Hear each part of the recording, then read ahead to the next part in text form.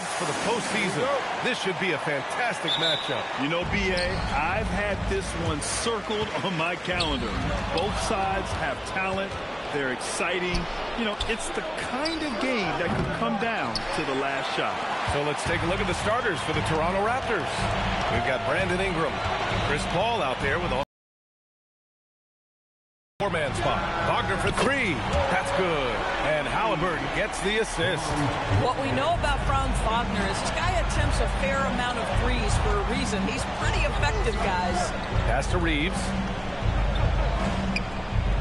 Back to Paul from deep. And he's in the books. Now 1 for 2. This is just fun. These teams are trading threes back and forth. Well, that three-point shot just gives you so much room to operate on the offensive end. Wagner for three. And again, Boston with the triple. Oh, it didn't take long for Franz Wagner to get those 3 points back. Paul looking over the floor.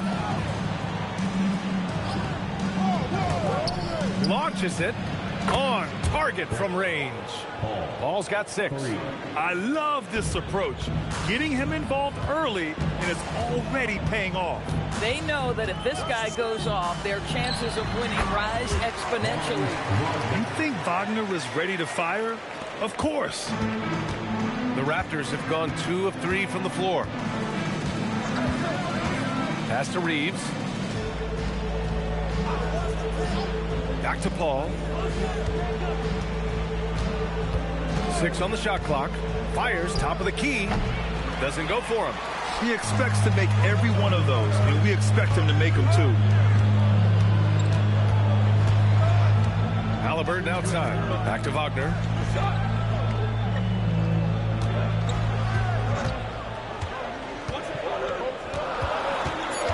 Late clock. The Celtics got to hurry here. He shoots it. And Halliburton, the bucket on the assist by Wagner. Well, this is what you call hitting the ground running. 4 shots taken, 4 shots made. Paul passes to Reeves. Back to Paul. Lets it go from deep. Oh, again, Toronto with a triple. Boy, this guy has been absolutely outstanding this quarter. You love what he's doing out there right now. Wagner outside. Halliburton against Paul. Halliburton will pass to Wagner. And he can't answer back. The three-pointer offline. Ooh, couldn't quite get that one. 4 for 5. Pass to Okafor. The kick out to Paul. Here's Hendricks. It's good. The assist that time from Paul. Just taking it right to the rim, and no one was there to greet him. I think defensively, that is not the way you want to start. Giving up high percentage looks, that doesn't typically end well. Now here's Wagner. Coming off 41 points last game out. Outside Finney-Smith. And the 3 off target. And Reeves has got the ball here for the Raptors. They defeated Utah in their last game. Sometimes it's difficult to get good looks on the road, but they ran the offense brilliantly. Well, they knew exactly how to approach that defense. They shot a fantastic percentage because they got quality looks. I just love the ball movement. Celtics trail by 4. Now here's Vassell. Still no points. Here's Finney-Smith. Pure from three-point range. And talk about payback. He hits the revenge triple. Oh, you love to see the competitive fire. A little bit of pride at stake. And again, Toronto with a triple. Wow, their opponent is doing a tremendous job spacing the floor. Boston has gone 3 for 5 from deep so far in this matchup. And so Joe Mazzulla calls a timeout. He's going to gather the troops and talk it over. This game against Toronto here, it's their first look at the Raptors.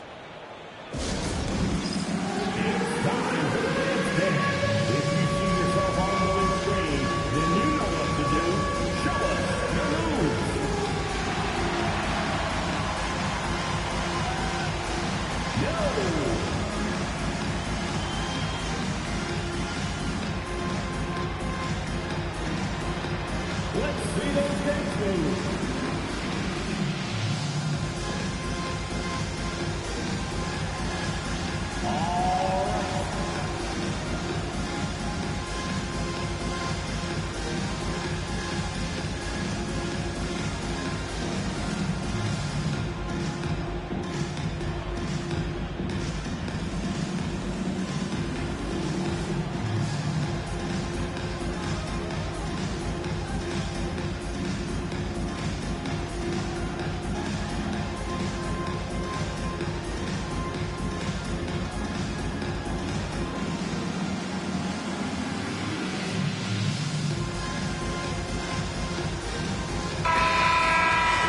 Chance now to take a look at some numbers for Franz Wagner. Substitution on the court.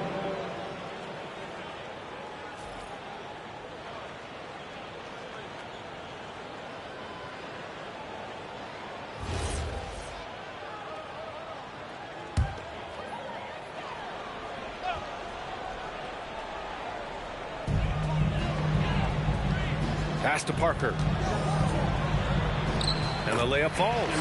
The value of good ball movement isn't lost on this squad. The Raptors with a lead. Outside Paul. Here's Barros.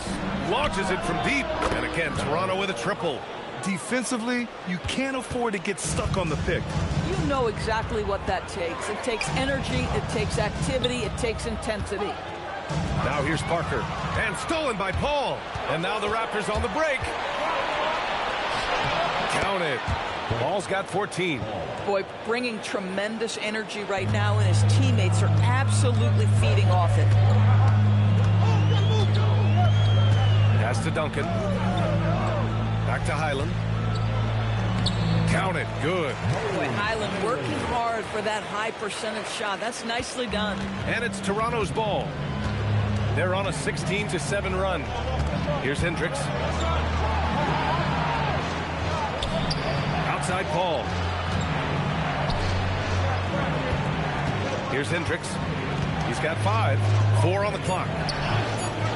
Here's Barros. He's off on that one. Celtics trail by 5. McDaniel. Pass to Highland.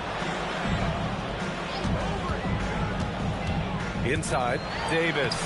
Laid it in with a nice touch off the window. And guys, the way this defense is getting manhandled down low, you have to wonder if they're at 100% right now. 5-second differential between the shot clock and game clock. Back to Paul.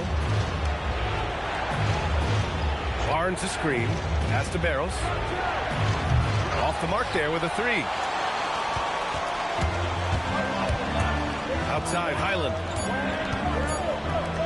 But if it goes, and no good. Trying to get that one to fall. Oh, what a performance by Chris Paul. He's been the story for the Raptors, with 4 3-pointers in the quarter alone, proving he's a threat at the arc. Time for a quick break, then back to the action.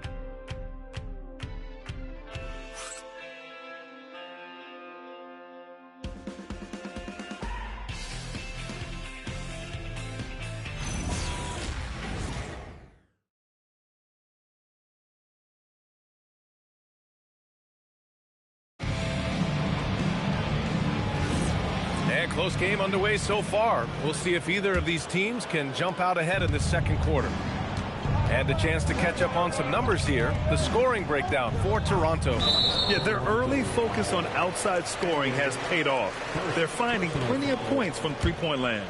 Yeah, and what an excellent display of passing in the early stages of this game. A good deal of their points coming directly off quality passes. Tyrese Halliburton is out there with Bones Highland. Then there's Precious Achiuwa. Then there's Davis. And it's Parker in at the 3. That's the Boston 5. Now here's Halliburton.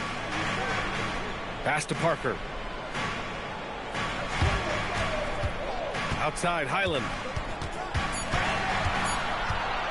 Releases from 15. Edwards pulls it in. Toronto leading by 3. Down low. Now Barnes takes the 3. Barnes drills the triple. As the deep shots continue to fall, you can sense the frustration growing among these defenders. Halliburton against Edwards. Halliburton, the pass to Parker, and there it is for him. They have no answer defensively inside. Here in the second quarter, a little over a minute of play. Outside Barnes. Hurdle with a screen on Parker. Barnes passes to Hill. Barnes in the post. Parker defending. Barrows, his shot is off. He didn't make them pay for that weak defense, but they just can't rely on him to miss those kind of shots. Edwards against Halliburton. Pass to Highland. Three-pointer. Down it goes. And a great assist by Halliburton. Halliburton's got his fourth assist in this one. Timeout called by Darko Rajakovic. He'll take the opportunity to regroup.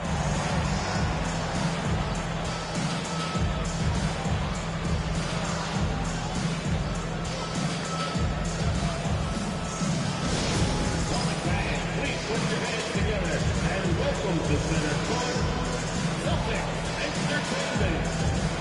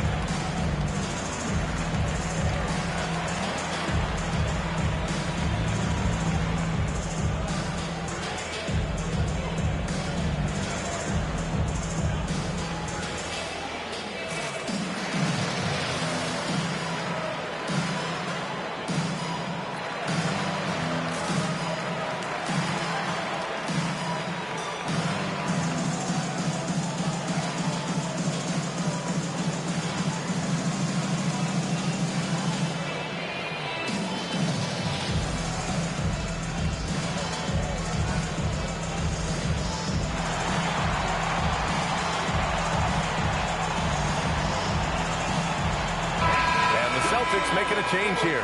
Wagner's checked in. Toronto making a switch here. You know, Doris, it seems like point guards have more scoring duties than ever. There's no doubt, B.A., and why not take advantage if you have a lead guard who can both put the ball in the basket and set his teammates. The harder you are to guard individually, the harder your team is to guard. Quarter two and about 2 minutes in. And there's the whistle. The illegal screen is the call. You can get away with one once in a while, but it looked like he wasn't completely set on that pick. I don't think there's any question. There are so many rules that favor the offense these days. You've got to be able to equal things out when an illegal screen is set. Halliburton looking over the floor. Pass to Wagner. Here's Duncan. Check by Hill. Fades back. And Boston again with the bucket. Know this about Franz Wagner. This guy very capable as a passer. And Reeves has got the ball here for Toronto. Outside Ingram. 4-3. Rebound Boston. Duncan's got 5 rebounds in the game. All right, let's get a report from Allie. Thank you. The Celtics trying to keep that laser focus. Coach Joe Mazzulla said, quote, the closer you are to winning, the easier it is to become distracted by things that you can't control. Things that don't matter. Mindset, discipline, and mental toughness are what separate you. Back to you. Staying dialed in. Allie, thanks very much for the report. Here's Reeves following the 3 by Boston. Plenty of daylight on that shot. Ingram's got himself on the board with a 3 there. Both teams are starting to find a rhythm here. And this is partly what the game has become, right? A matter of dueling three-point opportunities. Now here's Halliburton. He's averaging just around 8.5 points a game. Shot clock at 6. To the inside. A nice shot by Duncan. Duncan's got 4 points now in the quarter. A guard who can do it all. Halliburton is solid at feeding the rock to his guys. Reeves, the pass to Ingram. Pass to Paul. Shoots over Halliburton. And there's Paul. That one's good on the assist by Ingram. 16 points for Chris Paul. Yeah, since he stepped between the lines of an NBA game, this guy has been consistently productive. Chris Paul doing work. Good. Boy, Boy, for the most part, when they have gone through him, he has delivered. Halliburton with the ball. Wagner outside. Let's go with a three. Here's Duncan. Oh, and that one, no question, powered it down. The big guy attacking the rim. The throwdowns are loud and emphatic. Halliburton against Paul. Halliburton finishes in close. Well, that's a nice finish by Tyrese Halliburton. Again, he's so big and long, he can finish in the painted area. Timeout called by Darko Rajakovic. Coach taking this moment to speak to his guys, maybe alter some of the game plan.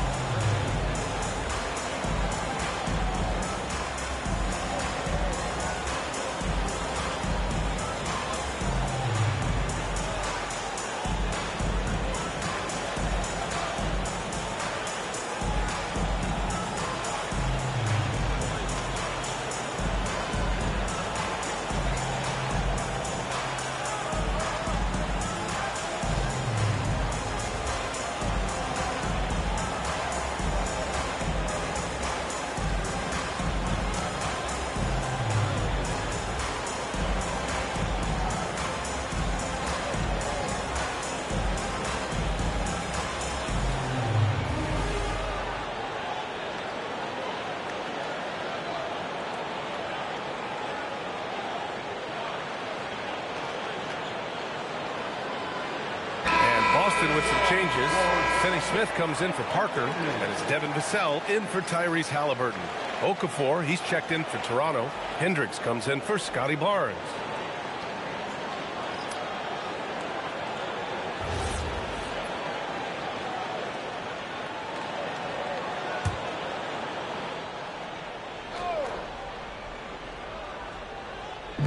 And here are the Raptors now.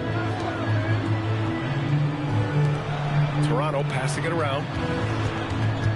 Pass to Ingram. 6 to shoot. And here's Paul. Beyond the arc. The rebound by Duncan. Duncan's got his 7th rebound here tonight. After scoring with ease in the first quarter, he's really cooled down a bunch here. Oh, and he got fouled on his way up. He'll head to the line to shoot 2. I don't mind that. I mean, they met him at the rim and temporarily prevented the points. And let's quickly check out the scoring breakdown here for Boston. Well, you got to be impressed with how selfless they've been so far. Their passing has been simply outstanding. We've also seen them show a willingness to take advantage of the mid-range opportunities. The defense conceding these looks, and they're cashing in. That free throw no good. Achua's checked in for Davis.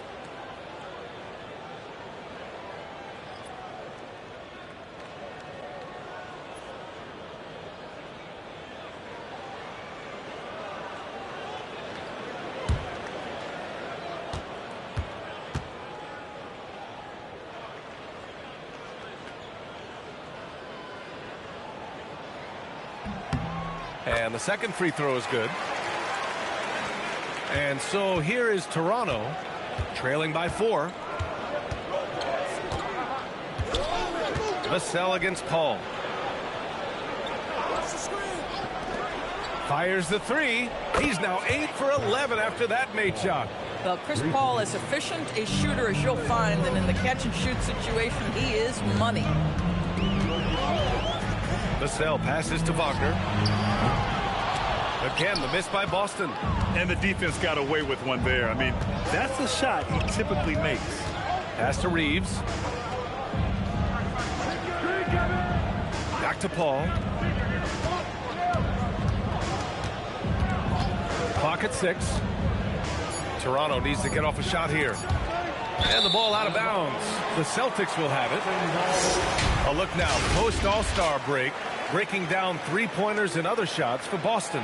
And they've been cooking from downtown, shooting with volume and efficiency. It's a strong attack from them offensively, and it puts so much pressure on opponents to try and cover all that space. Duncan, the pass to Achua. And here's Vassell. No points so far. Again, the miss by the Celtics. It hasn't been his best quarter. I mean, he's trying to shoot himself out of a slump. Pass to Hendricks. Fires for three. Ooh, he's looking comfortable now. 3 for 3. Yeah, well, Reeves is a fantastic passer at his position. His selfless attitude is a big reason why his teammates like playing with him.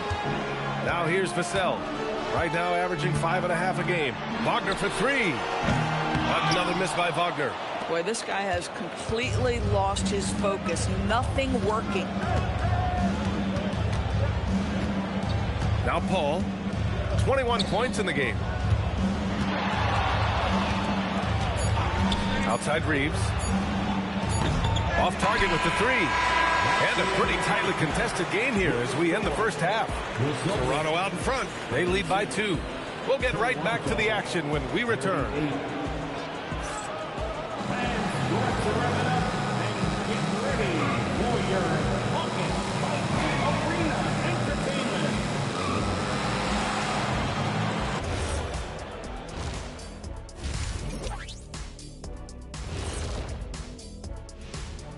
Hello there, folks. Toronto Raptors in our featured matchup, which has not disappointed. You'll see teams attempt to space the floor, but these guys really do it. They've got great shooters who take great shots. And a few times, even when they didn't have a good look, they made it look good. Now it's time to check in on how the Rookie of the Year race is shaping up. There's impressive talent in this class, and the top dogs are battling. Each guy wants this award bad, and you know they're going to be talking trash to one another all season long. Thanks for tuning in. Now it's time to head back over to Brian Anderson for the start of the third quarter.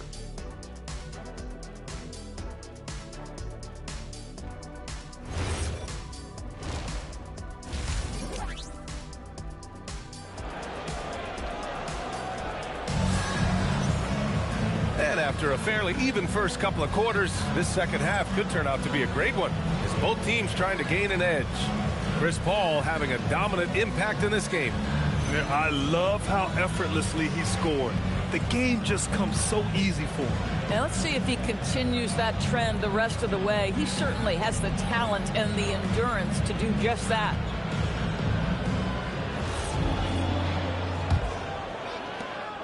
And Reeves has got the ball here for Toronto. 2-point game. Checking out the group for Darko Rajakovic to start the second half. Chris Paul out there with Austin Reeves. Then it's Brandon Ingram.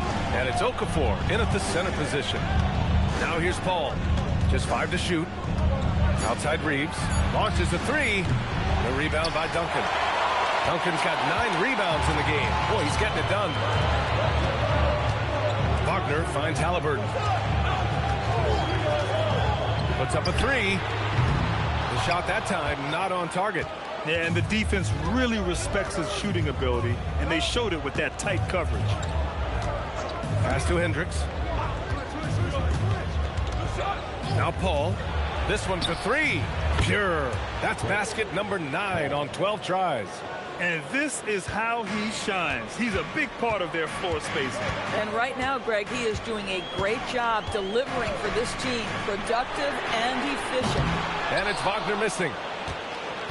Raptors lead by 5. Outside Reeves.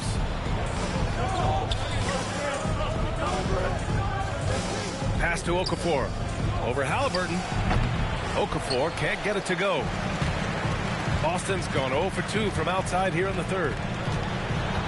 Outside for Halliburton. Nice ball movement by Boston. Here's Duncan. Okafor covering. Out of bounds. It'll be Toronto's ball. We see a ton of teams shooting more and more threes nowadays. Here are the best in that department. In the third spot, the Celtics. Instead of just bombing away, they work hard to create good looks from beyond the arc.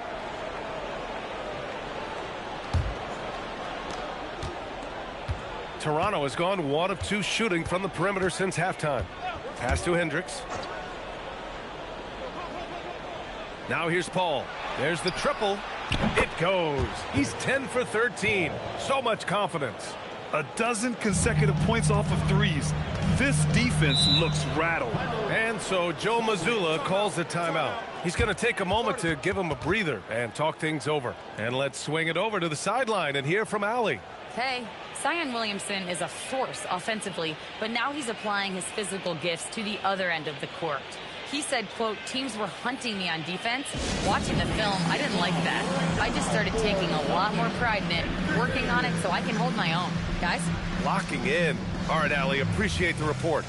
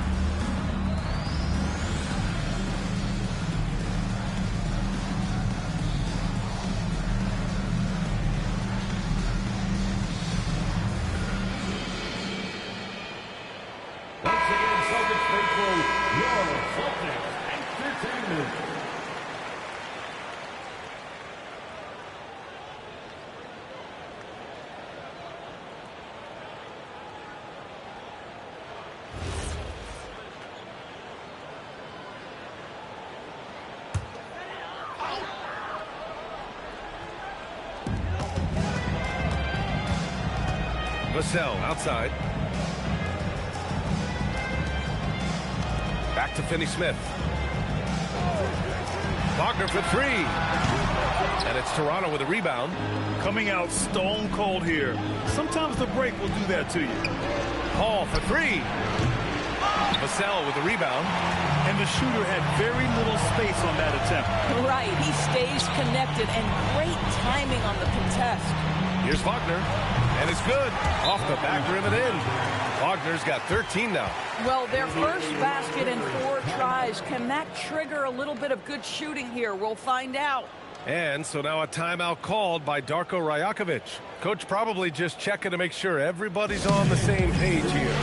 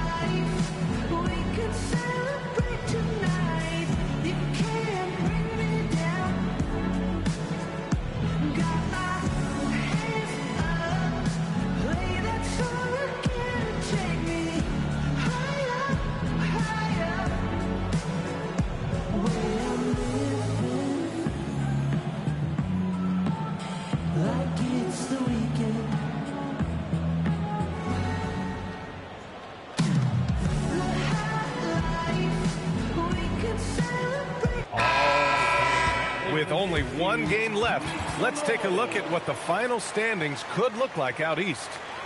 You look at Boston, with great effort over a long season. They're second in the conference. And, of course, there's Toronto, currently a ways below. You know, for the Raptors, their season comes to a close at the end of this game. But it's still too early to be looking ahead to next year. They've got to finish this season first and try to end on a strong note. Outside Paul, 6 to shoot.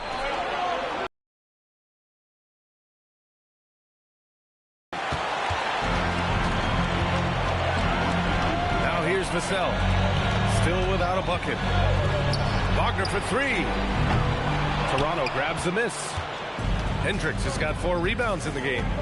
Pass to Paul. Here's Reeves.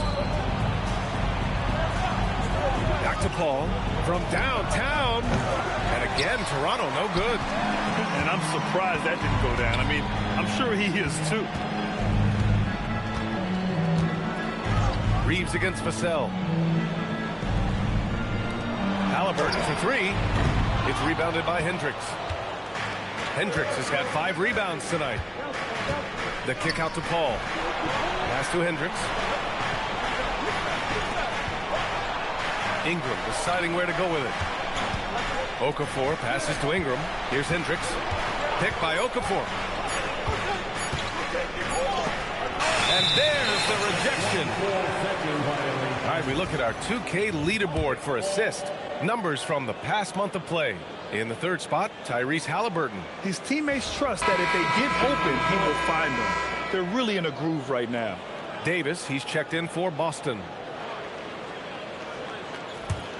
Celtics trail by 6. Here's Halliburton. Wagner outside. The 3 is up. That's good. And Halliburton gets the assist. Halliburton's got assist number 8 now on the night. Reeves with the ball. He's scoreless. Pass to Ingram. To stop the drought, here's Barros. Shoots over Halliburton. Offline with a baseline jumper. And so it's Halliburton with it. He brings it up for the Celtics. Their defense has only allowed 6 points in the second half. Here's Wagner. And Boston again with... He catches a rhythm. Franz Wagner. I think right now he might be looking at some adjustments. They're looking to do something to stop this run. They have to get back on track. Really needs to settle his guys down right now and get them refocused.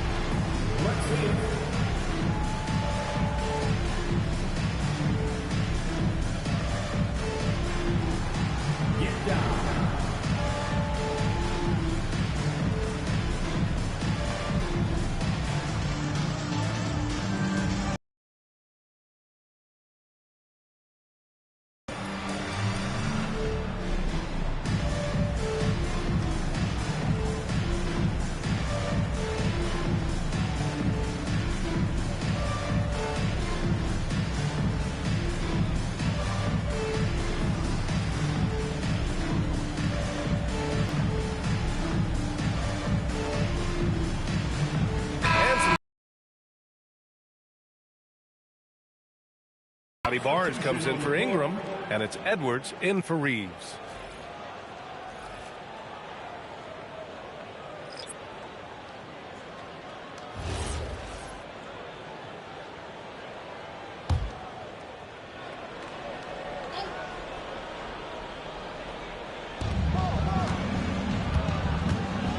Here's Hendricks.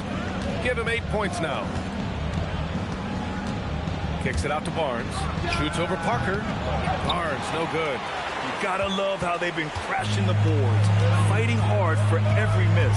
For the lead. Ooh, plenty of contact on that shot. Officials call the foul, and he'll take 2 free throws now. Boy, Bones Highland's got a thin frame, but you can see he is unafraid of contact, earns a trip to the foul line.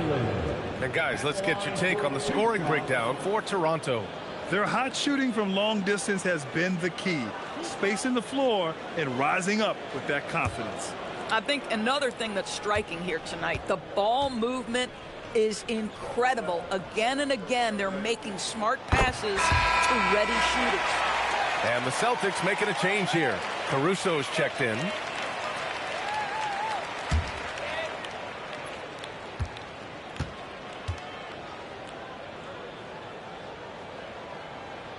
And that one drops, so now they lead by 1.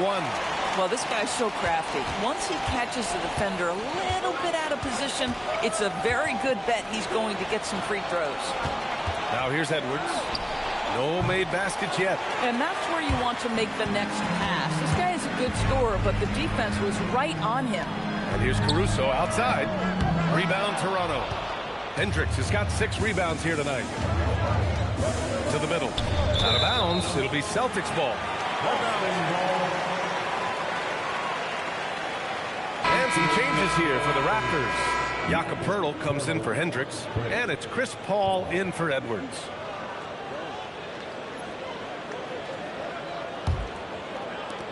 Boston on offense. They're rolling here. 9 unanswered. Back to Highland. There's 42 seconds left in the third. Well, such an explosive athlete. Achua off his feet in a hurry. Raptors trail by 3. Outside Barnes. Back to Paul. The 3. Achua with a rebound. Yeah, and the defense has really got to tighten up on him. I mean, he's just too dangerous from the three-point line. Back to Parker. Pass to Highland. Shot clock at 6. The 3. That shot, no good. Barnes feeling it out a bit. 17-foot shot on the way. And we've just finished the third quarter. What a tight game we've got going. It's the Celtics. They lead by 3. And time for a short break. Stay right there. The fourth quarter is coming up next.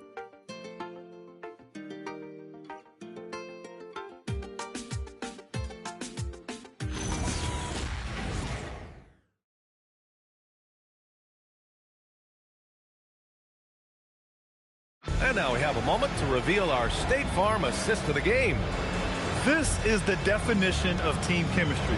I love to see this kind of communication and connection between teammates leading to the perfect pass. Nothing better than chemistry, right? Working together to create a bucket. And it's been a very competitive game so far as we get rolling here in quarter number 4. We've got Achua. Tyrese Halliburton is out there with Bones Highland. Then there's Davis, and it's Parker in at the 3. That's who's in the game for the Celtics. Raptors trail by 3.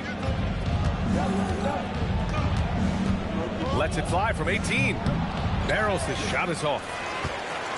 And so it's Highland who brings up the ball for the Celtics. Pass to Parker. Outside Achua. Now Highland. There's the 3. Barnes with the rebound. I'll tell you, this is not a game he'll want to individually remember, but they are positioned to close this thing out. Paul against Highland. Barnes with a screen on Highland. It's Barnes on the wing. Rebound Boston. Boy, that was his shot to miss. This guy's a terrific mid-range shooter. Here's Achua. Achua with the dunk. Oh, nice one-handed jam there, PA. Hey, little exclamation point. First minute and a half of basketball played here in the fourth. And again, no good by Toronto. And his struggles have been apparent. Unable to make an impact scoring the ball. To the paint. Here's Paul. That's it. Coming off an assist from Barnes. 29 points for Chris Paul. And despite the size mismatch, getting a little aggressive down there in the paint. Some guys just relish the challenge. Find a way, and he does. And Joe Mazzulla has called timeout. He is not messing around. Calling them into the huddle.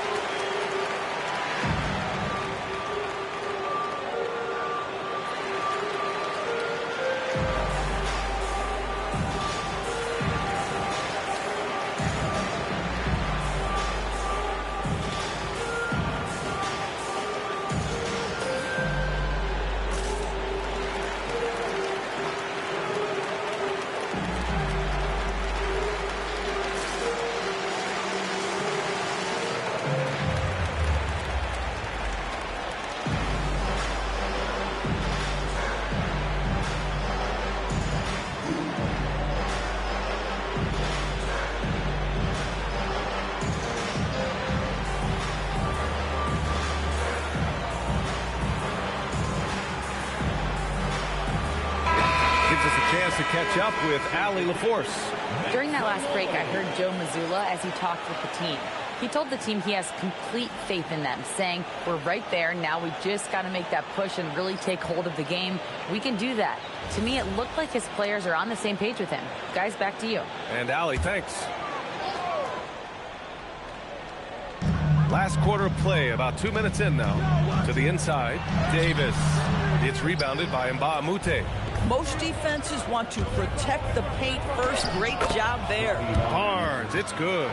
We know Scotty Barnes will embrace the physicality. That score is about concentration. Wagner outside. Back to Halliburton.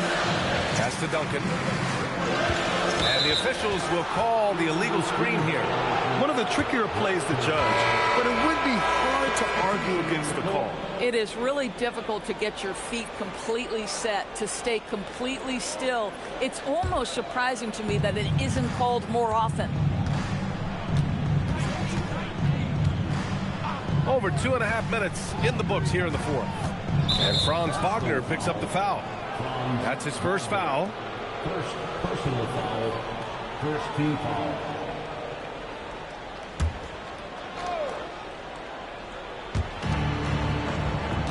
Outside Reeves. Picked by Okafor. Reeves, the pass to Okafor. Ooh, and he took a hard foul on the shot. So he'll head to the line to shoot a pair. No debate there. He got hammered. Shooting Okafor. Taking 2 shots. That free throw no good. Vassell, he's checked in for Caruso.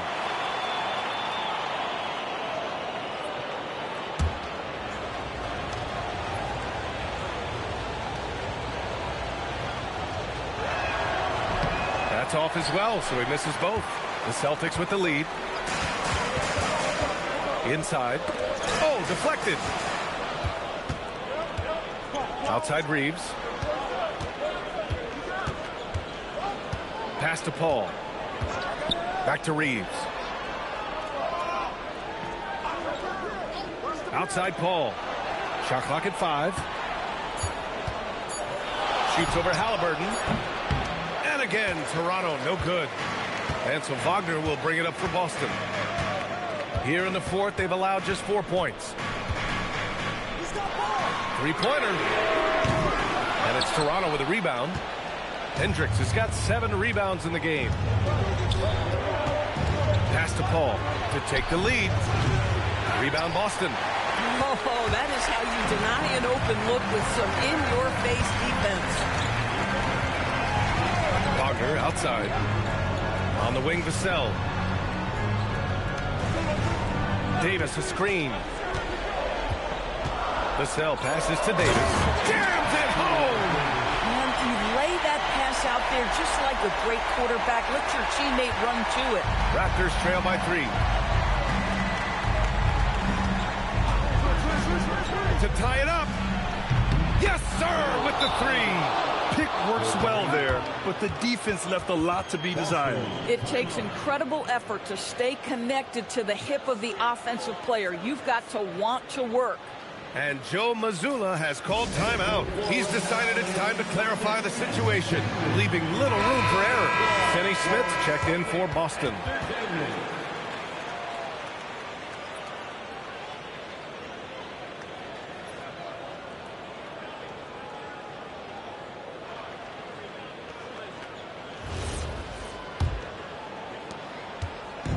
And here's Halliburton. He'll bring it up for the Celtics. They've allowed just 7 points here in the fourth. Wagner, the free ball is down. He really thrives in high-pressure moments. That's a big-time play. Raptors trail by 3. And here's Reeves. Here's Hendricks. Chris Paul will go down as one of the great floor generals to ever play the game. He is the maestro at orchestrating offense. Celtics foul. Tim Duncan. Second personal foul. Third team foul. Take a break. 2 shots. Shooting for Toronto, Chris Paul. Taking 2 shots. And he knocks down the first one.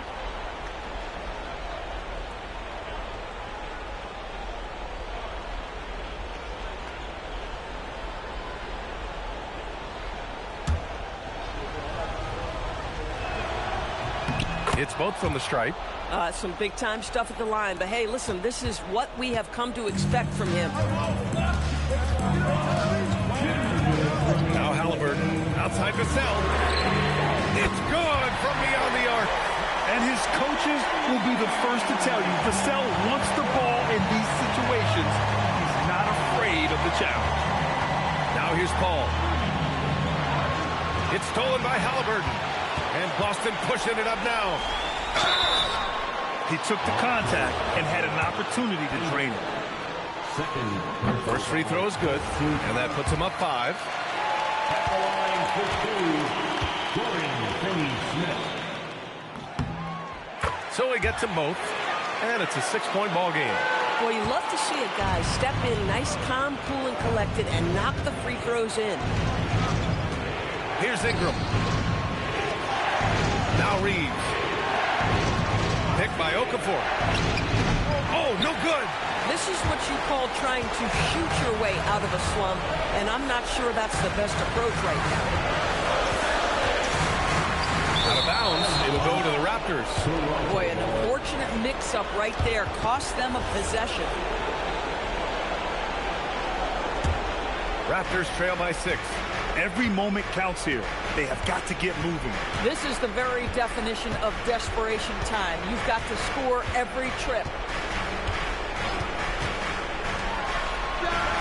Buries it from outside. And that bucket from beyond the arc puts them within reach. He's really been putting that shot to work. Yeah, and if he can stay hot from out there, his three-point shot could be the tool they use to win this game. He's been playing great, unselfish basketball, really putting the rock in the hands of the right shooters. And he has shown a terrific feel for how the defense is playing him and then taking advantage of that.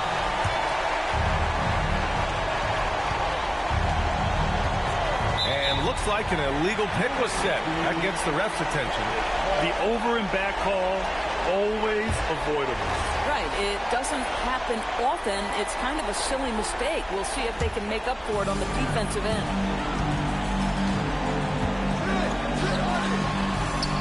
Oh, he finished it off. A beauty of a pass. And they just continue to attack, even late in the game, while they're up big. And as a result, they may be facing just a little bit less resistance right now. They are having their way. The three is in. Yeah, just a huge bucket for Reeves. How this guy goes undrafted, I'll never know. Personal foul, second team foul. At the line, Devin Vassell. At the line for 2 shots.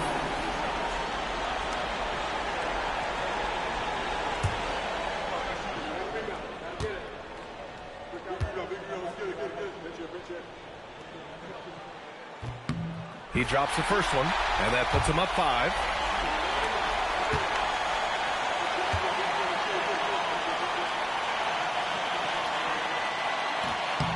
And he cannot convert on the second. That misses. First clean look they have. I mean, they've got to take it. And they've got to be efficient with the clock. Quick score, quick foul. Well, whether it's a defensive adjustment or he's gone just a bit cold, that efficiency has really fallen off this quarter. Yeah, and there's no question they have to foul. Now, I'm sure they would have preferred to avoid it. At the line for 2 shots. He hits the first one, and that increases the lead to 6. I mean, he can do it all. Shoot, facilitate, great skills for the young Halliburton. And he hits both free throws here, and it's a 7-point game. And Toronto calls time here. They're losing by 7. Guys, what do you think? A lot to talk about here, but hey, this game is likely out of reach. Well, maybe it could wait until after the game because this one is over. Vassell outside.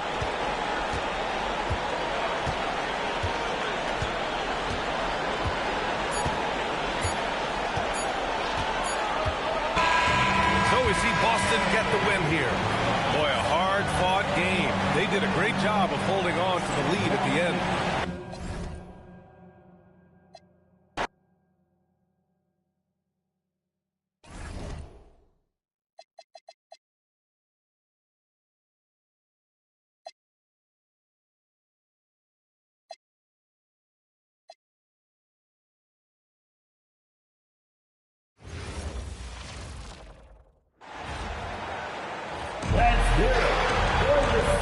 The sand has basically run out on the proverbial timer. At this point, Greg, you're either in or you're out.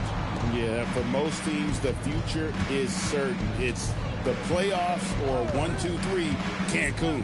Teams are either building for the future or liking what they've got. Now, Golden State's starting 5. Edwards is out there with Livingston. Then there's Gallinari. Then there's Mourning, and it's Gugliotta in at the 4th. Now, here's Mitchell. Alonzo Mourning unable to get his shot to go. Probably looking it over. Here's Houston. Misses the 3. To the middle. Here's Edwards. Banked in off the glass. And don't let Edwards' position fool you. Anthony is built like a linebacker. That upper body strength helps him down low. Now here's Harper. Pass to Houston. The kick out to Harper. Just 5 to shoot. There's the pick. The Warriors pull it in. They come into this one following a loss to the Thunder.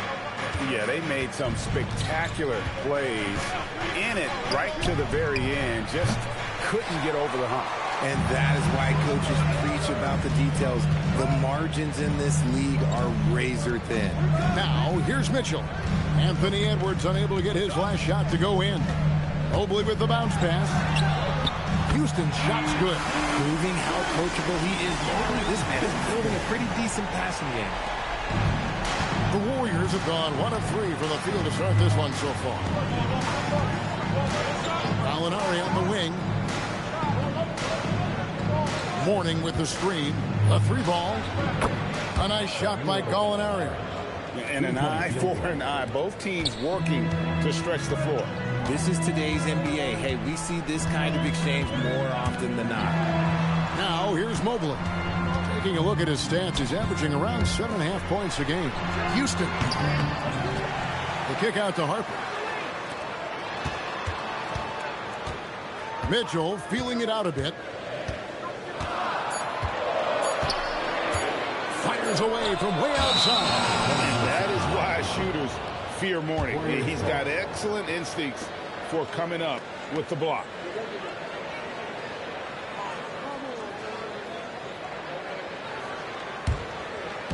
Just over 2.5 minutes played here so far in the first quarter. And let's go to the sideline. Here's Allen. A bit ago, Brian Keith and I were able to chat. We talked about Domantas Sabonis, specifically what makes him so hard to guard. Coach told me his basketball IQ and just the way he sees the floor. He just seems to know where to be at all times. And defensively, that's difficult to match up against. They'll need to find a way to contain Sabonis here in this one. Guys, back to you. All right, Allie, thank you for that. Here's Houston. Following the basket by Alonzo Mourning. Just 4 to shoot. Fires from deep. The rebound by Alonzo Mourning. And if they know what's good for them, that's the way they'll defend against him every time he takes the ball in the three-point lane. No one near Edwards as he lets it fly. And the Warriors, another 3. Oh, this is the kind of start they were hoping for. Well, Richard, you had an interesting view of the start of the Warriors dynasty. Yeah, I was very, very blessed to be a part of that Steph, Clay, and Draymond's first playoff run back in 2013. Matter of fact, some of the Warrior fans are still mad at me for some missed free throws. But I was 90 years old. Let it go. On offense, here are the Warriors. It's been 8 unanswered points for them.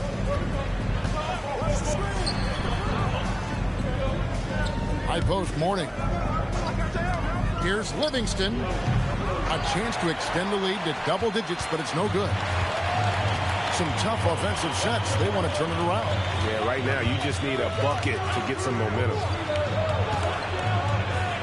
Mobley with the bounce pass. Here's Houston. And he really played well against Denver. The kick out to Harper. The three. And again, Washington no good. All the time in the world to get that one off. Livingston looking for the opening. Back to Edwards. There's the triple. Evan Mobley with the rebound.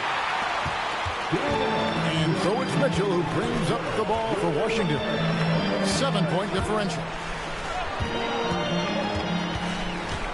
Mobley outside. Pass to Houston. Mitchell outside. Takes a three. And the rebound goes to the Warriors.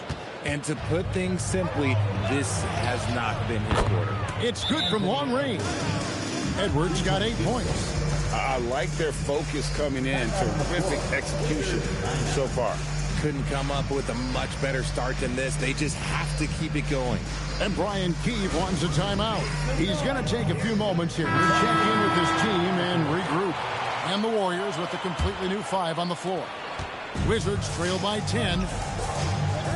Pass to Petrovic.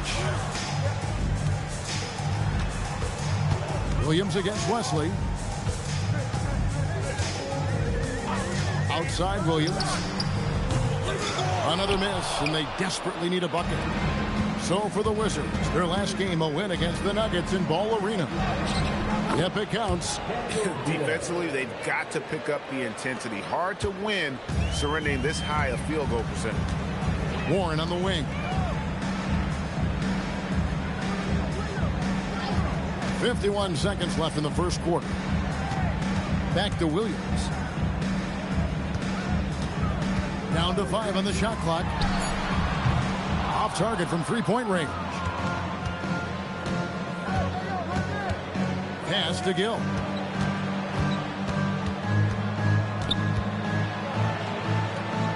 Kicks it out to Gordon. Here's the three. Rebound, Washington. They're getting their first look of the season at the Warriors in this one. And two teams at vastly different ends of the standings last year, but they played each other to a draw. Puts it up from 17, and so it's the Golden State Warriors enjoying a 12-point lead as they talk things over during the break. They have made it very tough to get a shot off against them. Their defense has been stifling. Back right after this.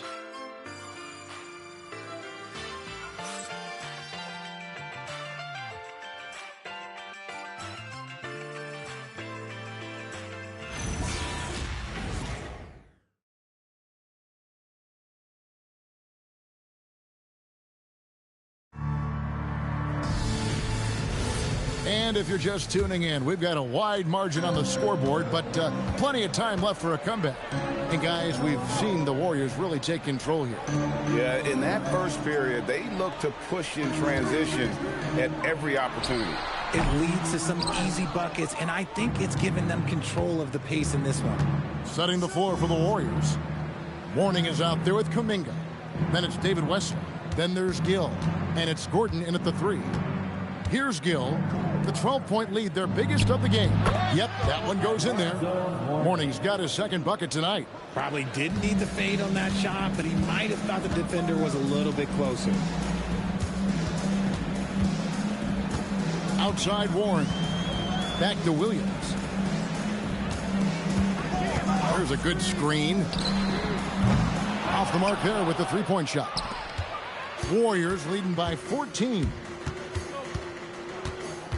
Out of bounds, Washington takes possession. And let's take this chance now to break out the list of the league's leading teams in the steals department. The Wizards second. You can't get careless with the basketball against this group. I mean, they'll pick your pocket, and no surprise to see them in the upper echelon as far as steals. They need a bucket in a big way here to regain some confidence. To the paint, here's Foyle. It's good. He makes his first shot of the game. Rate of baskets assisted, it's a stat I really like. It tells the story of how well you are playing team offense. Pass to Gordon. Inside, here's Wesley. Washington with the rebound. And you got to give credit to the D for never giving up on the play and doing just enough to bother him at the rim. Now let's take a minute to talk to Allie LaForce courtside. Allie. Thanks a lot. Donovan Mitchell can put up points, but he's sacrificing some of that to get his teammates going. He said, quote, "For me, it's about balancing, picking my spots, picking my games, empowering everybody. But sometimes I've got to go do what I'm paid to do." Back to you. He can heat up in a hurry, that's for sure. Thanks so much, Allie, for the report. For the Wizards, Nick Richards. He's checked in for Foyle. And Evan Mobley subbed in for Warren. Edwards has come in for the Warriors.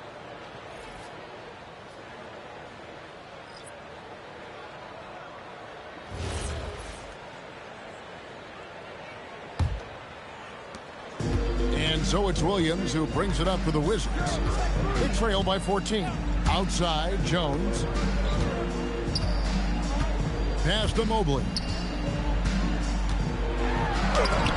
And it's blocked.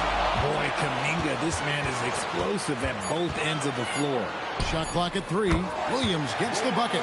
Pick works well there. Not much resistance from the D. Yeah, that just comes down to a lack of effort. The defender has to do a better job fighting through the screen. Kuminga, no good. So for the Wizards, their last game a win against the Denver Nuggets. Here's Houston.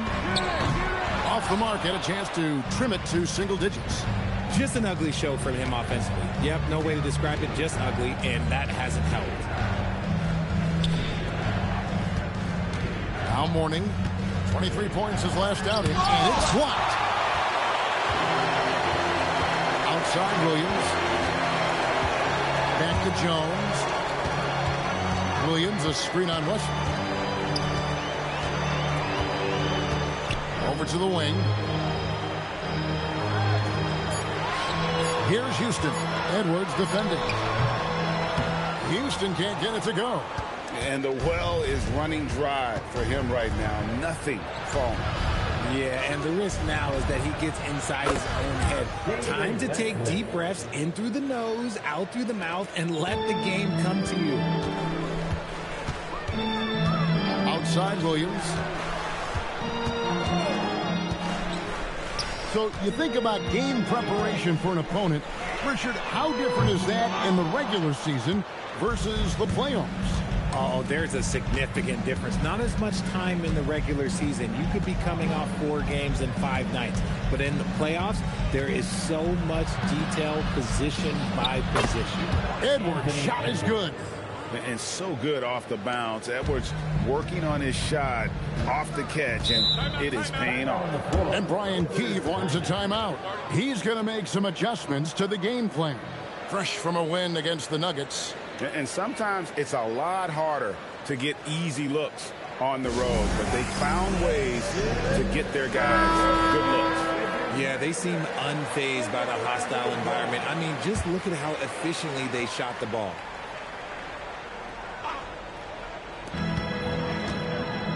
Pass to Petrovic. It's stolen by Edwards. And here we go. And stolen by Mobley. Mitchell outside. Over to the left wing. Mobley the pass to Petrovic. Back to Mitchell. Just 5 on the clock. This one for 3. Gugliotta grabs the board. And he continues to cast away, but the results just haven't been there tonight. Gallinari outside. Off target from outside. Wizards trail by 17. Mitchell outside. 3-pointers off the mark. You cannot play worse offensively, although he's trying, and he hasn't made one shot yet. I feel for him. Gallinari finds Edwards. Puts up a 3. Mobley with the rebound. Mobley's got his 4th rebound in this one. And after connecting twice from deep in the first quarter, he hasn't been able to drain another here in the second. Pass to Mitchell. They could use a bucket, and he hits the jumper for 2. Mitchell's got his first basket of the night. 1:21 left to play here in the half. Now here's Livingston, covered by Mitchell. And the Warriors miss again. Wizard shooting in the second quarter has been pretty embarrassing, just 27%. Back to Harper. Lets it go from deep. It's rebounded by Golden State. Gugliotta's got his 4th rebound in this one. Kuminga, screen on Mitchell. And here's Edwards from the arc. That drops, and it comes off the assist from Livingston. Livingston's got 3 assists in the game. They need a good offensive possession. Yeah, they've gone a long time without a bucket. And the call is going to be, yes, it is, an illegal screen. Beyond the leaning, you could see his feet weren't set on that screen. Easy call. Look, guys get away with this all the time, but on this occasion, he got caught. Lou Williams is checked in for Petrovic. And the Warriors also making a change. Gill is checked in for Jonathan Kuminga. 5-second differential between the shot clock and the game clock. Williams passes to Mitchell. Back to Williams. Pass to Mitchell. Shot clock at 6. No good from outside. And not allowing the shooter even an inch of breathing room on that one. I'm sure they'll think twice about shooting against him next time. He just powered that one down. One of the game's top dunkers. And so it's the Golden State Warriors closing out the quarter with a 20-point lead. Their defense has been terrific in this game. And we'll be right back after this.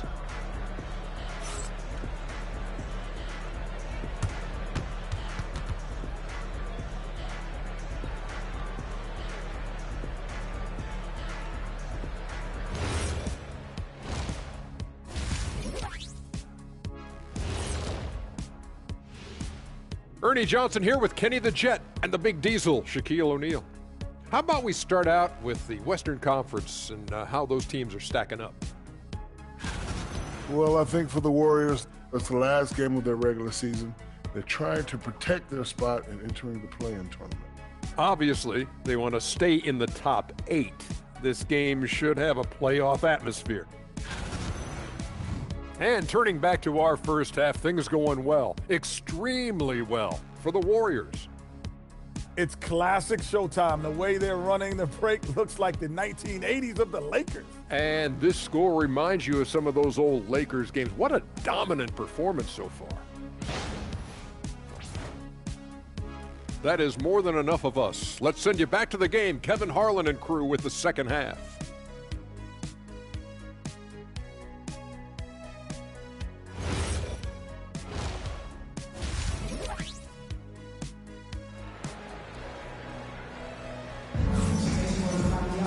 And with a big gap on the scoreboard, the second half begins with very different goals for these teams. One side trying to mount a comeback, one side trying to protect their lead. You know, Anthony Edwards has been exceptional here, guys. And how about the amount he's contributing in the scoring column through 2 quarters? He has been terrific. He always wants to be a go-to guy for them. I'm sure he'll be calling for the ball even more in this half.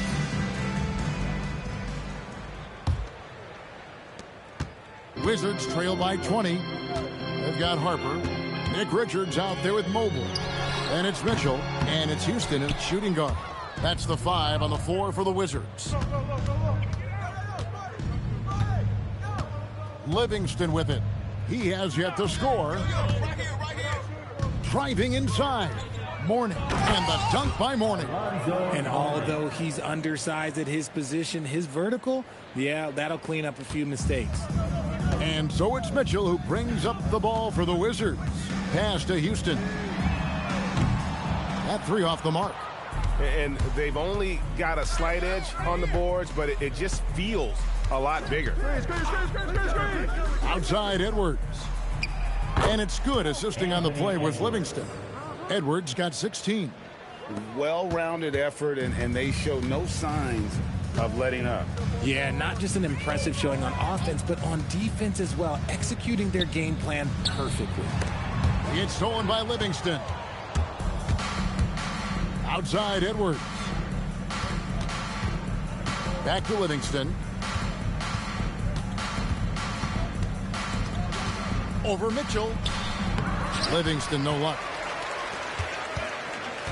Washington's gone 0 of 2 from deep to start things here in the second half. To the left wing. Houston, the pass to Mobley. Played in with a nice touch off the glass. This is Mobley's zone. He's got all the size he needs to dominate this paint. And we're just around 2 minutes into the final half of play now. Nailed from three-point land. Edwards got 2 now from beyond the arc in the third for the Warriors. Wizards have gone 1 of 3 since starting the second half. Washington calls timeout. You have to like what we're seeing from Anthony Edwards. He's on fire from beyond the arc there. It's time to start shaping their game plan around stopping this long-range assault.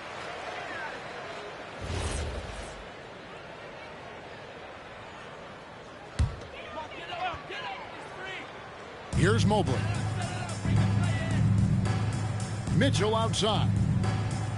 Back to Mobley. Right side Harper. Clock at 6. The Warriors pull it in. Morning's got the glass covered here tonight. 11 boards for him. Now here's Livingston, covered by Mitchell. And here's Edwards from the arc. Evan Mobley with the rebound.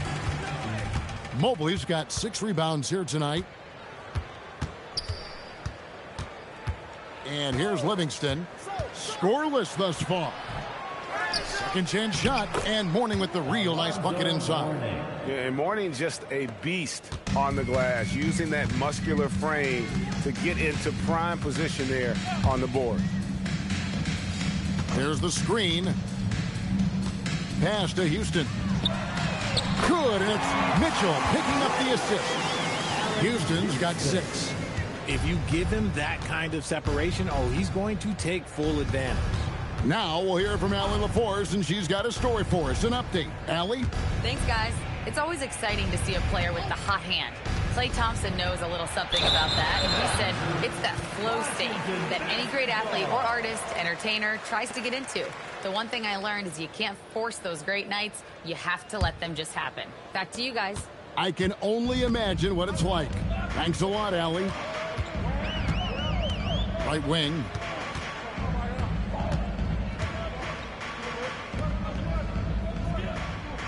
Mobley, a screen on Edwards. Buries it from three-point range. Houston's got 6 in the quarter. This is his second 3 this half. He's getting even more bold at that arc. Now here's Livingston. He's guarded closely. Edwards can't hit. Oh, he really wanted that triple. Even though he missed, I really like the competitiveness I'm seeing. Mobley with the bounce pass. Houston off target with his 3. Let's just say his subpar shooting is just one reason why they are trailing in this ball game. Watch the screen. Outside Edwards. Here's Mourning. Rebounded by the Wizards. See, that miss right there. It's why teams try to avoid the mid-range jumper these days.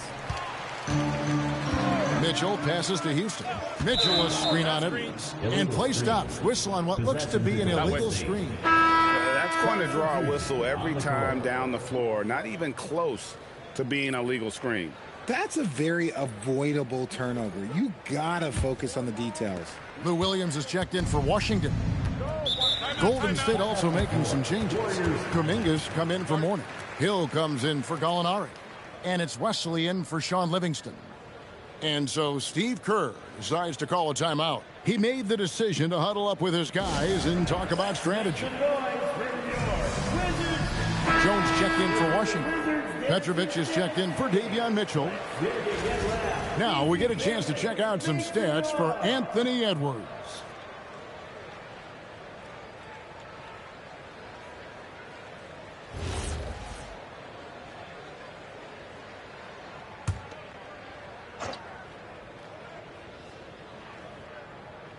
Here's Gill. 2 minutes. 2 minutes remaining in the third quarter. 2 minutes. 1:53 left to play in the third. Edwards, no good. Washington's gone 2 of 5 with the three-point shot since coming out of the break. Now here's Jones. Still yet to score. Here's Richards. Terrific assist. A nice finish. Solid play all around. And this is the time they wanted to mount the rally and get back into it. And looks like the illegal kick was set. Yep, that's right. That'll get their attention. Overall, they've done a good job of taking care of the ball and limiting mistakes. Washington making some changes. Foyle comes in for Nick Richards. And it's T.J. Warren in for Mobley. Felicia's checked in for the Warriors. Gordon comes in for Edwards. Here's Williams. No good off the front iron. Warriors leading by 20. Here's Gill. Here's Felicio. Takes the assist and lays it in. Picked out the pass nicely. And not quite as aggressive from outside as they were in the first half. Sticking to the high percentage shots, playing smart with the lead. 46 seconds left in the third. Nice ball movement by Washington. Back to Jones. 5 to shoot. Williams for 3. It's rebounded by Kuminga. And here's Kuminga. He'll bring it up for the Warriors. Pass to Wesley. Outside, Kuminga. And a miss there on the triple. For Washington, they've gone a somewhat subpar 4 of 10 on their shots in the second half so far. Warren on the wing. No scoring in this one. And that one is off. And so it's the Golden State Warriors cruising into the quarter break with a 22-point lead. They have been excellent at both ends of the floor. The scoreboard showing what a complete performance this has been. And don't go away. We'll be right back.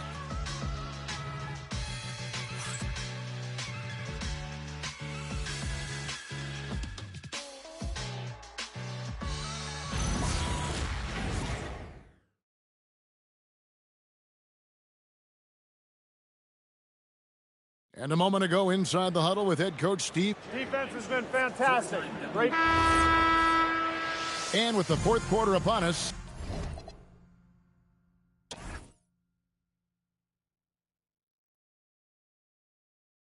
Don't let Gil shoot it. Pick coming, pick coming. Hey, yo, front him. Yeah. Zo. Yo, Williams. Get to him. Too strong. Shooting. Go rush, man.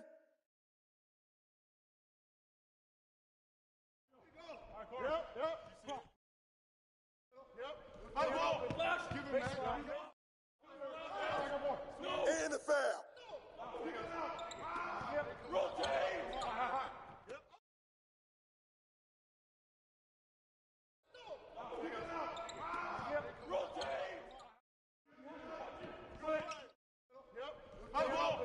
That look good right there. That look good. Hey, Kendo. Gordon. Get Eric.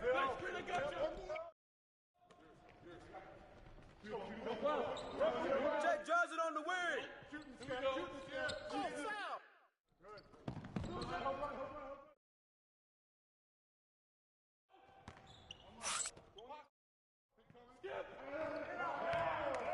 Oh, yeah, you can't guard me.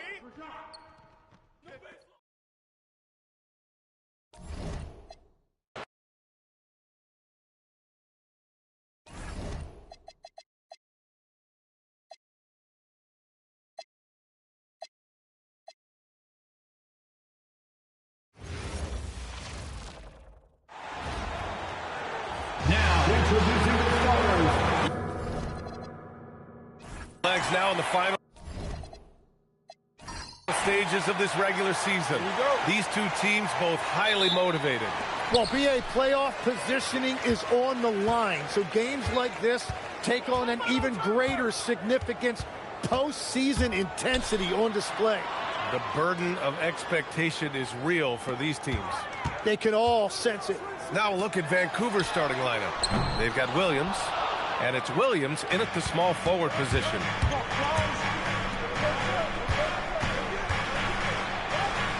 Pass to Nene. O'Neal inside, defended by Whiteside. 5 on the clock. Oh, powered down with both hands. He throws it down with 2 hands. You know he won't mess that up. Not this guy. He is a big-time finisher.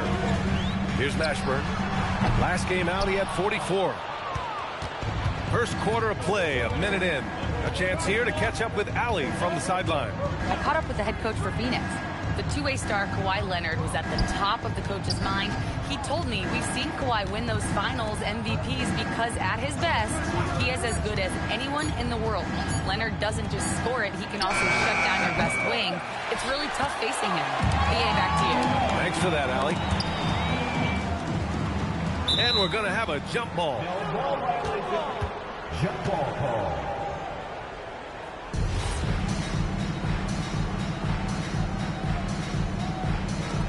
Vancouver with the ball. Here's Williams. Good on the bucket. Now that's what I call great basketball. Finding a way to get all the way inside. That's exactly what they wanted on that trip. Get something close to the basket, something easy. Here's Mashburn. You know, his impact on offense has been terrific, scoring just around 20 points a game. Not how they were looking to start the game. They've come up empty on their first 3 tries. Controls the rebound and the putback. I always love the hard work on the glass. Just great activity. Murray passes to Mashburn. Pass to Wembanyama for 3. The rebound by Ryder. Still nothing after 4 shot attempts. They're desperate to see something fall through the net. Williams against Turner. Over to the wing. Here's Nene. The putback. It's good on the putback. O'Neal's gotten his 3rd basket of the night. This run has been fueled by their matador defense. And so the timeout by Jordan Ott here. A moment to rest and confer on the game plan. And Grant, you played a half-decade in Phoenix. What stands out the most? Well, B.A., a great city with great fans. And that exciting run in 2010 where we made it to the conference finals. Now here's Murray. Pass to Mashburn. And here's Wembanyama. Nails it from beyond the arc. Finally got one to go after 4 straight misses. To the middle. Ooh, stolen by Murray. Down low. Ooh, poked away. And first quarter, we're about 3.5 minutes in. And here's O'Neal. He has 6. Williams from long range drains the triple. He's consistent from out there, especially when you give him that kind of room. And so Murray will bring it up for Phoenix. 8-point game. Pass to Mashburn. Fires the 3. Vancouver with a rebound. O'Neal's got 5 rebounds in the game.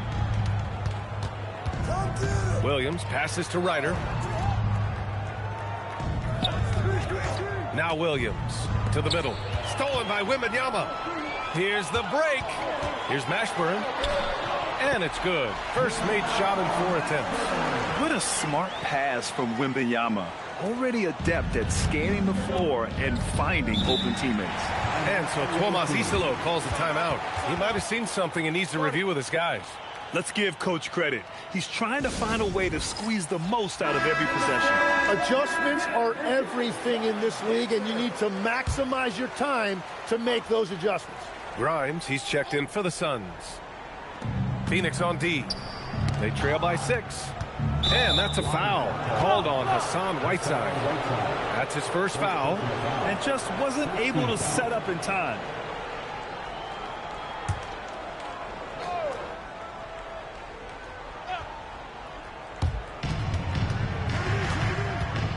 Here's Stoudemire. 8 points in his last timeout. Williams is screened on Murray. Driving to the basket. Wembanyama gets a hand on it. You know, I don't care how close you are to the cup. If Wemby is lurking, you got to do something else. Murray passes to Turner. Here's the 3. O'Neal pulls it in. O'Neal's got his 6th rebound on the night. Outside, Williams. 2 minutes remaining in the first. 2 minutes. O'Neal on the wing. 6 on the shot clock. Outside, Williams. And again, it's Vancouver missing. Suns trail by 6. Murray passes to Turner. Back to Murray. And it's Murray finishing it off. Wow, Murray really taking off right there, playing over the top of the defense. Right wing. Here's Nene. And it's Phoenix with the rebound. Almost too wide open there. That's like a warm-up jumper for him. And Grant, offensively, Wemby has a lot of different options. Talk about his game. Well, put simply, we've never seen a 7-footer with this array of skills. He's an efficient shooter from anywhere, and the length to just about ignore defenders. I mean, he's got it all. Vancouver with the ball. After Phoenix picked up the 3 with their last shot. Beasley misses. Outside Grimes. Pass to Murray. Now here's Turner. Lets the 3 fly. O'Neal pulls it in. We've got 33 seconds left in the opening quarter. Williams into the lane. And he's going for the oop here. Wembanyama pass to Turner. Wembanyama against Beasley. Back to Turner. Pass to Whiteside. And no good. Had a chance to take the lead. And still a close game as the first quarter comes to a close. Vancouver ahead, leading by 1.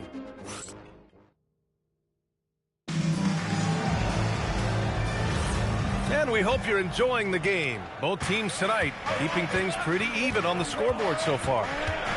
And a closer look here at the scoring breakdown for the Grizzlies.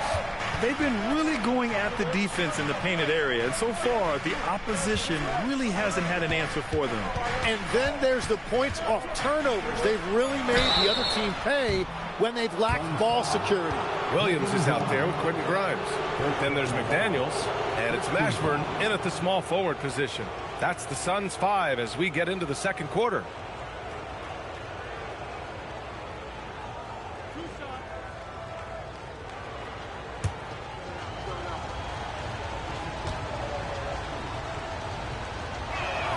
And he makes a first.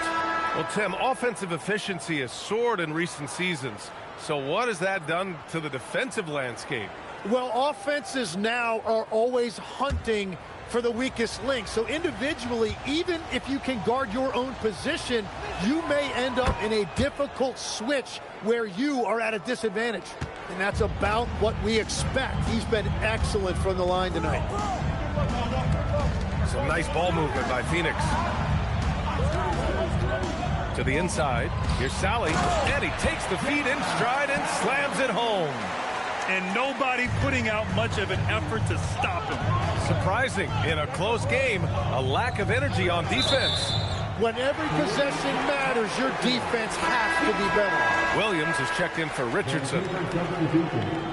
Number 24, Marvin Williams. The Suns trailing. Outside Grimes. And about a minute gone in the second quarter. Shrugs off the contact and dunks it home. He'll go to the line. Yeah, they really need to double team him. And a look at how the offensive approach has been going so far for the Suns. They've done a great job facilitating so far. So moving the rock and finding the open man. It's just great selfless basketball. And how about the work they've done inside, just owning the paint so far? A skill Scotty Barnes definitely possesses is the ability to guard multiple positions, Grant. Yeah, he has that blend of quickness and length to smother shooters. And he has the strength to deal with bigger guys, too. And Blatch gets it to go. Getting enough shots in close to play inside out. And Williams has got the ball here for the Suns. This game against Vancouver is the first time they've met this year. And this is a matchup they expect to win. game in a lot of ways, but they do have an edge on the boards. Here's Ryder. McDaniels with the rebound. Well, that is a nice challenge at the rim. Really altered that shot. Here's Stoudemire. Williams defending. Lets it fly. The shot by Stoudemire, no good. And players avoid taking mid-range shots these days. It's almost like the threes are easier for players to get. Inside, here's Blatch. And that one is hammered home. And that's gotta hurt. A turnover for a free run at the rim. And now we know who has the momentum.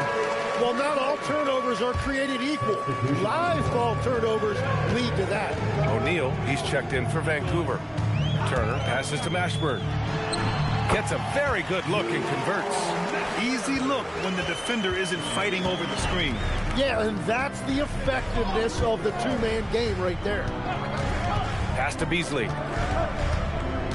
Williams, a screen on Wembanyama. Here's Beasley, and it's flushed down. A nice jam. Now that's how you capitalize on a screen. Yeah, good positioning, too. Gave him a clear path to the hoop. Yeah, not only does he create the space he needs, but then he attacks downhill. Murray. And it's Murray finishing it off. Impressive one-hand slam right there, B.A. Man, as long as he's confident about it, I'm good with it. Maybe use two hands next time. He knows where he is. Here's Ryder. Turner covers.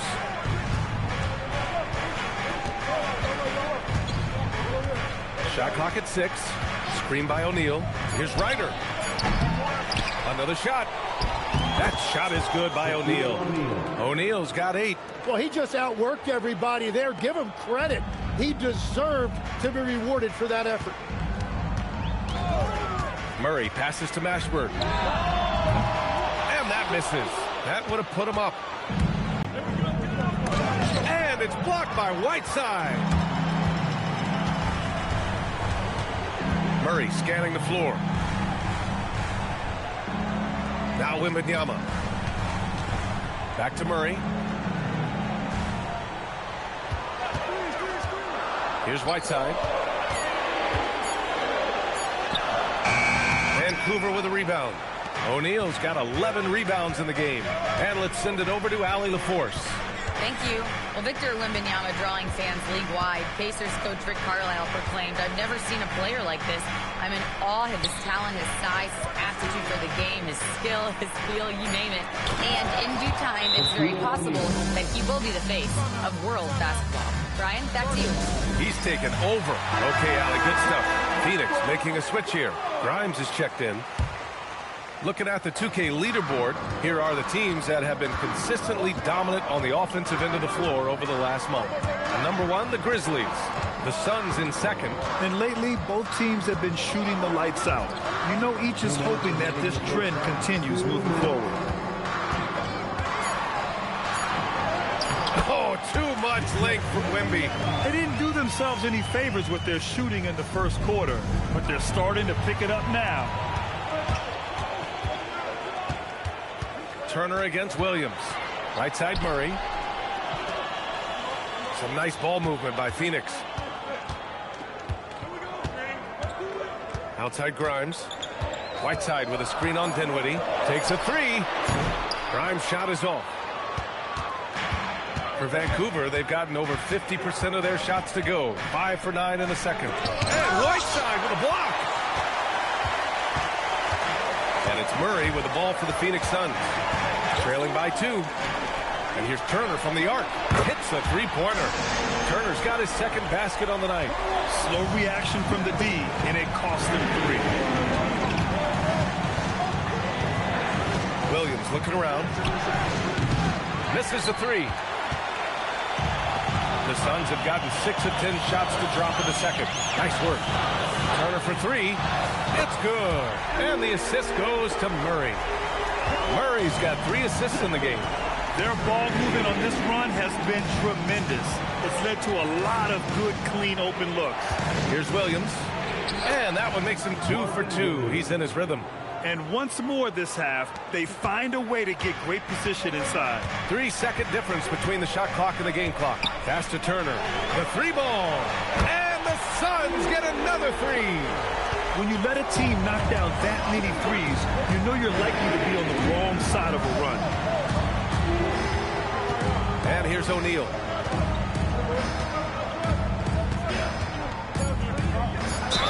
And he was fouled in the act of shooting. Opportunity for a three-point play here.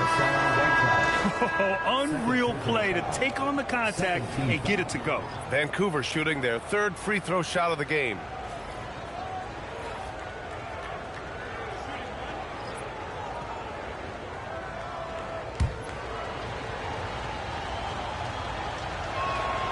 And the free throw, no good. And the first half comes to a conclusion in a game that's been very close so far. Phoenix out in front, leading by 3. Stay with us, folks. We'll be back just after halftime to get the third quarter started. Fans, get ready for some high RPM and amazing stuff from the Pocket Life Arena Entertainment.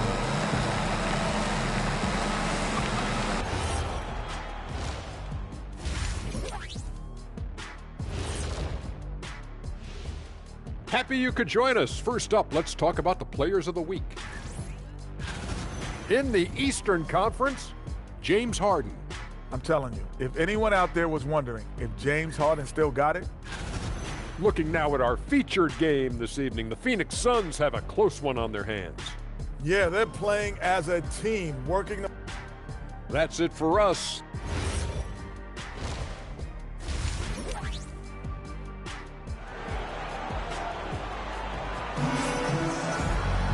Second half of basketball is upon us, and we may be in for an exciting finish based on how close of a game we've seen so far.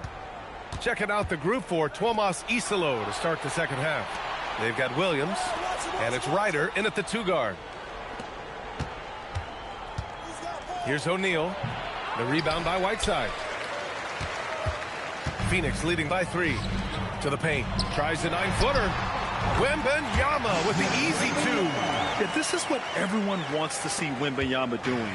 Dominating on the inside. Murray against Williams. Over Murray. Williams misses. Well, he's a very good mid-range shooter, but the defense was all over him there, making that a very difficult shot. Pass to Turner. There's the screen by Whiteside. Shoots it from the high post. Second chance shot. And so he draws the foul. Headed to the line to shoot a pair. Heady play to stop that easy layup right there. I mean, make him earn it at the line. Phoenix shooting their second and third free throws tonight. And great passing, so often the thing that separates the good from the great. Who, for your money, Tim, is the best in the association?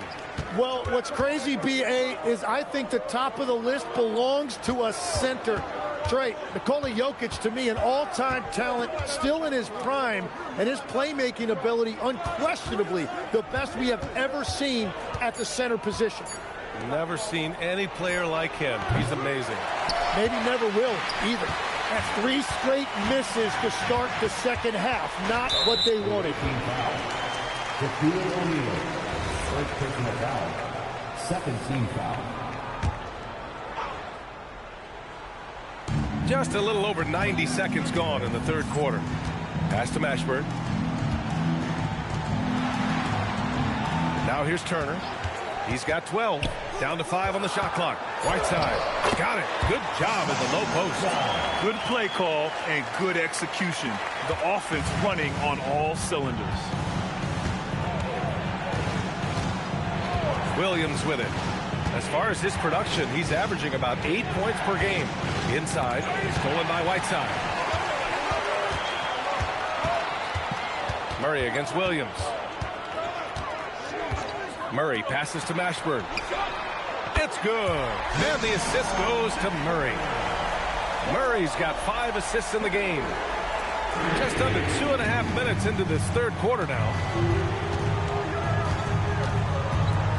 Murray against Williams. Pass to O'Neal.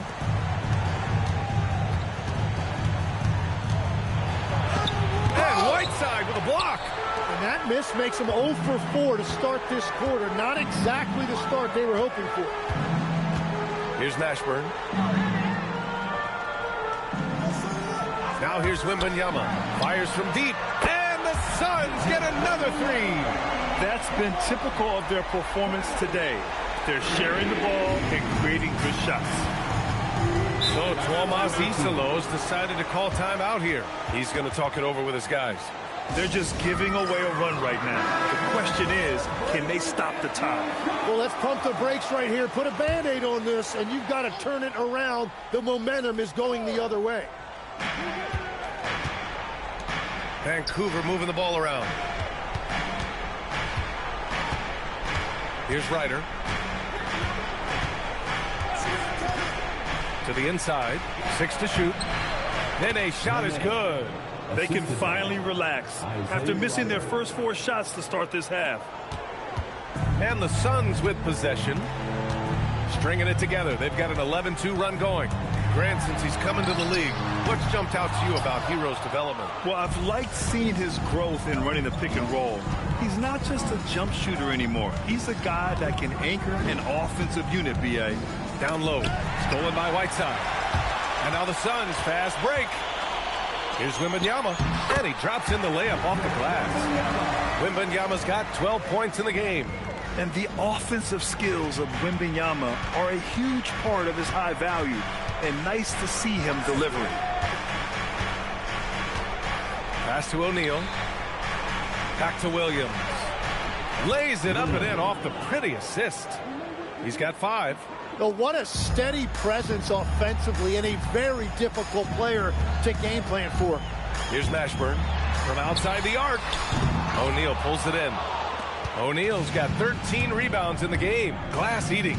Just imagine if he was shooting better. The lead would be even bigger. The pass, the catch, the slam. What a clean play. Man, absolutely jaw-dropping.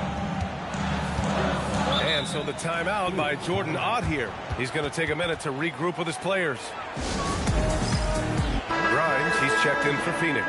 Richardson's checked in for Vancouver. With only 1 game left, let's take a look at what the final standings could look like out east. You take a look at Phoenix. Right now, they rank 3rd in the conference, aiming for a high seed in the postseason.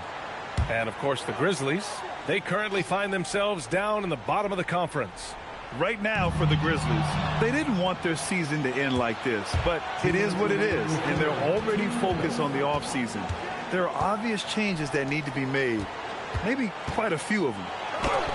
Oh, rejected by Wembanyama. With great mobility and the 8-foot wingspan. Yes, 8 foot. Wembanyama easily wipes that shot away. Time now to hear from our reporter, Allie LaForce. Hey, Brian. So what's the difference between the diehard fans and the casuals? Well, Kevin Durant said some fans get programmed to just think about free agency and drama, and they only care about the finals and players' legacies. But he's hoping the fans lock in on the game itself, not just the storylines. Brian, back to you. It's a good point. Okay, Allie, thanks a lot. 3 on the clock. There's the double team with Whiteside. O'Neal misses. It's been an ugly quarter for him. Trying to shoot his way out of it. Might be time to work on the playmaking skills. And once again, off the mark by Phoenix. For Vancouver, they've gone cold here in this 3rd quarter. Just 3 of 9. Out left to the wing. Pass to Ryder. Now Williams. And here's Richardson from the arc. And the 3-pointer goes. Richardson's got his first bucket of the game, and he's on the board for 3. And here's Murray. 29 seconds left in the 3rd. Wembanyama's shot is good. And a big reason they have this lead is the way he's shooting the ball. Williams against Murray. Pass to O'Neal. Stolen by Whiteside. 2 on the clock. And so it's Phoenix. They have a nice 9-point cushion at the end of the quarter. Appearing in control, but could still use a little more of a push to feel totally comfortable in this one. We'll be right back.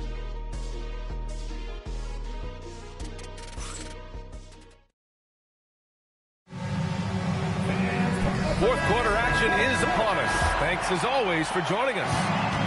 And so it's Williams with it. He brings it up for the Phoenix Suns. Quentin Grimes out there with Williams. Then there's McDaniels, and it's Mashburn in at the 3. So that's the lineup on the floor for the Suns. 5 to shoot. Grimes, the pass to Williams. That's tipped. And they forced the shot clock violation. Great D. Vancouver making a switch here. Ellington's checked in. Vancouver substitution. Number 19, Wayne Ellington. And the Grizzlies shooting the rock well at 46%. Up top, O'Neal. To the middle. Pass to Stoudemire. Clock at 4. Beasley outside. Here's Ellington. Offensive rebound. Yep, that one's good. Just owning the offensive glass right now. Just refusing to let up. And he's repeating his performance from their last game. You just can't stop this guy. Grimes, the pass to Sally. Here's Ellington, covered by Grimes. Pass to Stoudemire.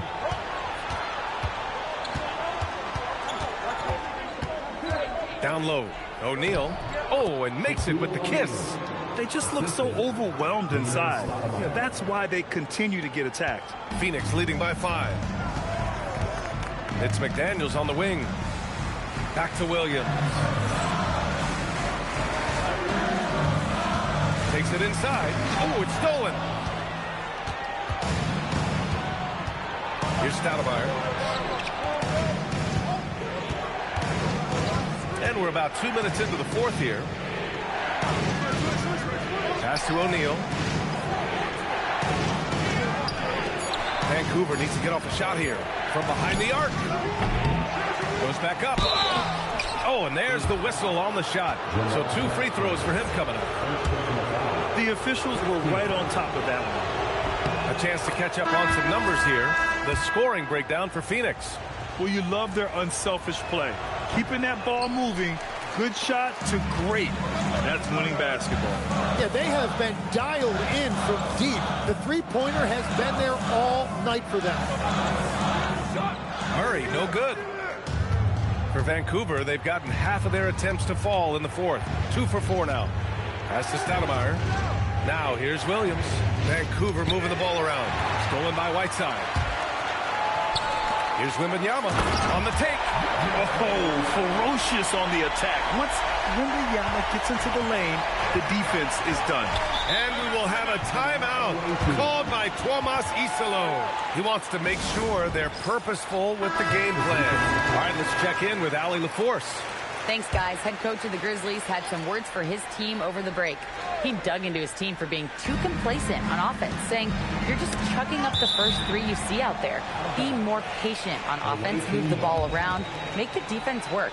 Guys, let's see if ball movement improves out there. Allie, thank you.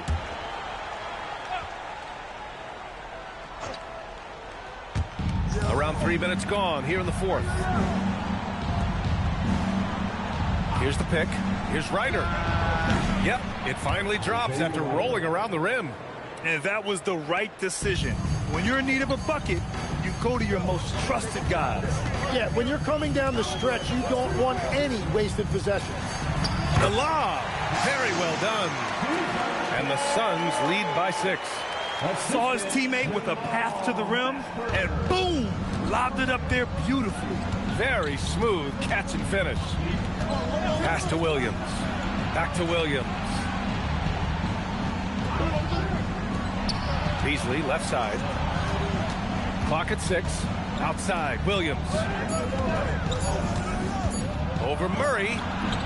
Williams misses. And even though he couldn't send the shot back at him, he certainly altered it. And sometimes that's all you need to do to force that miss. Here's Mashburn. Oh, the long ball, no good. And they're winning this game despite his difficulties at the offensive end. Outside Williams.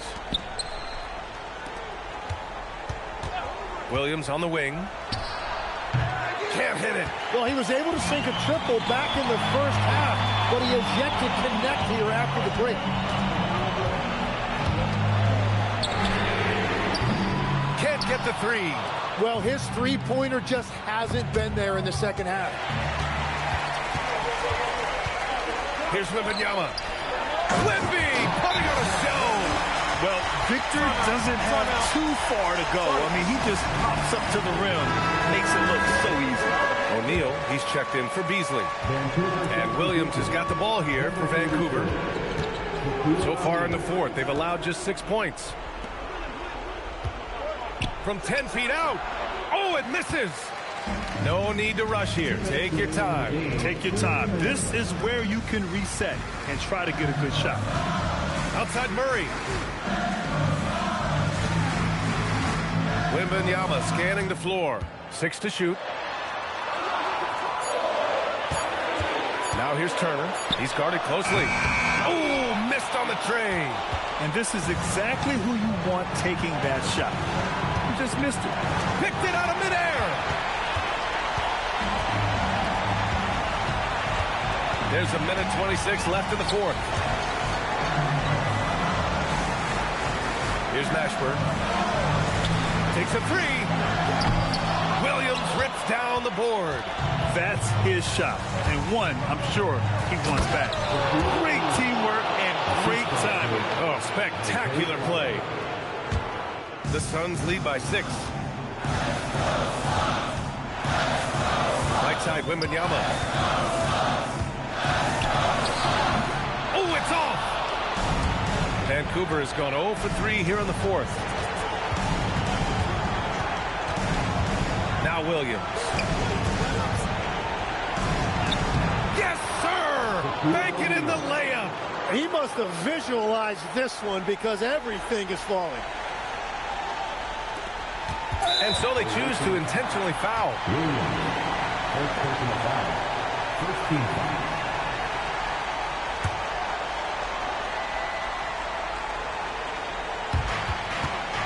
And he commits the intentional foul. Williams. Second personal foul. Second team foul. At the line for Phoenix. And he misses the first one. Boy, he wanted that one to go. And he ends up making the second. And that puts him up 5. Here's Vancouver. And that's out of bounds. It was last touched by Whiteside. Nice deflection there. Really trying to disrupt their offensive flow. Yeah, that'll give them something to think about. No good from 3.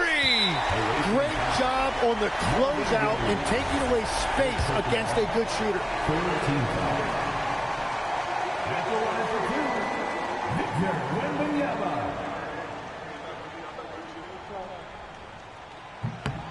So the first one drops, and that increases the lead to 6. Honestly, we have never seen someone like Victor Wembanyama, a skilled 7.5-footer. I mean, the way he moves, it's unreal. Yeah, making all of their free throws right now, it's a great way to extend the lead.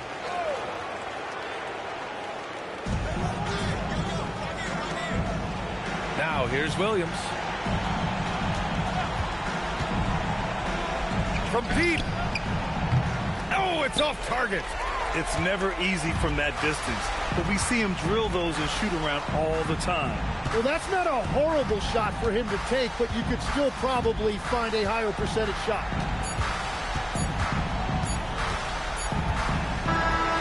So it's Phoenix picking up the win.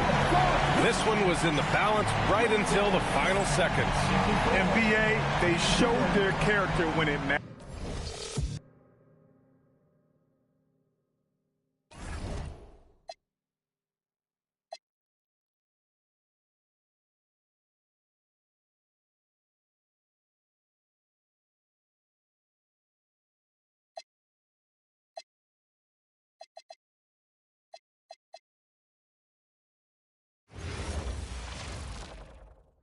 And both sides on the floor getting ready for welcome aboard, everybody.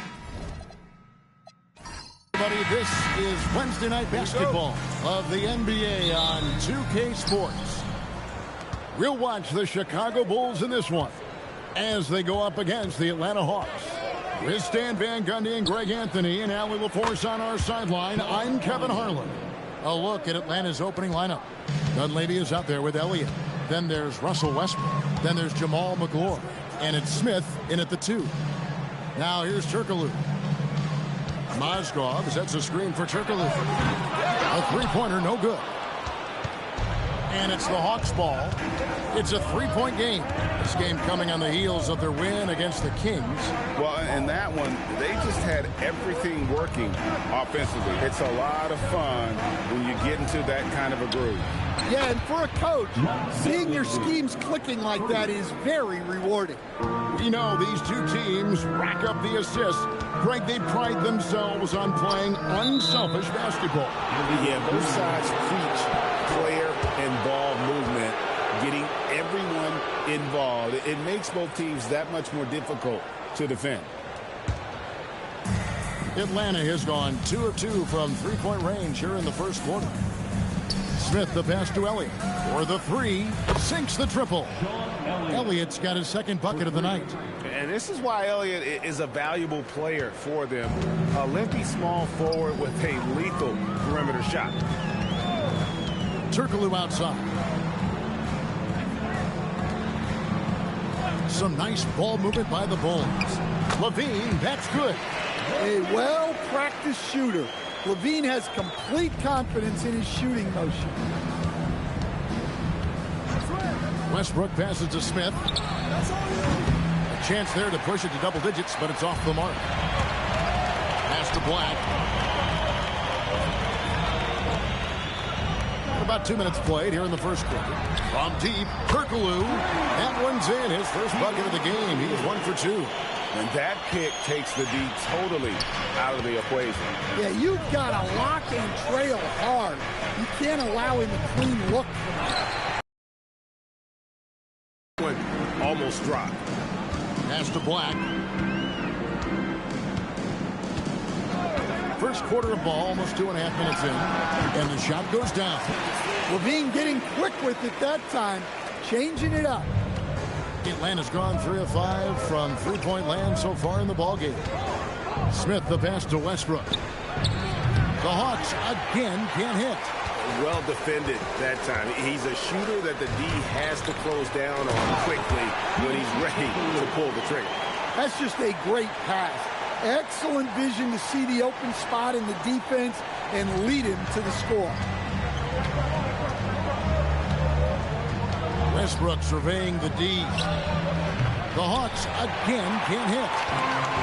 For Chicago, they've gone 4 of 5 from the field so far. Smith with a screen on Westbrook. Back to Turkoglu. Front past the arc, and he's good on the 3-ball. Turkoglu's got 8 points. The ball movement on this run has been fantastic and is a big part of why they've been able to get these good looks. And Quinn Snyder wants a timeout, looking for a breather and maybe adjusting a thing or two. And Coach can't like what he's seeing, trying to get them refocused. Yeah, you have to take a timeout in a situation like this. Stop the bleeding a bit and regroup. And the Hawks making a change here. Sharge is checked in. Smith for 3. And the 3-ball is good. An absolute sharpshooter. J.R. Smith always rises with confidence. And never Greg an all-star, but he is a star. Jamal Murray can flat out play. And he's had his hurdles to overcome with injury over the years, but he's never wanted to shrink from a challenge, and he remains a prolific shot creator. And here's Smith following Hedo Turkoglu's 3. And here's Westbrook from the arc. Mozgov grabs the board. Tries the spin move. Here's Turkoglu. That one is good. He's only missed 1 shot of his 6 taken on the floor. Well, he's just dominating right now. If his teammates are smart, they'll keep getting him the ball. Smith outside. Sinks the 3-pointer. Smith's got his second bucket. Such a reflexive shooter. Smith rarely needs any time to get set up and fire. Turkoglu right side. Smith sets the pick for Turkoglu. Pass to Smith. It's stolen by Sharge. Westbrook kicks to Sharge. For three, Smith. Misses his second shot in 4 attempts from the field. And here are the Bulls now. They're on a 17-6 run. Outside, Levine. Three-pointer. Good on the three-point shot. Levine's got 7 points in the game. We know Levine has that shot in his arsenal, and he's working to develop more consistency. Outside Westbrook. Smith for three. And it's Smith again missing. The Bulls leading by 5. Turkoglu dishes to Black. Back to Turkoglu. Osdorf, a screen on Elliott. 6 on the shot clock. Here's Turkoglu. Takes it off the glass. He's got 15. Not only is he putting up the numbers, but he's doing it at a very efficient rate. Exactly when his team needs it. Now here's Šarić. Nothing on the board. Pass to Smith. Three-pointer. Osdorf grabs the board. Osdorf's got his 4th rebound in this one. Turkoglu passes to Levine. Back to Turkoglu. Levine sets the screen for Turkoglu. It's good again, and an excellent 7 for 8 shooting night so far. They've wasted no time settling into their offense. The Hawks trail by 9. Outside Westbrook.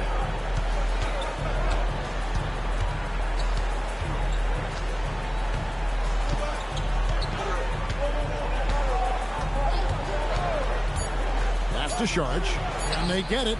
Hands it from downtown. Well, we see this more and more. Big guys who can really shoot it from deep. And so it's Chicago, with their lead standing at 6 points here at the end of the quarter.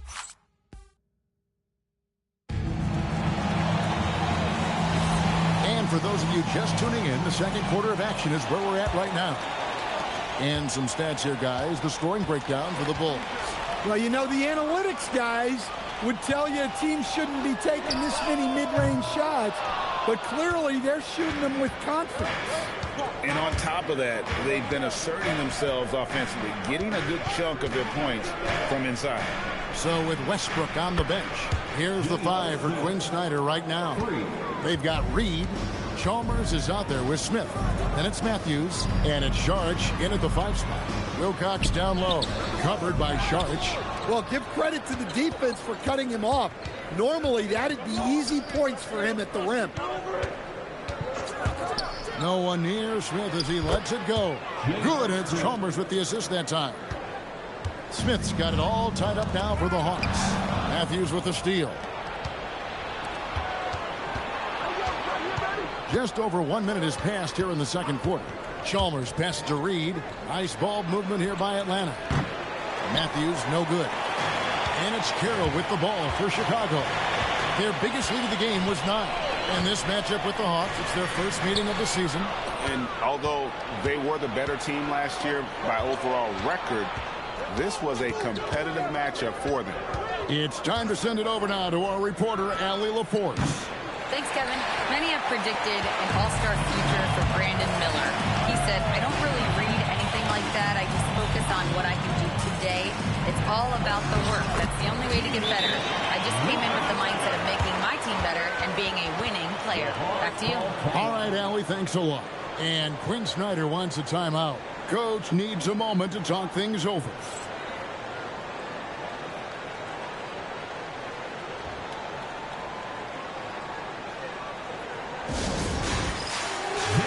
Chicago making some changes.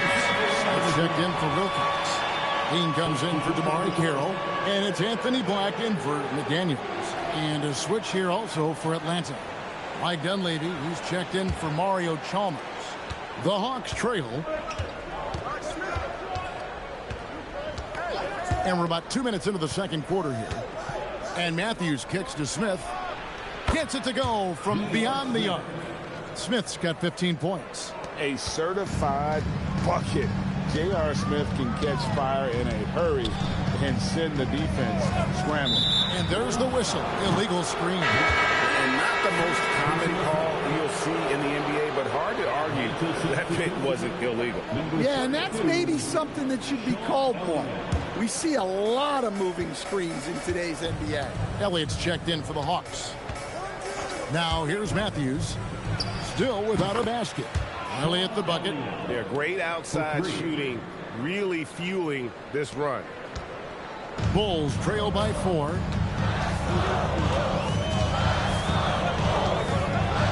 And we're now a little over 2.5 minutes into the second quarter. Pass to Raja. Lets it fly from 18. And no good. Trying to use the glass. Elliott against Smith. Elliott kicks to Matthews. Here is Elliott. Fires the 3. Raja with the rebound. There's some defense for you. For someone who's as good at shooting, the defender who's equally... The Bulls with another miss. Matthews left side. Pass to Smith from deep. Rebound by Smith. Last game for the Bulls, it was a loss to New York. Levine kicks to Black. Beyond the arc. It's good. He makes his first shot of the game. Well, that's always a great sign for Black, who's working on becoming more efficient from out there. Here is Matthews. Still scoreless. The shot's good from Smith. That's a dozen straight points coming off the triple. Bulls trail by 4. And Billy Donovan wants a timeout. Coach is going to talk some things over with the team. Might be seeing something to adjust. Mozgov, he's checked in for the Bulls. Turkoglu comes in for Armstrong. And then for Atlanta, Reed, he's checked in for Saric. And Russell Westbrook is subbed in for J.R. Smith. Pass to Turkoglu from the arc. Good once again. That makes him 8 for 9 this game. And when it comes to team building, GA, there's been a debate about whether the 2-star or 3-star approach is more effective. Kevin, for me, I think it comes down to fit more than anything. It doesn't matter how many stars you have if they don't mesh and if they're not comfortable in the role that's carved out for them on that respective team. And it's the Bulls with the ball. Following the 3 by Atlanta. It's stolen by Dunleavy. And here we go with Westbrook running it up the court. Uses the glass to finish the layup. Now it's a 6-point Hawks lead.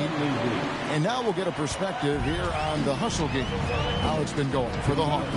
Well, so far they've done a great job of reading the offense and repeatedly putting themselves in the right place to interrupt the play and force turnovers. And they've also done a great job turning defense into offense tonight, creating turnovers and capitalizing on the other end. And here's Westbrook following Hedo Turkoglu's 3. Pass to Elliott. Here's Dunleavy. Lets it go with a 3. Black grabs the board.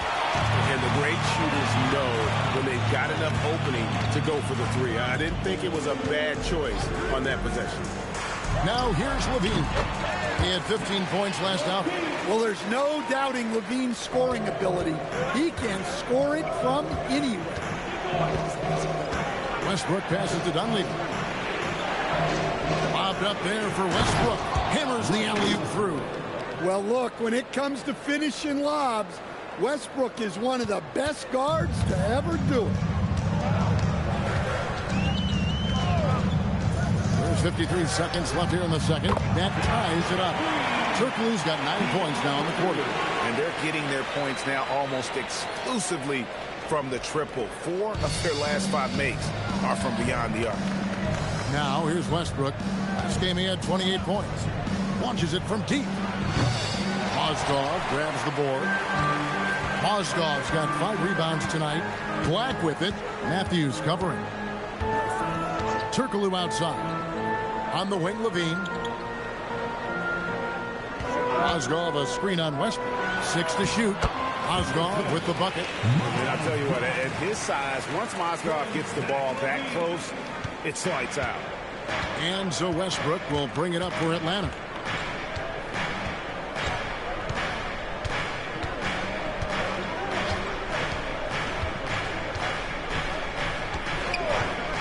Shoots the 3. He can't get it to go.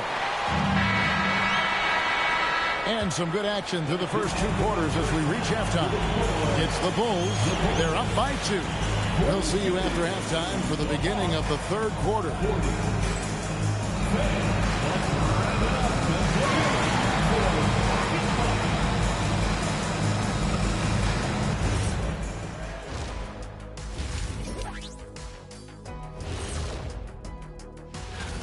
Out in Boston, it'll be the Celtics against the Raptors. That one gets going 7:30 Eastern Time. Maybe. And let's discuss the first half. So far, Atlanta's in a close one. One thing I'll say, they've been poised with the ball. Keep turnovers down. That is more than enough of us. Let's send you back to the game. Kevin Harlan and crew with the second half.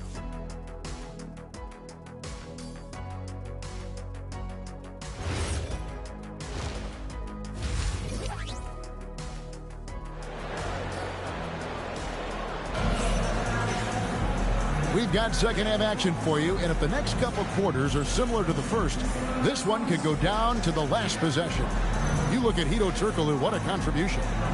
Man, he's been running wild on him through that first half. Absolute dynamite on offense. Yeah, and in terms of slowing him down, I think they're going to have to change things up. Give him some different looks. They've got Anthony Black. Smith is out there with Turkoglu. Then it's Zach LaVine, and it's Mozgov in at the center position.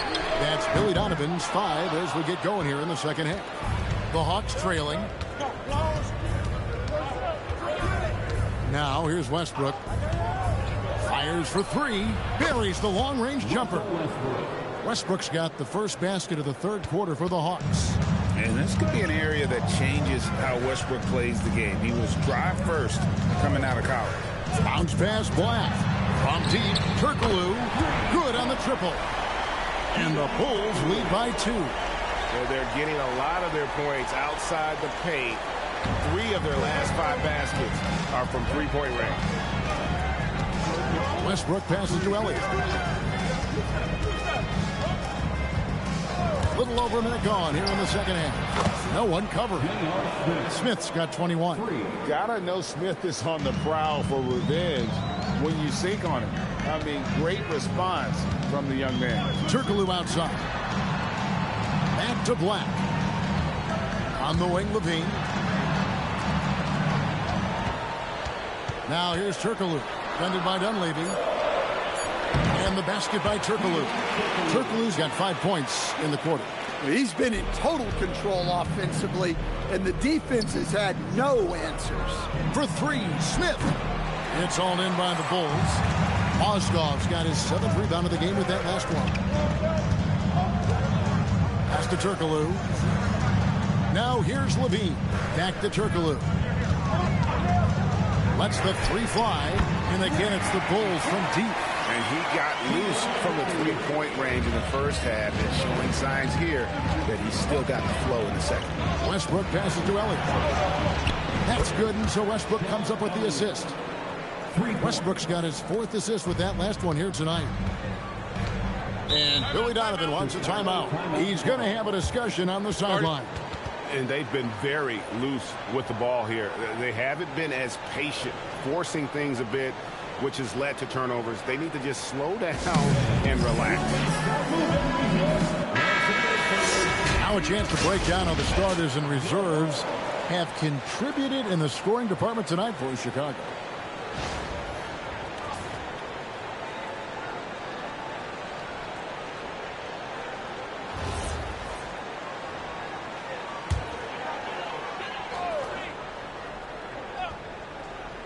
Here's Black. Not quite 2.5 minutes played here in the second half. Kept alive, Smith. And the layup's good off the glass. Smith's got his first bucket of the night. And boy, have they been hitting the backboard in this game or what? Kind of surprising. It's such a tight game. For 3. And Westbrook gets it to go on the assist by Smith. Westbrook's got the game tied up here for the Hawks. Bulls have gone 4 of 6 from the field since the start of the 3rd. Outside, LaVine launches a 3, traps in the tray. Levine's got 12 points in the game. And Zach Levine, never bashful, answers right back. Outside Westbrook. The tray. Chicago grabs the miss. Just under 3.5 minutes played here in the third quarter. Turkoglu outside.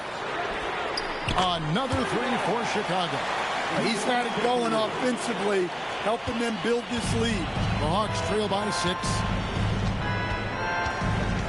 Smith, the pass to Elliott. Outside Westbrook. Pass to Elliott. Shot clock at 5. For 3, Dunleavy connects from three-point range. Dunleavy's got his second basket of the night. And this is what he does. Stretch the floor with deep range. You have to close out hard on Dunleavy. Smith kicks to Black. And here's Turkoglu. Over Dunleavy. And it's Chicago scoring again. And some kind of switch must have been flipped at halftime because both teams are getting after it. Yeah, and you can feel the pace picking up in this second half. Both teams have dialed up the intensity. And Quinn Snyder wants a timeout. He's ready to talk things through with them.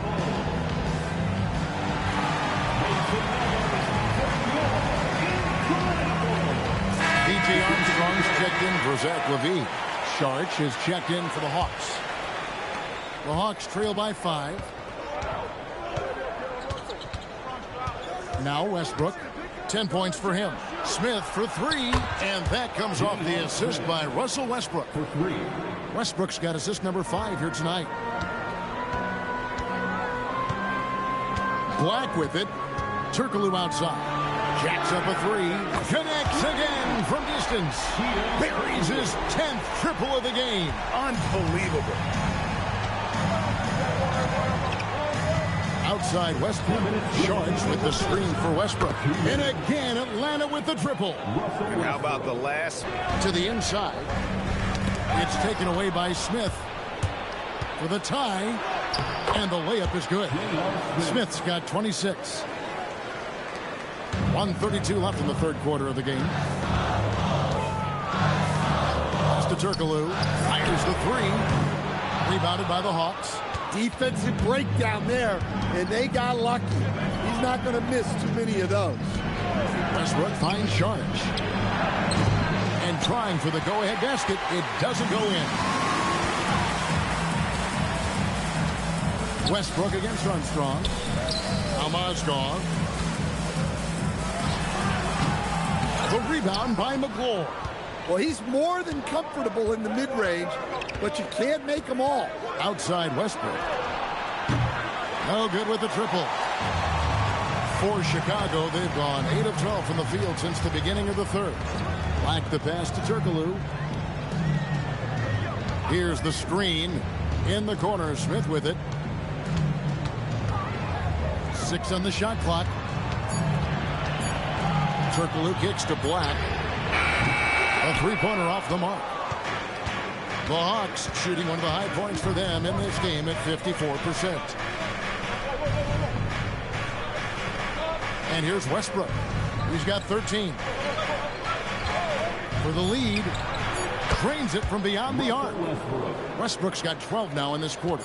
And boy, he's really in a groove. Dominant performance last game. Same thing this time out.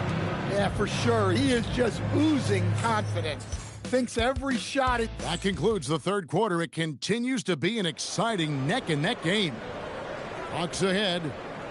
They finish off the third quarter on a 14-5 run. And we'll get going after this from United Center. And how about a look now at our assist of the game? Brought to you by State Farm.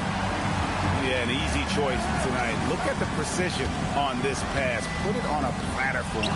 Yeah, that's high-level playmaking. He makes it look easy, but it's not. Well, this has been a great contest so far, and I imagine the fourth quarter could have even more action in store for us. So with Smith sitting on the bench, here's the 5 for Quinn Snyder right now. Elliott is out there with Sharch. Then it's Matthews. Then there's Chalmers. And it's Dunleavy in at the 3 slot. And Dunleavy gets it to go in. Defensively, you can't back off him that much. You don't want to give up easy threes at this stage of the game. Here's Armstrong. Count that one. Yeah, the D has not been able to keep the ball out of the paint at that end of the floor. Atlanta's gone 1 of 2 from three-point range here in the fourth. Chalmers pass to Elliott. A 3. Good. It's Chalmers with the assist that time. Chalmers has got his 4th assist in this one. Pass to Raja.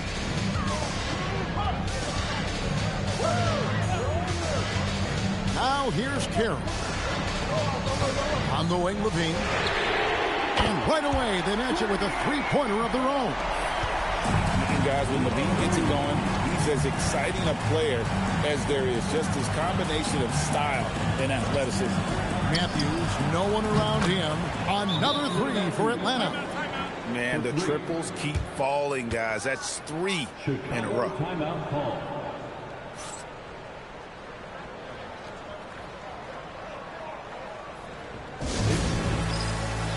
Mozgov, he's checked in for the Bulls.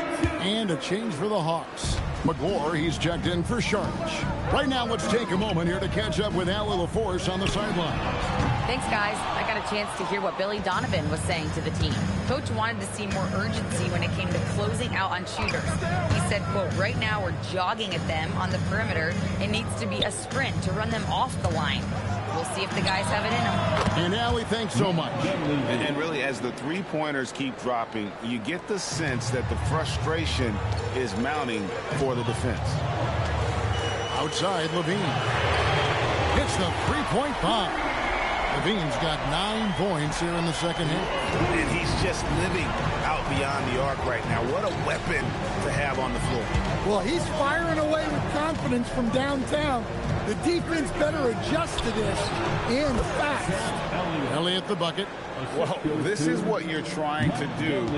Put the game away. Yeah, but you can't let up now. We've seen too many wild comebacks in this league. Down low. Stolen. Here's Dunleavy. Carroll covering. Dunleavy the pass to Elliott. Got a piece of it. Armstrong against Chalmers. To the paint.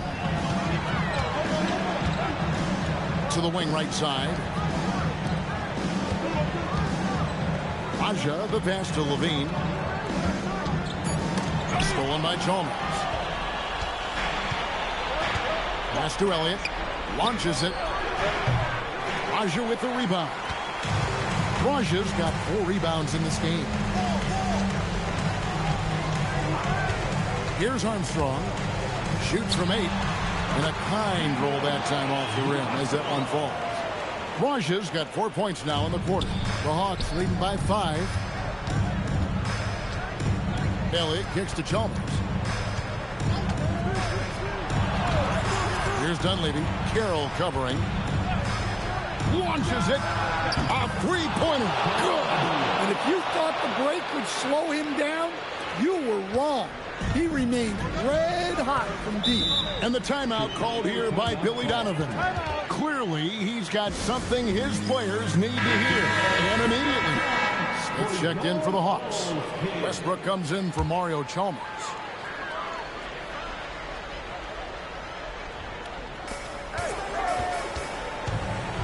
Now here's Turkoglu, defended by Dunleavy. There's the shot. And he misses the J.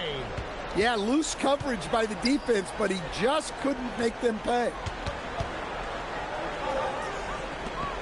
Smith fires, buries the deep ball. And they have been relentless from deep. And you see the defense trying to react, but to no avail. Look, when the 3 is falling like this, there's not a whole lot you can do defensively. Smith with a screen on Westbrook. Now Smith. Here's Westbrook. He gets it to go. And this team encourages Westbrook to look to score inside. You can see why with these results. Turkoglu outside. Mozgov sets a screen for Turkoglu. It's deflected. Westbrook with it. Working on Black. We're in total command of this game with time starting to run out. Yeah, and at this point, the focus is take care of the ball, no needless fouls, and no threes.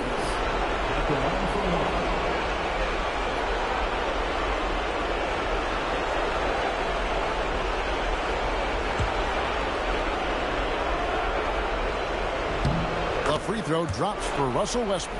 And if he continues the pattern of loving to drive, Westbrook will be very familiar with going to the line. And guys, what we saw here tonight is one side having everything going for them. Huge margin of victory for the Hawks. They simply ran him off the court. They set the pace, and their transition game was executed flawlessly. And it'll mark their 4th win on the year, actually their 5th win on the year.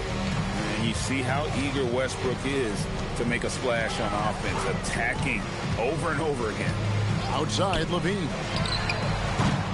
And the Bulls with another miss. Finding space on the perimeter, but he couldn't capitalize. Smith outside. Back to Westbrook. Pass to Smith. There's the 3. Mozgov grabs the board. Chicago with the ball. Trailing by 19. For 3, Levine, and another assist. That makes 15 assists. He's been one step ahead of the defense all game long. Shot clock and game clock separated by less than 6 seconds. Off target from outside. And so here is Chicago. Left side, Turkoglu.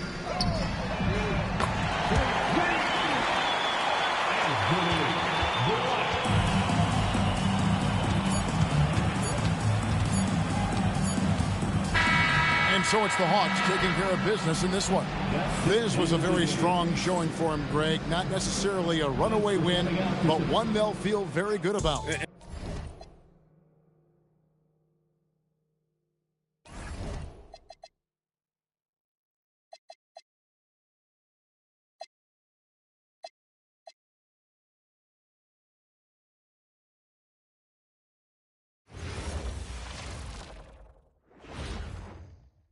And preparing for battle. Each greetings from 2K Sports. Welcome to our Wednesday night coverage of the NBA.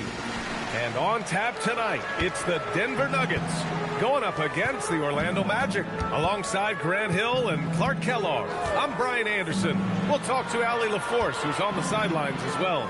So we'll look at our starters for Orlando. They've got Ricky Rubio, and it's Wiggins in at the small forward. Just 3 to shoot.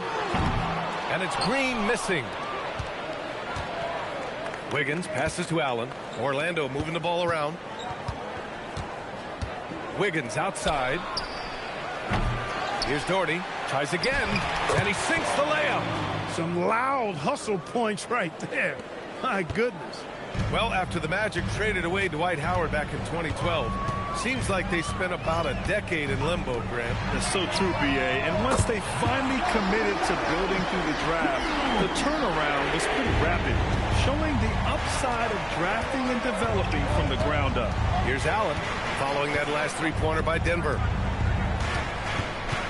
Pass to Hickson. Now Wiggins. Rubio, a screen on Green. Wiggins from long range. Fires in the triple. Boy, the progression of Wiggins' game out beyond the arc. He now is not only shooting that shot, he's expecting to make it. Here's McGrady. Tried to come right back with a 3 of his own, but it's no good. Orlando has gone 1 of 2 from three-point land so far. And he's headed to the line for 2. He gets the whistle there. The intensity Allen plays with defensively, incredible. He's somebody you can throw at any team's best perimeter scorer and feel like you've got him under control. This is his first opportunity at the line this evening. And the first one at the line is good. Clark heading into the postseason Some teams have bet it all on star power, while others have bet on chemistry. Hey, I think continuity and chemistry are really the most important components to winning a championship because every team in the league has talent.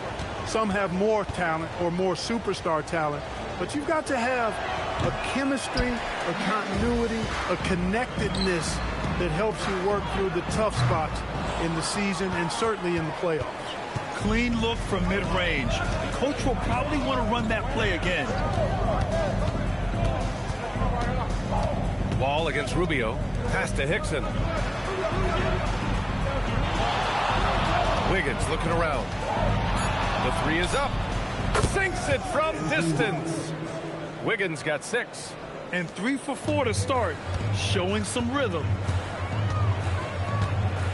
Here's Ewing. Will it go? And he takes that one up and powers it through. Boy, once he's near the bucket, he's a threat to throw it down because Ewing has such great size. Pass to Wiggins from deep. And it falls for him. He's hit 3 of his first 4 attempts. The defense is nowhere to be found guarding the three-point shot. Here's McGrady. Allen defending. Here's Wall. Hickson with a rebound. The defense made an impact right there. Definitely got him uncomfortable going up with it. Now here's Rubio. Back to Wiggins. No one near him. And Orlando tacks on 2 more. And he's carried them this quarter. A dominant offensive stretch. Nuggets trail by 9. So David Adelman's decided to call timeout here. We might see him looking to make some tweaks to the strategy. Defeated by Washington in their last game, they'll try to put that one behind them. I really didn't see much of an edge from them. A little more intensity could have gone a long way. Yeah, you know, to me, I agree. They just never looked engaged, which is surprising considering how close the game ended up being. To the obvious, checked in for Green. All right, let's look back over the last 10 games now. See which teams were topping the charts in three-point shooting. Denver in 5th. Number 1, you have to have good shooters. Number 2, you have to take good shots. This team is both talented and disciplined.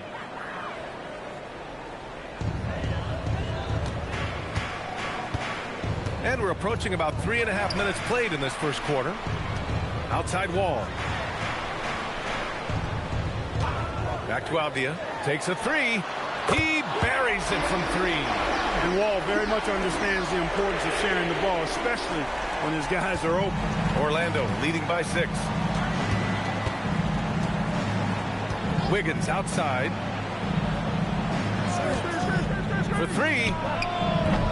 McDyess with a rebound. Man, that's his shot. Maybe he was too wide open. To the paint. Going way up top for the alley-oop. McDyess, so athletic. So it's Orlando now. And here's Rubio. Yet to see a basket. Wiggins for 3. That one falls. Coming off Rubio's feed. And that's what they want to do. Get him open looks early. And so Wall will bring it up for the Nuggets. 7-point differential. And guys, this is the first they're seeing of the Magic this year. They expected more of themselves against this team last year. Split the games between them. Yeah, guys, they feel like they're the better team. The standings would agree with that. I look for them to assert that with their play tonight. Wiggins, no good. Denver's gone 2 for 4 from range to start things off. Pass to Wall. There's a screen. 3-pointer. Knocks down the triple. Wall's got 6. How about that? Nice to see Wall feeling it from beyond the arc. He really worked hard to develop that shot. Wiggins outside. And they come right back with their own 3-pointer. An outstanding first quarter from the field. You're exactly right. I mean, everything seems to be dropping. Impressive scoring here. It's good. Boy, down low, Ewing's strength gives him the upper hand. He's pretty agile as well, helping him push through the contact. And so now a timeout called by Jamal Mosley. And we might see some changes. Coach potentially looking to adjust. With only 1 game left, let's take a peek at how the final seedings could look in the West. You look at the Magic, now in 2nd. They look to be in terrific shape moving forward. And, of course, the Nuggets, only 2 spots back. Yeah, right now for the Magic, They gave it their all this year, putting themselves in great position moving into the playoffs. They are geared up and ready to go. Here's Buffkin. Pass to Rubio. Three-pointer. Rebound by the Nuggets. Here's McGrady. Oh, a two-handed power slam. I know it's early, but you have to wonder if these offenses can keep this up. High-octane action for sure. Crowd-pleasing already. Inside. Here's Doherty. And another miss by Orlando. Nuggets trail by 3. Pass to Avdia. The 3. And can't get it to go. Now 1 of 2. 2-for-1 opportunity here. Hey, if I'm in their shoes, I go for it. Wiggins outside. Launches it. And it's Ewing with a rebound. McGrady to pass to Ewing. Denver moving it around. And there's the screen. Here's man. No good. That would have tied it. Orlando leading by 3. Pass to Wiggins.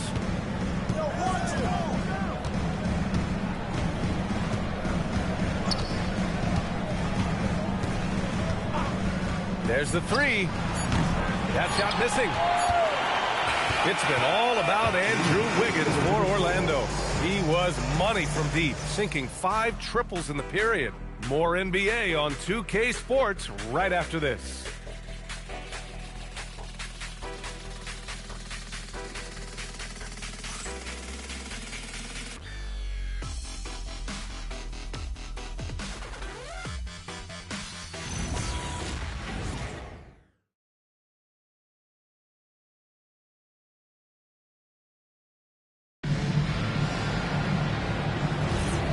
If you're just joining us, it's been a pretty even game through the first quarter. All right, guys, what do you think so far about the offensive approach for Orlando? Well, in today's NBA, the three-point shot is so valuable. They realize this, and that's why they're continuing to drain as many as they can. One other thing they've done really well, moving the ball around. They've done a nice job not settling for that initial option and making that extra pass. We've got Glenn Robinson, and it's Spates in at center. That's the group on the floor for Denver. Pass to Anderson from outside the arc. Nails it from 3. That's clearly a recent trend. Big guys who can shoot it from distance. To the left side wing. Here's Person. And the Nuggets getting another bucket to fall. Orlando's gotten 6 of 13 shots to go from outside the arc. Here's Micic. He's guarded by man. They set the screen. Shot on the wing. Yep, that one goes. And the Magic lead by 4. Pick works well there, but the defense left a lot to be desired. Yeah, that's not the defense you need. You got to be tougher defensively. Let's go now to the sideline and catch up with Allie LaForce. Thank you, guys. Magic building up a roster of players who D up. Coach Jamal Mosley said, your culture is the type of guys you bring in, the type of people you have around. If you're a defensive team, then you probably have defensive guys. You can't be that and have all shooters that don't defend. Back over to you, Brian. Well, they've got the personnel. Thanks a lot, Allie. Just 4 to shoot. Here's Buffkin. Lays it up and in on the nice reverse. Beautiful reverse using his body to shield the finish. Nicely done.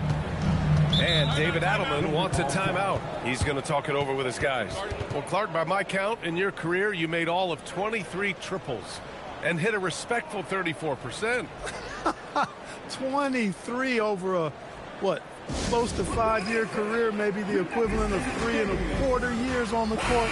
Yeah, the 3 ball was not being shot a lot. I will tell you, I was looking to add it to my repertoire, though, and that's the case for all of these guys playing now. Everybody is shooting threes.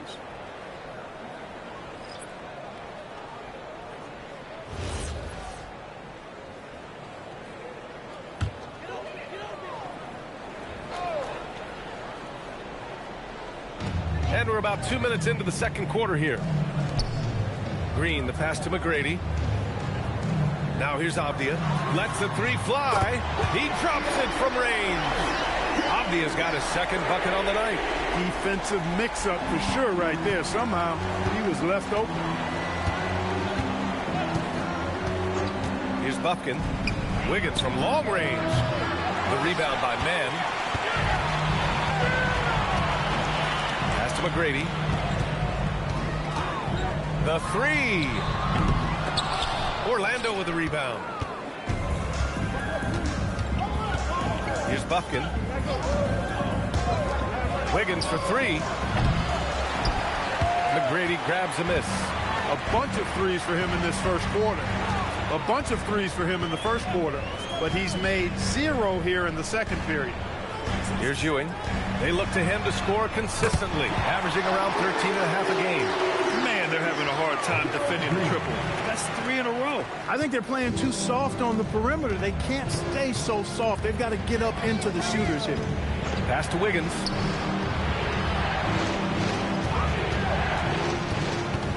Here's Hickson, defended by Apia. He gets it in there.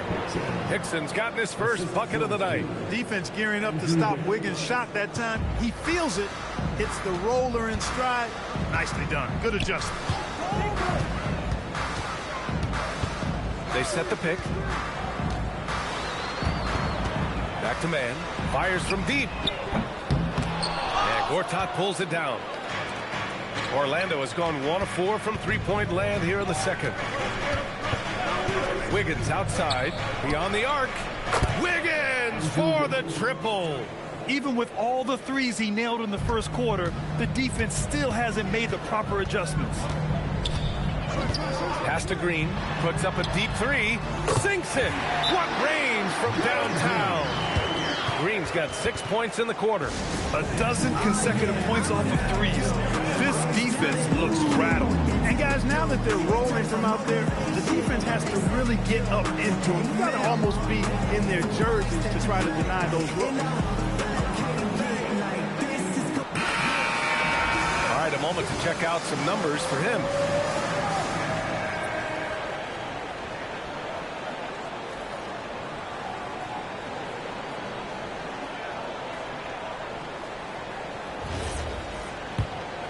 Here's Rubio. No points yet. Pass to Doherty. That's in there. Rubio with the assist. Rubio's got 5 assists in the game. These teams just feeling each other out. Yeah, I love the spirit out there. Already 6 lead exchanges. Now here's Wall. He's got 6. To the inside. Off target at the rim. Not a lot you can say except fantastic job by the defense. Wiggins outside. They set a pick. Back to Rubio. There's the triple. And Spates pulls it down.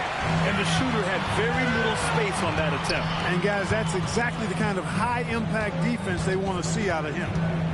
On the wing, Green. No good from outside. And it's Allen with the ball for Orlando. Outside Rubio. Wiggins outside. Counted from distance. And it's a 4-point Magic lead. He started out hot from distance, and that has continued. The three is up. Drops in the three. Wall's got 9. That's how you up the ante. Come right back at it. A little back and forth from long range. I love it. That's a terrific answer there. Wiggins from long range. And Spates pulls it down. And he probably thought he was going to bury that one. Wall looking over the floor. Driving inside. Lays it up and banks it in. Wall's got 5 points now this quarter. Over the course of the game, he's been very accurate, doing some great stuff. Outside Rubio. Buries it from 3. And the Magic lead by 2. On the finishing end of the catch and shoot, Rubio trying to become a better all-around scorer. They set the pick. Here's Gordon. Orlando with the rebound. Doherty's got his 4th rebound in this one. One reason this game is so tight is because both teams are hitting the boards with reckless abandon. The battle to a standstill on the boards has really been something to watch, and the game's not over yet. We'll see if one of these teams maintains more energy than the other going down the stretch. And we're through the first half of play here in what's been a good one. Orlando ahead. They lead by a bucket. And don't go away. After the break, we'll see you right back here for the start of quarter number 3.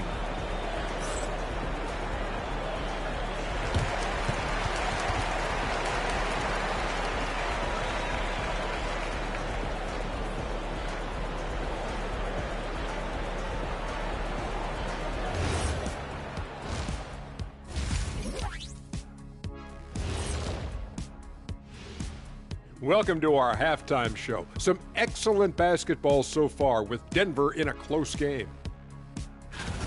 At the defensive end, I'm not seeing disruption. I don't mean just force the turnovers. I mean taking the offense out of the rhythm. Yeah, I mean when your opponent is shooting over 50%, a lot else has to go right.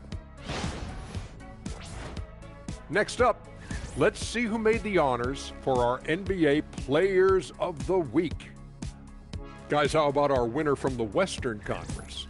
His activity on both ends has been remarkable, constantly looking for ways to affect the game and get himself open. You wish all the guys played at this level of intensity. Work ethic has certainly been the name of the game for him lately. Thanks, as always, for watching. Let's head back to Brian Anderson and crew for the start of the second half.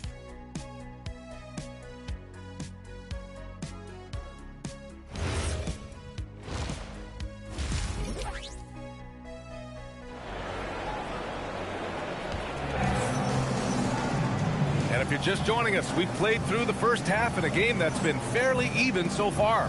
How about Andrew Wiggins? Man, is he playing well.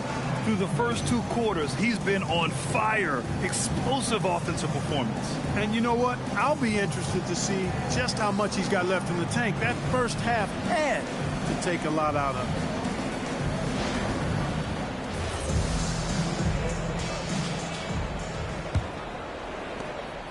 it. Orlando leading. Here's who Jamal Mosley is starting the second half with. They've got Ricky Rubio, and it's Hickson in at the power forward position. Good on the shot. Wiggins got 25 points. And for Wiggins to take another step forward, he must improve as a shooter. So this is good to see. His hang time on the rim puts a sweet cherry on top, BA. It's a close game, and those displays of explosiveness can jumpstart a team. And can put the other team on its heels. We'll see how it plays out. Now here's Rubio. 3-pointer off the mark. He is just so deadly from out there. You expect that to fall. Here's McGrady. Pass to Green. Count that bucket. Green's got his 3rd basket on the night right there. Yeah, their defense is starting to wear down. That's 3 straight buckets at the rim. Now Rubio. Back to Wiggins. Let's go with a 3. And it's Ewing with a rebound. Ewing's got 4 rebounds now. Pass to McGrady. Back to Wall. All sorts of time. Again, Denver scores. When he is at his best, Wall can take over a game. He can be dominant, as he has tonight.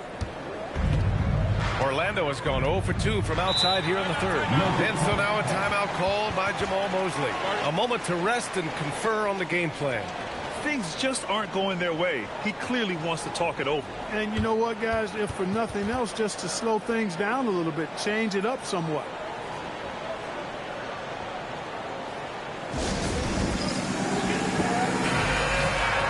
And let's have a look at the current NBA scoring leaders. Andrew Wiggins is second. He's proven to be an essential part of their offensive efforts, always playing hard on that end and ensuring they come up with points.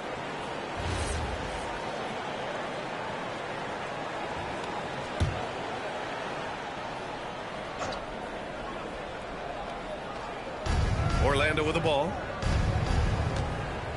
Doherty, the pass to Rubio.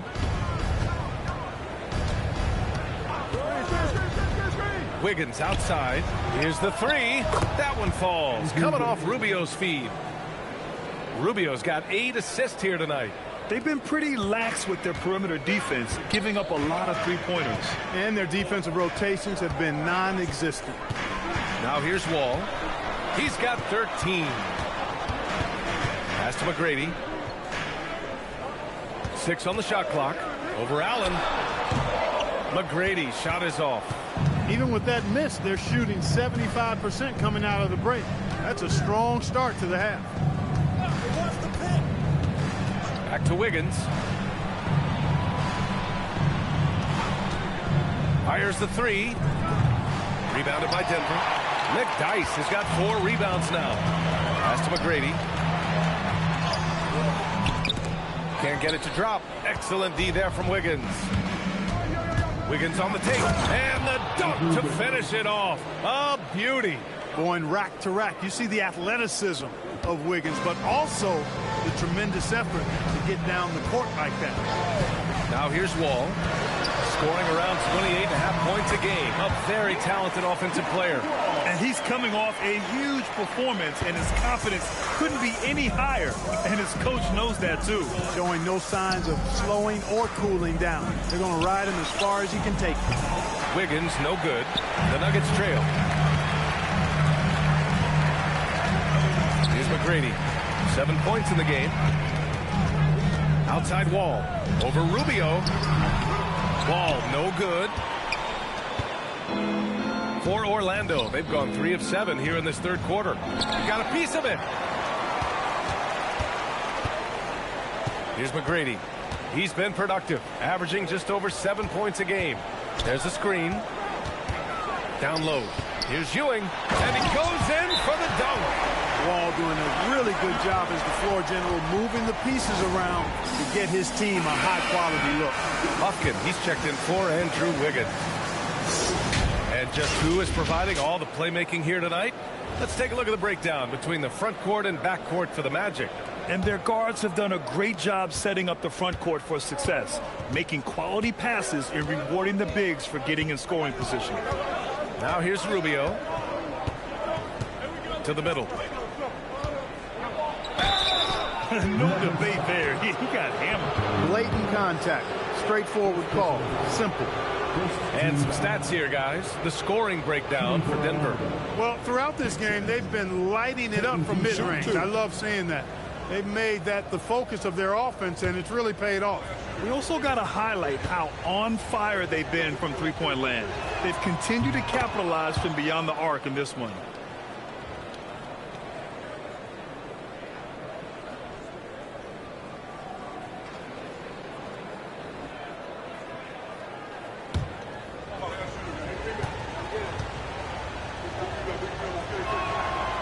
That one goes in. 2 from the line that time. And so Wall will bring it up for Denver. They trail by 1. And there's a pick.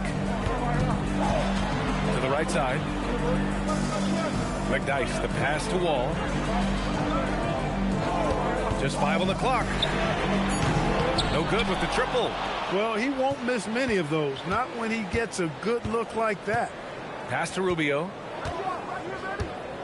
2 minutes remaining in the third. 2 minutes. There's a minute 59 left in the third quarter. Inside, Hickson. That's in there. Rubio with the assist.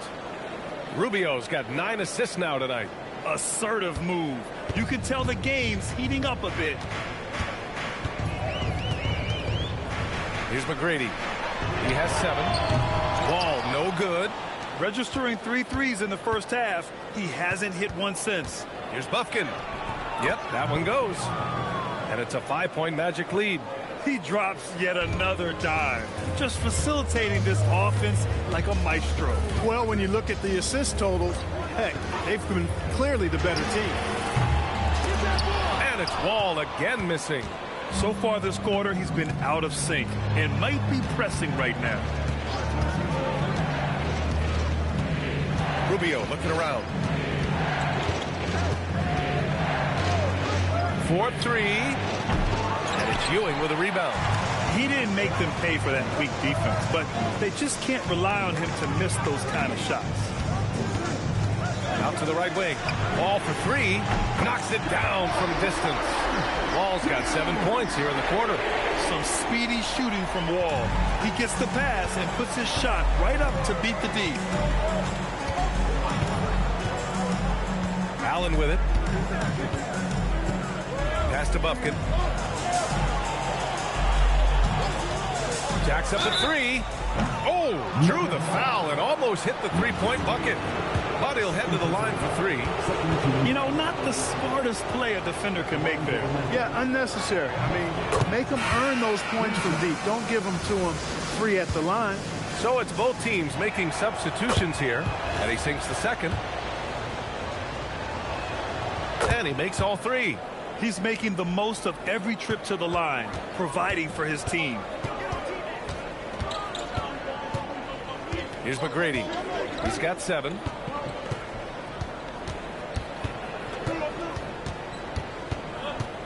Outside for Green.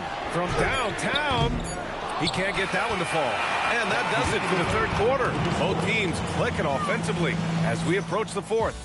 It's the Magic up 5. And don't go away. We'll be back.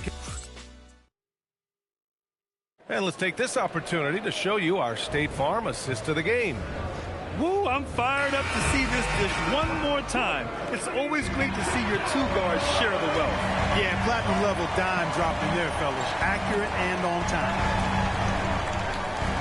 And with 3 quarters behind us, we'll start the fourth in what is still anybody's ball game. We've got Avdia, Green out there with Trey Mann. Then it's Glenn Robinson, and it's Ewing in at the pivot spot, manning the middle. That's the group on the floor for Denver. Here's Bufkin. No good on the 3. Nuggets trail by 5. Now here's Avdia. It's good. And he drew contact on the shot, so he will go to the line. A 3-point play opportunity. And guys, let's get your take on the scoring breakdown for the Magic. What a performance for Beyond the Arc in this game. They stuck to their guns, and it's paid off all game. And another thing they've been exceptional at is their passing. On-target ball movement has gotten them a lot of assists tonight.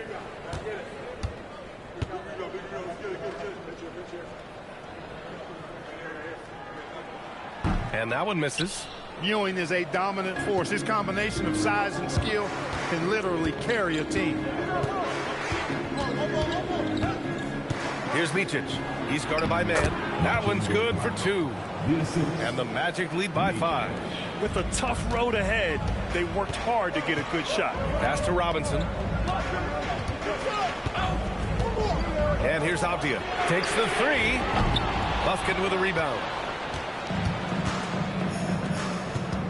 It's Wiggins on the wing. Robinson defending. Here's Bufkin. The 3-pointer off the mark. Denver has gone 0 for 2 from outside here in the fourth quarter. Avdia outside. There's a screen. Launches a 3. Drills it from deep. Pick works well there, but the defense left a lot to be desired. Yeah, that's not the defense you need. You got to be tougher defensively. Pass to Wiggins. Over to the left wing. Here's Gortat. Orlando moving the ball around. From behind the arc. And Andrew Wiggins hits from deep. Wiggins has got 33. Once again, he's able to knock down the long-range jumper. He's on automatic. Just a brilliant game. Let's check in with our reporter, Allie LaForce. I was able to listen in on what the Nuggets coach was going over with his team. He was very upbeat and positive, saying to his guys, let's go, let's go. I want you guys to up the pace. Look to push the ball up the floor whenever you can. They cannot stop us in transition. Let's see how the team responds. Guys? Thank you for that, Allie. Here's Bufkin. That 3's off the mark. Nuggets trail by 5. Here's Hornacek. There's a screen from the arc. Bufkin with a rebound. Wiggins outside.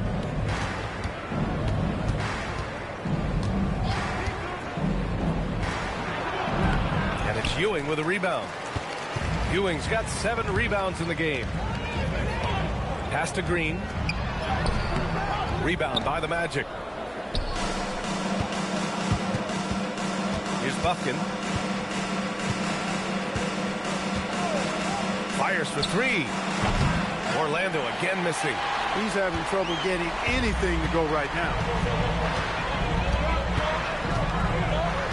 Well, if you're just tuning in, welcome. We've played about 3.5 minutes into the fourth quarter here. Green for three. The rebound by Doherty. Doherty's got 9 rebounds now. After knocking down a couple in the first half, he hasn't gotten a 3 to fall since. Here's Bufkin. Pass to Micic. Bufkin, no good.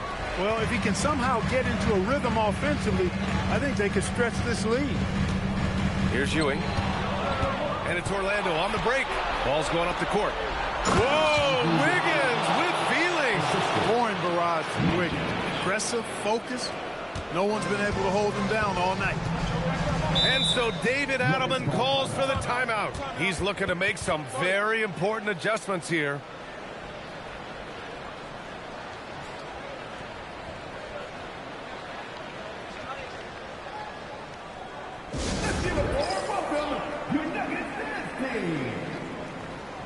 Both teams will make substitutions.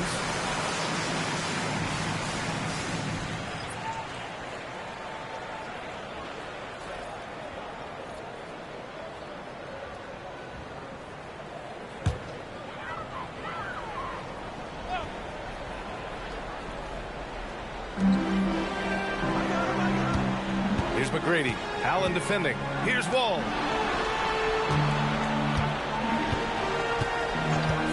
Jacks up a three. Not that time. He continues to let it fly, but the makes have been few and far between. Now Rubio. Outside Wiggins. From downtown. Good. Another from three. Buries his 10th triple of the game. Unbelievable, B.A. Unbelievable. And here's Wall. There's the drive. Oh, ho, ho. That's a man on a mission right there. Good work between the teammates that time, leading him perfectly.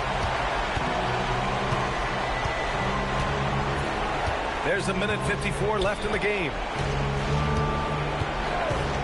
Wiggins fires. Knocks down the trifecta. Yeah, he's in his bag from beyond the arc right now.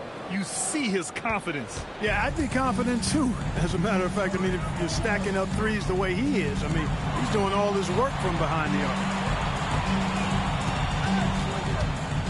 Ball against Rubio. Ooh, anticipated the pass. It's a turnover. 1:25 left in the fourth.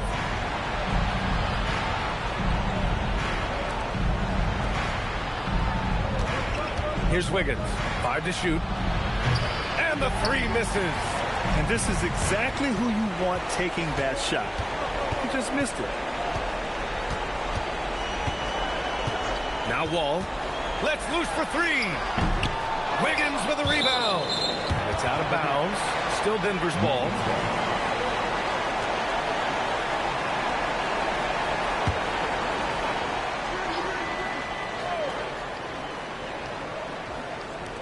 From about 16. Cleared away by Rubio. Orlando with the ball. They're on a 13-5 run. Both sides are simply waiting for the clock to make it official. This is going to end up in the books as a nice win for the Magic. Free throws were a major factor tonight. It's nice to get a lot of shots at the line, but then you need to convert them.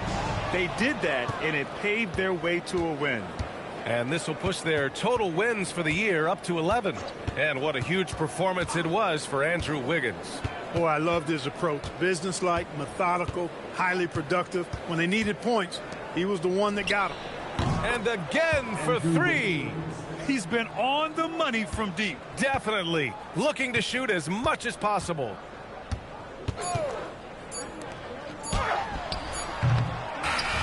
So no problem for Orlando as they get the win. It ends up being a fairly easy.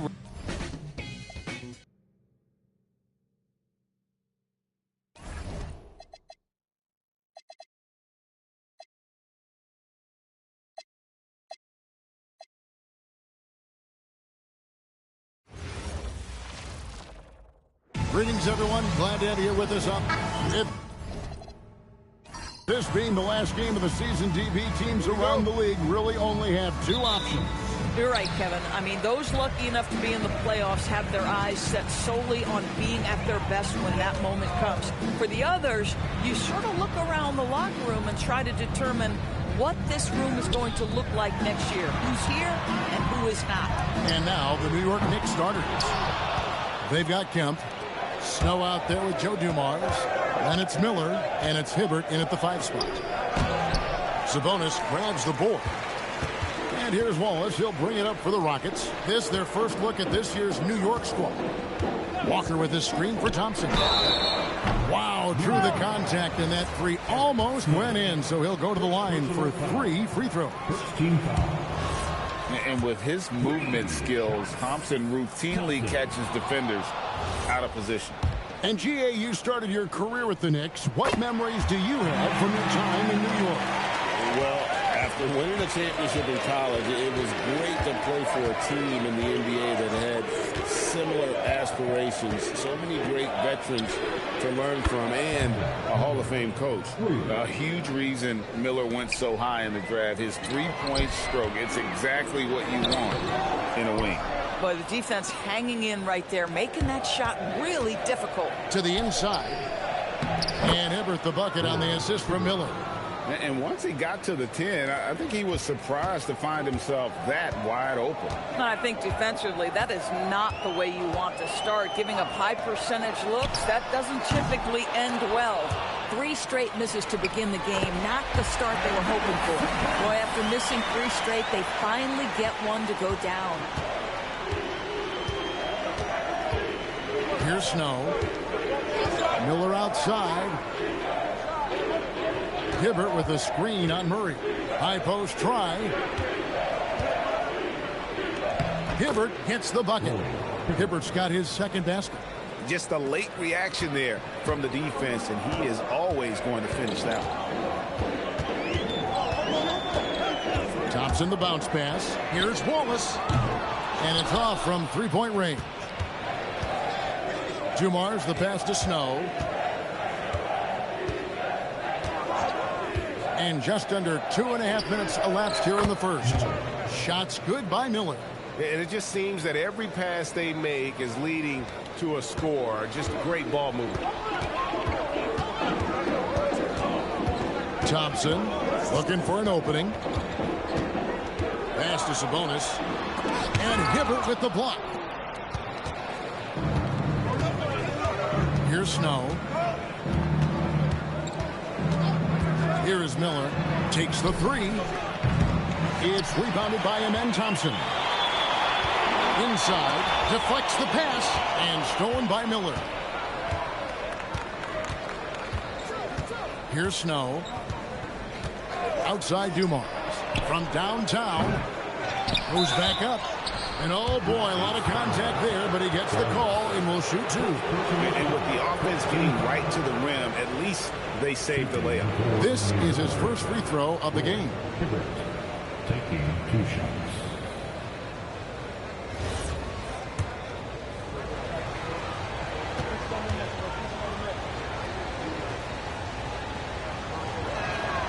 Throw good, Roy Hibbert. And you look at these Rockets, Greg, pretty fearsome on the defensive end.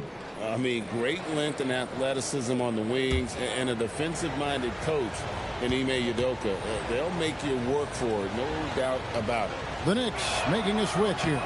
Jack's checked in, and Hibbert hits them both.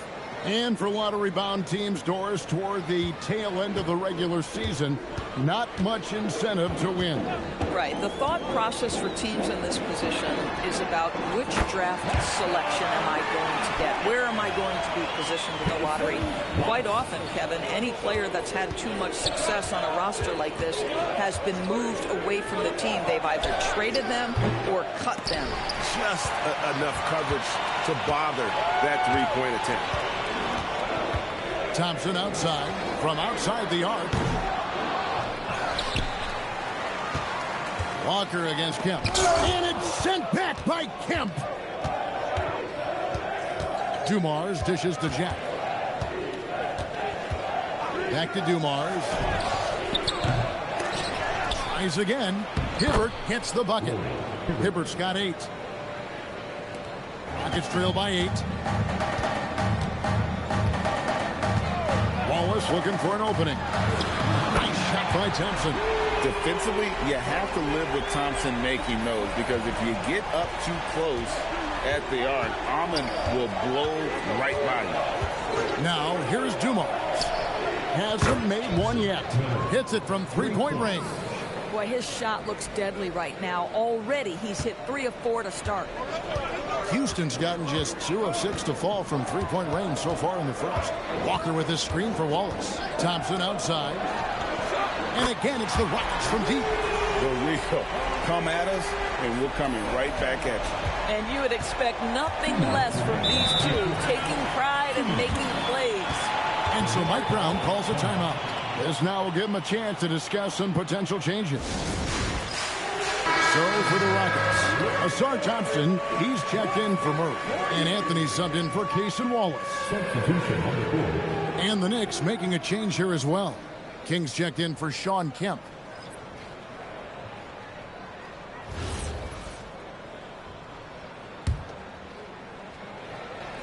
Here's King. Outside Jack. Miller with a wide open look. Good, and it's Dumars picking up the assist. He's got 12. And nice mechanics from Miller there. Ready to fire as that pass was coming. Jack against Anthony. Pass to Sabonis. Knicks with the rebound. And right from the start, Kevin, they've been pounding the glass. Most of those 50-50 balls also going their way. Hibbert with a screen for Jack. Back to Miller. Fires from deep. And the Knicks hit again from deep. And their offense already in a flow. Some stellar shooting to jump out to this lead. Rockets trail by 11. Pass to Thompson. Fires for 3. And another 3 for Houston. A dominant quarter, but he needs some help. For New York, they've gotten 8 of their 13 shots to find the bottom of the bucket. They set the pick. And again, it's New York. I love his shot selection today. He set the bar for the rest of the team. Anthony taking his time here. Lets it go with a 3. Off to a good start as he hits his first shot attempt. As comfortable as anybody from deep, you cannot leave Cole Anthony open. It's 9 seconds separating the shot clock and game clock. Miller outside. And he can't answer back. The three-pointer offline. Anthony, the pass to Thompson.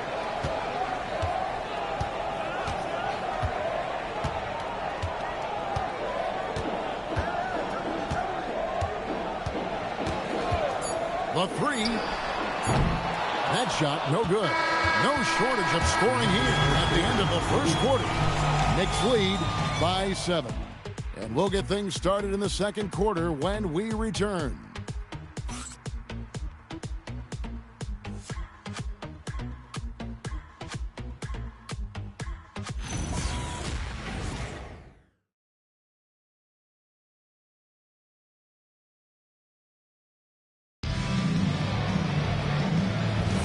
And hope you've enjoyed the broadcast so far. Halfway through the first half in this one.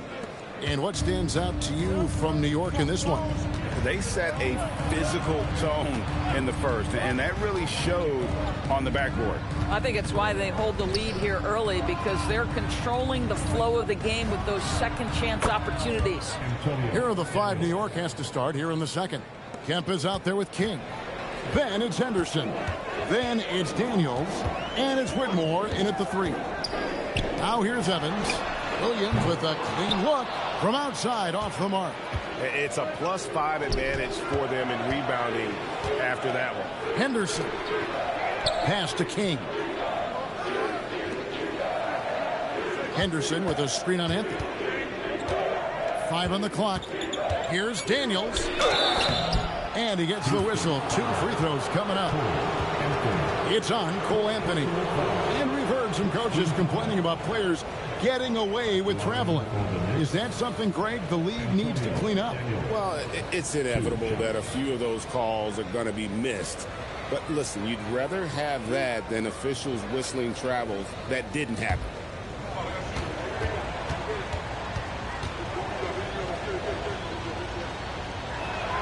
That free throw good from Daniels. Snow is checked in for the Knicks.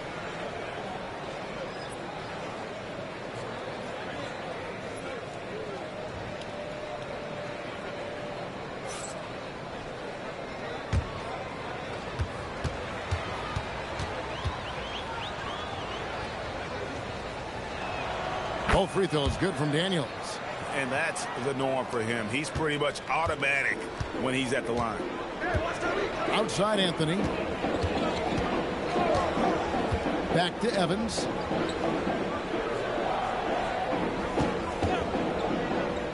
Outside Anthony.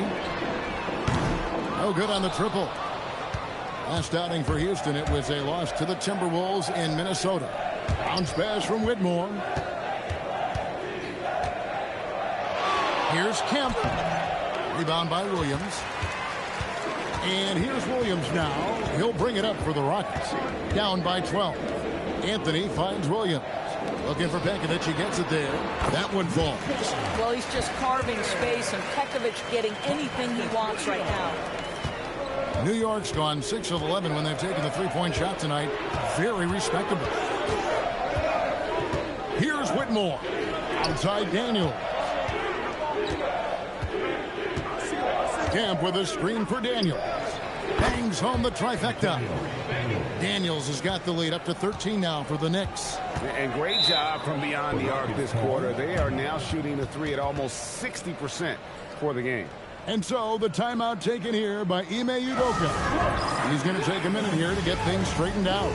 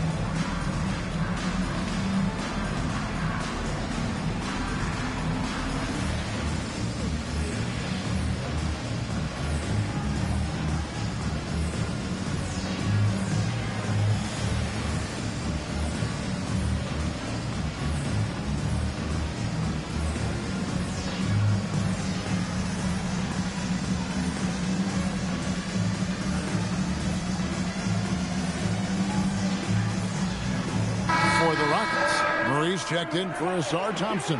Thompson comes in for Evans. And Wallace subbed in for Anthony. And the Knicks making a change here as well. Dumars is checked in.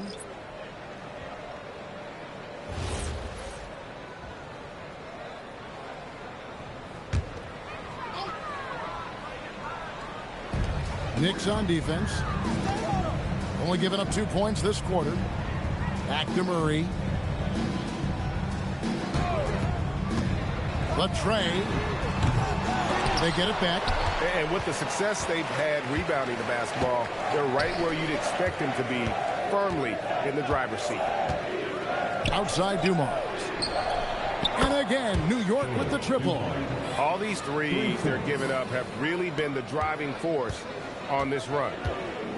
And now let's send it over to our courtside reporter, Allie LaForce. Thanks a lot, guys. Amen Thompson, one of the most spectacular athletes in basketball. Coach Ime Udoka said he's so fast and explosive that he has the versatility to attack any matchup. Put a big body on him, he still has his advantages. We can put him anywhere in actions, and he can get downhill. Kevin? What an athlete. Okay, Allie, we thank you for the report. Now here's Thompson. He's got 13. Pekovic with a screen on Dumars. Thompson passes to Pekovic. That's in, coming off the assist from Thompson. Pekovic has got 4 points this quarter. Textbook, nice pass, great catch, even better finish. Pass to Dumars. The three. Drills it from outside. And the Knicks lead by 14. Defensively, they just look out of sync, not closing out on the threes in time. Pekovic with a screen on Dumars. The shot by Thompson, no good. Well, this guy typically a nice touch from mid-range, but obviously can't make them all. Dumars misses. Boy, they've managed without him to a degree, which bodes well for them overall. To the middle, turn around Jay. Murray, no good. Pressured that shot by getting a hand up just as good as a block. And he did it without fouling, and that's become an art, changing shots without making contact. Now here's Wallace. He's averaging around 5.5 points a game. And Thompson kicks to Williams. Shot clock at 6. Murray for 3. Another miss by Houston. And they've got a big lead, not just on the scoreboard, but really in the rebounding numbers as well. Pass to Dumars. Back to Whitmore. New York moving the ball around. In the first half. 2 minutes. Kemp inside. Murray on him. Kemp with the bucket. Kemp's got his first points of the game. Unwilling to let up even for a moment. That's his killer instinct, just fanning the flames. One thing I enjoy is watching players who don't pay attention to the score. You lock in on the moment and play the right way. And so the timeout taken here by Ime Udoka. He's going to take this chance to talk to his guys. Sabonis, he's checked in for Houston. Jarris Walker comes in for Williams. Then for the Knicks, Hill comes in for Kemp. And Miller's subbed in for Cam Whitmore. Rockets trail by 16. Thompson outside. Down low. And that'll be 2 free throws coming up. Officials on the call with the foul. First personal foul. And a moment now to quickly take a look at the offensive approach for the Knicks. They've looked to fire as much as possible from outside the arc, and so far they are hitting at a high clip. Yeah, and what an excellent display of passing in the early stages of this game. A good deal of their points coming directly off quality passes.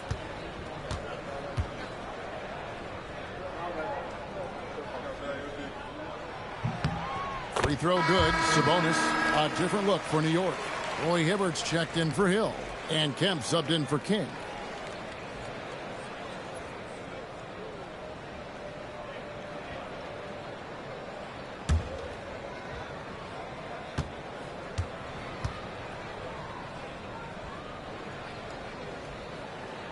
And Sabonis drops them both.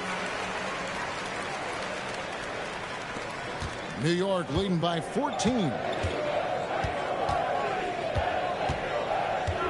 There's 1:34 left in the first half of the game. And Dumars gets it to go. Just a tremendous all-around player. Dumars at times showing us the deep range.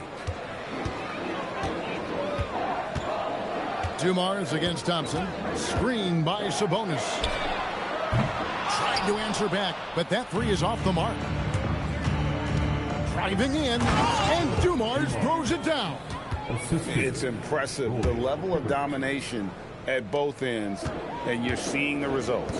You know this. It's not easy building a lead on the road, but this team has been lights out throughout the game. Now here's Wallace. Sabonis' shot is off.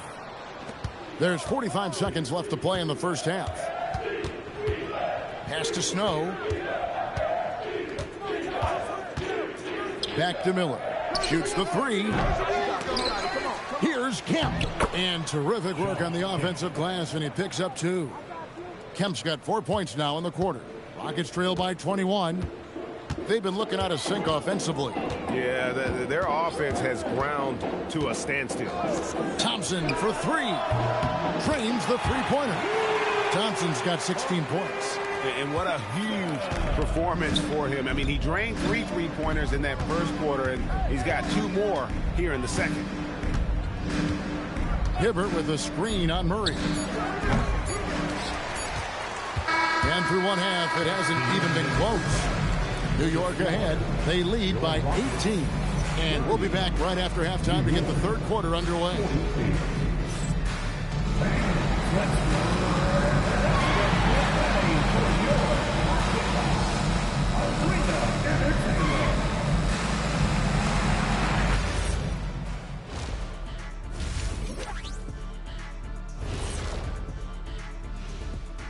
Hello and welcome. First up, folks, let's take a moment to see how things are shaking down in the Rookie of the Year race. We're in the home stretch. I don't know if I call these guys rookies now. Yeah, and we have some pressure-filled games coming up. In addition to everything else, we'll see who has that clutch gene. And time to talk now about that first half. What a dominant display for the Knicks. In terms of efficiency, they've been on point. Incredible execution. I love the way they're playing on both ends. Yeah, they're piling up a massive lead, partly because they're not giving anything away. And that is it for halftime, folks. It is back to Kevin Harlan and the crew for the second half.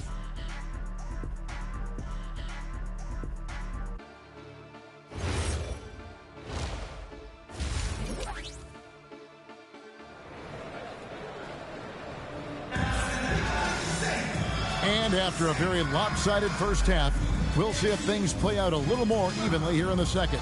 Brandon Miller has been sensational. Yeah, he's just been raining down on him from deep here. Talk about dialed in. Well, he's in a great rhythm, looking comfortable and confident. New York leading by 18. We've got Wallace. Walker out there with Murray. Then there's Amen Thompson. And it's Sabonis in at the pivot spot, manning the middle. Second half. Here's Wallace after New York gets the three. Walker is screen on Snow. Here's Wallace. And he drops in the layup off the glass. He has 5. Terrific play call to give him a clean look at the rim. That's how you want to start the second half. Well, there is nothing better than catching a rhythm as early as possible. And boy, that's a terrific start right there. Here's Snow. Still scoreless. Clock at 6. It's tipped. Thompson dishes to Murray. Over Miller. And the shot is long.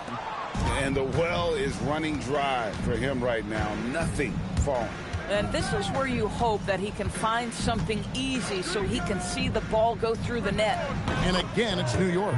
How many times have we seen a possession like that from them today? Ending with a basket, coming off a pretty pass. Thompson outside, beyond the arc.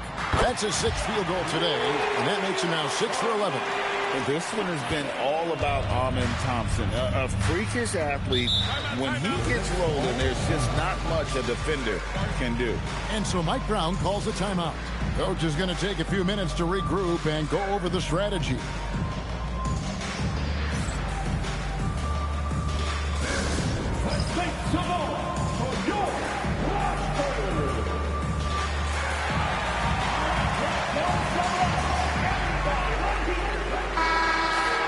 Well, we've seen some defensive wizards among the NBA's freshman class this season. Let's now take a look at the rookie steal leaders.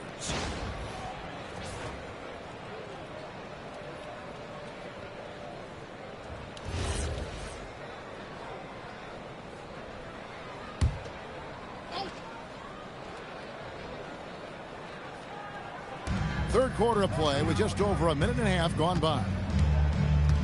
Miller outside. Three-pointer. Sabonis grabs the board. And here's Wallace. He'll bring it up for Houston. It's an 18-point game.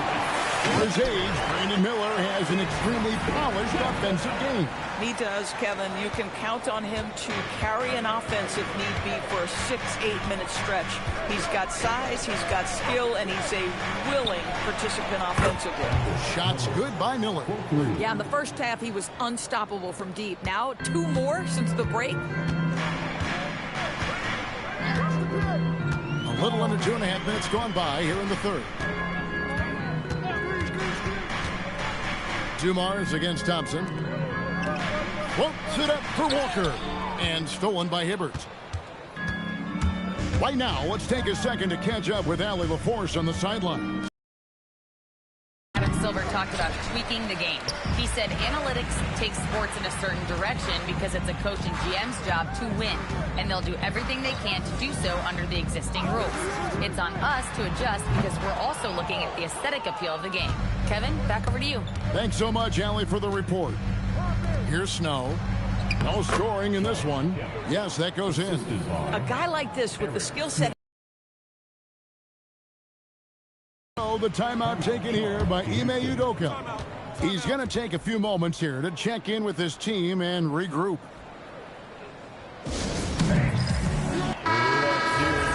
Here's a look at some of the stats for Shawn Kemp.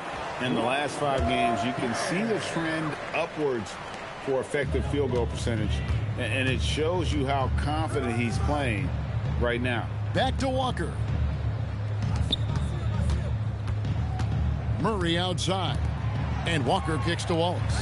Down to 5 on the shot clock. Thompson from long range. The Knicks leading by 21. Miller, the pass to Snow. Kemp a screen on Wallace. And there's the call. It's going to be an illegal screen. When a pick like that is questionable and creates that much of an advantage for the offense, you have to blow the whistle. I don't think there's any question. There are so many rules that favor the offense these days. You've got to be able to equal things out when an illegal screen is set. Houston making a switch here. Thompson's checked in. He's checked in for New York. And they pick up 2. Sabonis has got 6. Here's Jack. Still without a basket.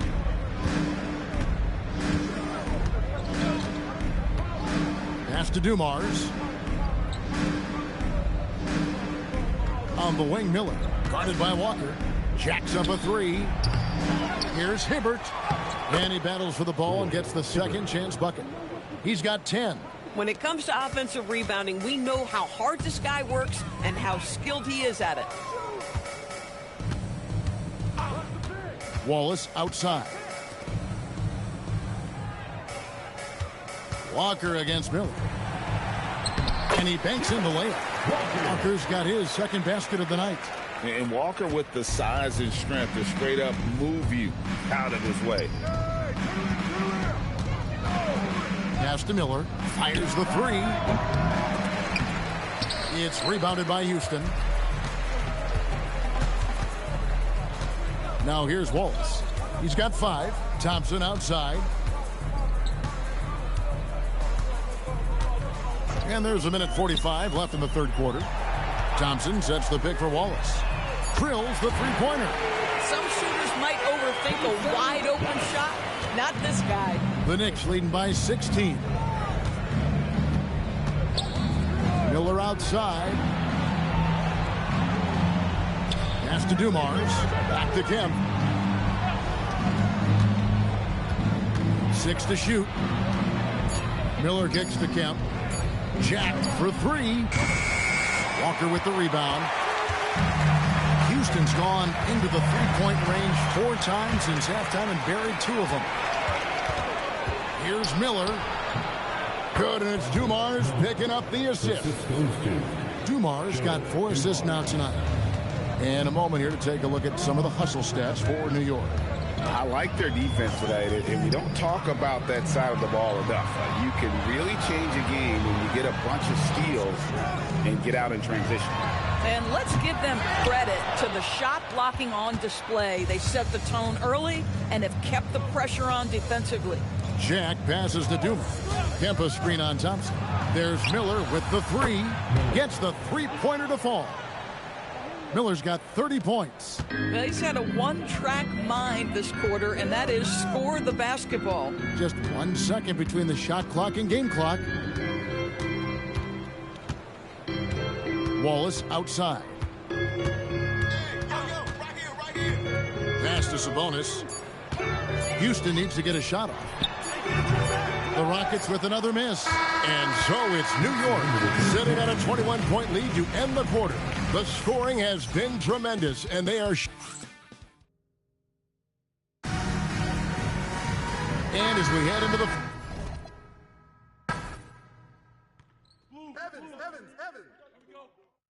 Get outside, get outside. Hey, step out on that. Pick coming. Rebound. Shooter, no. Kick it out. Screen. Hey, move around.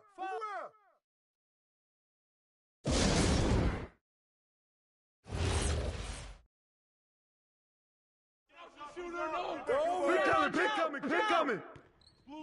Who's watching here? Yeah. I got your help.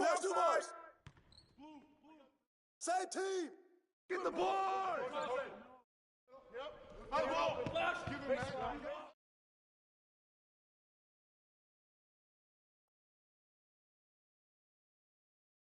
whoa!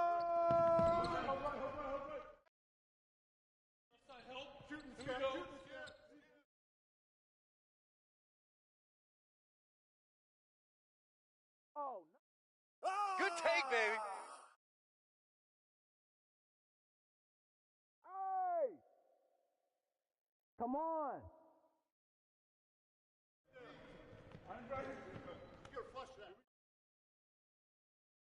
Foul! You got it out.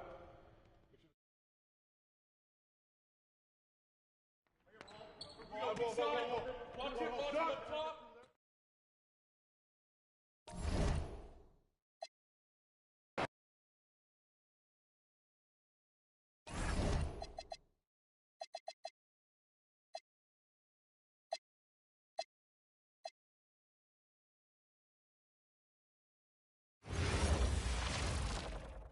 Welcome to 2K Sports, and this is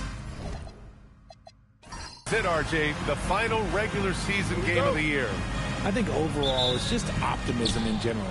They both want to end the regular season on a high note with a win, but expect a competitive game tonight. A look at Cleveland's opening lineup. They've got Joel Embiid, Henderson out there with Jackson, and it's Childress in at the shooting guard position. George outside, fires the three, and he buries his first look. And George hits him with the clapback three. Here's Childress. This one for three, and Cleveland another three. That's how you up the ante. Come right back at him. Yeah, I love the competitive fire right there. You drain a triple on us, and I'm coming for my revenge. Now here's Suggs. His offense has been solid, scoring around 11.5 points a game. And Embiid with the block. Jackson against Thomas. Pass to Childress. Jackson outside. Now here's Henderson. He's covered by Suggs. Shot clock at 3. Puts up a 3. They get it again. Embiid. And he tries it off the glass, but it's no good. And the shooter had very little space on that attempt. I'm sure they'll think twice about shooting against him next time. Back to Suggs. The 3-ball. And the rebound goes to Cleveland. And this is their first time matched up with New Jersey this year. Here's Shrimp. Sinks the tray. Shrimp's got 6 points.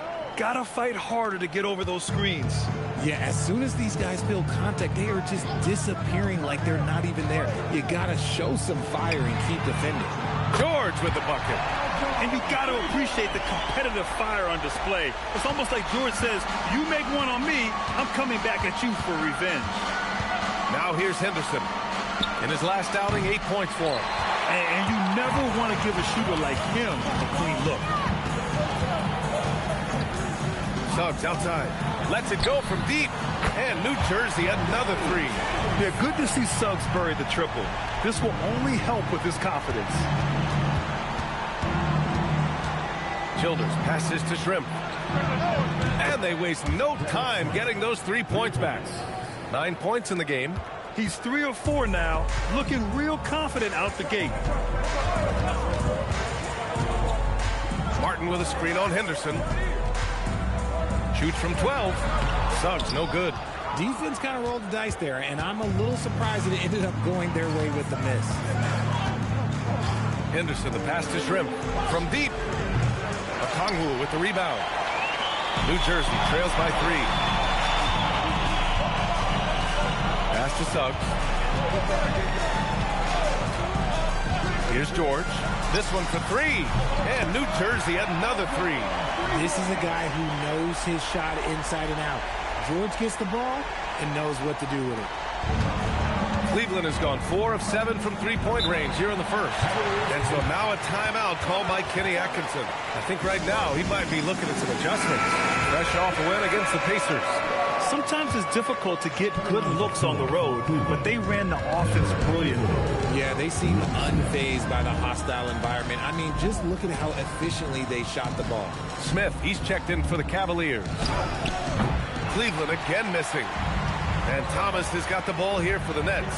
It really just wasn't a fun game for them. Their offense looked stagnant, and they couldn't get anything going. It seemed like any time they strung together a few baskets, they just went ice cold so quickly. And so it's Cleveland with it.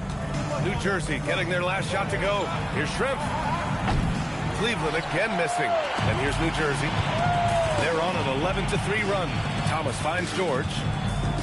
Suggs outside. Fires for three. Hits the trifecta. Suggs has got 6. They're getting torched on the perimeter. 4 of the last 5 buckets have been threes. Pass to Shrimp. Three-pointer.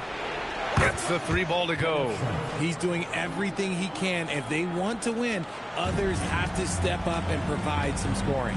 And so the timeout by Jordi Fernandez here. Coach probably just checking to make sure everybody's on the same page here.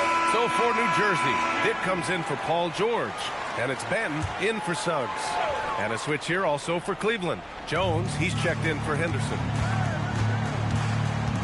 Pass to Dick. Martin, right side. Boom! He jams it straight down. That lack of defensive intensity is not going to stop a player of his caliber from scoring. Here's Shrimp. Jacks up a 3. Okongwu with the rebound. All out of play. The Cavaliers will have it. With only 1 game left, let's take a look at what the final standings could look like out east. You take a look at Cleveland. They've been grinding out enough wins to place 4th in the conference right now. And, of course, there's the Nets. They're just 4 spots down from them. I think for the Nets, they have a lot to play for. Now, if they can't get the job done tonight, they may have to go on the road to start the play-in tournament. Looking at who's out there now for New Jersey. Williams is checked in for Okongwu. Favors comes in for Martin. And Green is subbed in for Thomas. Fade away.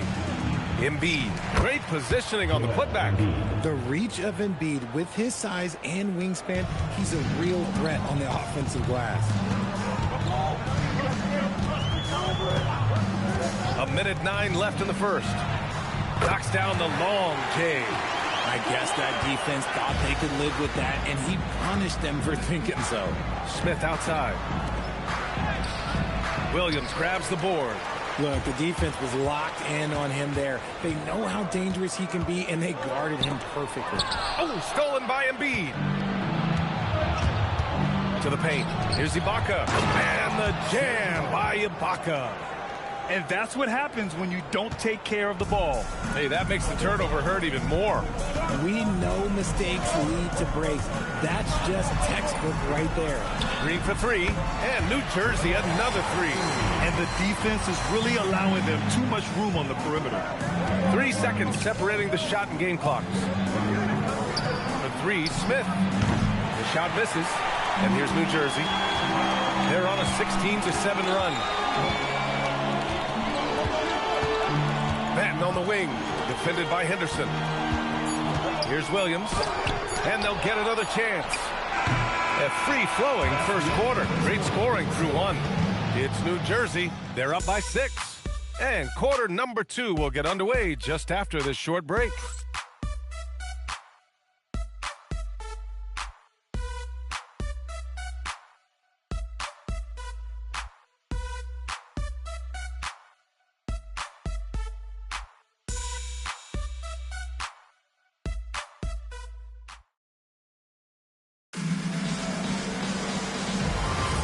If you're just joining us, we've played through 1 quarter in this one. And a moment now to quickly take a look at the offensive approach for the Nets. Well, so far, their long-range shooting has been the story, doing damage from deep. Yeah, also, you got to appreciate how unselfish they've been. I mean, the ball movement has been impressive, and the assist numbers are off the chart. All right, on the floor for Cleveland, getting going in the second. We've got Scoot Henderson, Smith out there with Serge Ibaka, and it's Malone in at the 4. And Ibaka with the basket on the assist by Henderson. Henderson's got his 3rd assist of the night. New Jersey leading by 4. Suggs surveys the D. Favors with a screen on Henderson. The 3 from Suggs. That bucket makes him 3 for 5. I know what they say, defense wins championships, but you need some bucket getters too now. Well, the rise of Tyrese Maxey has been fun. What do you think makes him such an exciting player, RJ? Oh, it's his speed and tenacity for sure. He might be the quickest guard in the league right now.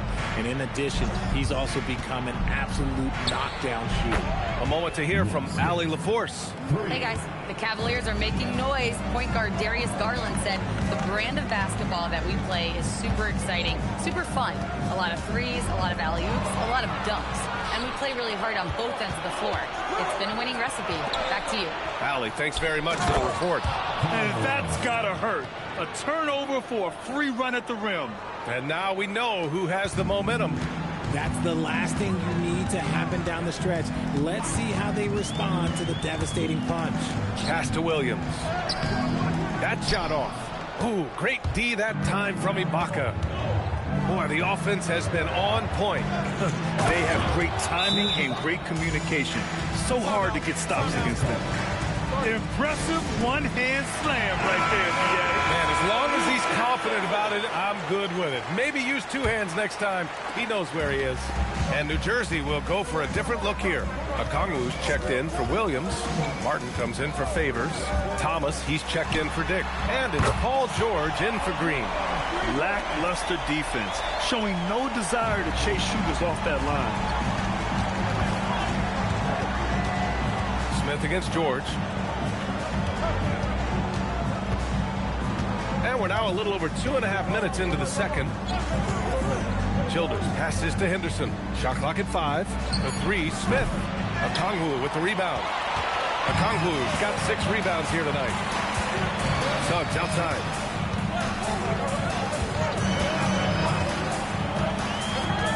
Back to George. Fires the 3. Doesn't fall. That miss makes him 5 for 6. Suggs against Henderson. Cleveland working the ball around now. George against Smith. They set the pick. Cleveland needs to get off a shot. Ibaka's shot is off. And here's George. He'll bring it up for New Jersey. It's a 3-point game. Suggs finds Thomas. And here's George. Puts up a 3. It goes again. His 6th basket in 7 tries. Man, they're having a hard time defending the triple. That's 3 in a row. And so now a timeout called by Kenny Atkinson. We might see him looking to make some tweaks to the strategy. And when it comes to taking an offense out of its rhythm, what are some of the primary methods, Grant? Well, BA, you have to disrupt their flow. That can come from steals, deflections, block shots, even change shots. Anything that makes them feel uncomfortable. Jackson, he's checked in for Henderson.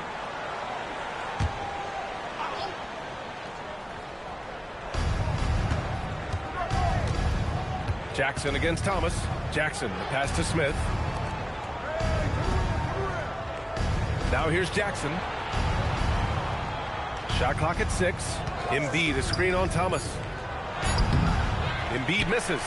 And he's usually able to score on that type of defense rather easily. Surprising to see him come away empty. Here's George. Suggs, the pass to Thomas. Back to Suggs. Now George. And he's going to the line for 2. The official saw contact while he was going up. The defense was a little too overeager there, and George gets them to bite on the pump fake. First trip to the free throw line for him in this one. Take a break. 2 shots.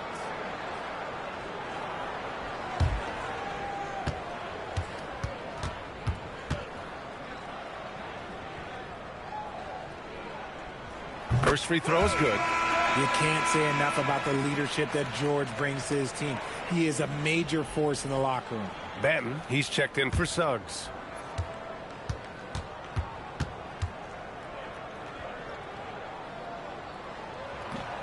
So he makes one of two, and the second one misses. Well, I'm wondering, RJ, do you think we'll see a Zach LaVine highlight dunk tonight? Yeah, B.A., most nights we normally do. Something else also, I've come to expect shooting sprees from Zach. This man can rattle off 3 and 4 and a quarter like it's nothing. Here's Benton. 7-point game, biggest lead so far. George finds Thomas. Ooh, stolen by Smith. Pass to Jackson. Oh, a beautiful reverse layup. Jackson's got 5 points. They're not messing around. 5 of their last 6 buckets have come from the interior. George outside, launches it, and yes, it's good. He's 7 for 8 now. Wow, their opponent is doing a tremendous job spacing the floor. Cavaliers trail by 8. Here's Childress. Hasn't gotten one to fall yet. Ibaka for 3. Rebounded by New Jersey. Okongwu's got 9 rebounds now. Thomas, a screen on Smith. For 3, George. And New Jersey, another 3. And this is how he shines. He's a big part of their floor spacing. Yeah, and you got to know where he is at all times, especially when he's roaming around the perimeter ready to fire. Now here's Ibaka. 6 points for him. And it's blocked by Martin. Thomas passes to Banton. There's 45 seconds left in the second. He was all alone on that one. George has got 27 points. All 5 of the last buckets they've given up have been from downtown. Cavaliers trail by 14. Pass to Ibaka to end the run. Cleveland again missing. They really have a commanding lead, not just in points, but in rebounds as well. Thomas, the screen on Smith. For 3, George. Oh, he is cooking right now. 10 for 11 from the field. They're really dictating the tempo on both ends of the court. You love it. And guys, to go on a big run, get some breathing space, it has to be a great play on each end. Smith with it. 3 seconds left. No good that time. And through the first half, a pretty lopsided affair. It's New Jersey leading by 17. And join us right back here after the break for the start of the second half.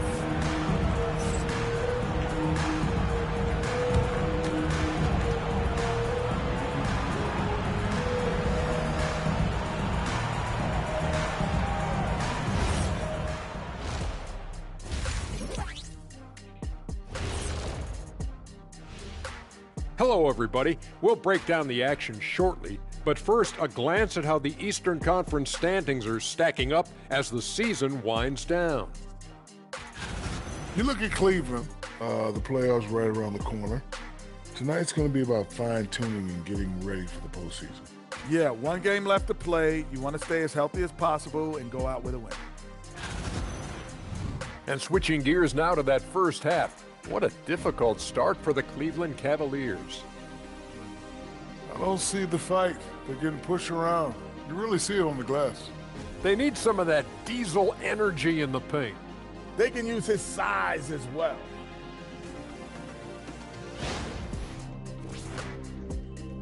That does it for halftime. Let's get back to game action. Here's Brian Anderson with the start of the third quarter.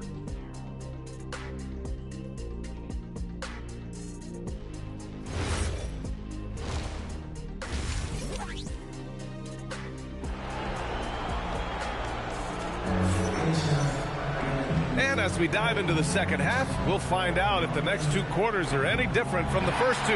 So far, it's been a runaway. Paul George has been sensational. Yeah, they've done an amazing job of creating room to operate for him. And then, of course, executing. I like how they came into this one with a game plan, and they're just going out and executing it. Terrific job. We've got George. He's out there with Jalen Suggs. And it's Thomas in at the 3. And that's the group for Jordi Fernandez as we begin the second half. 12 consecutive points off of threes. This defense looks rattled. Here's Henderson following that last 3-pointer by New Jersey. And there's the call. It's going to be an illegal screen.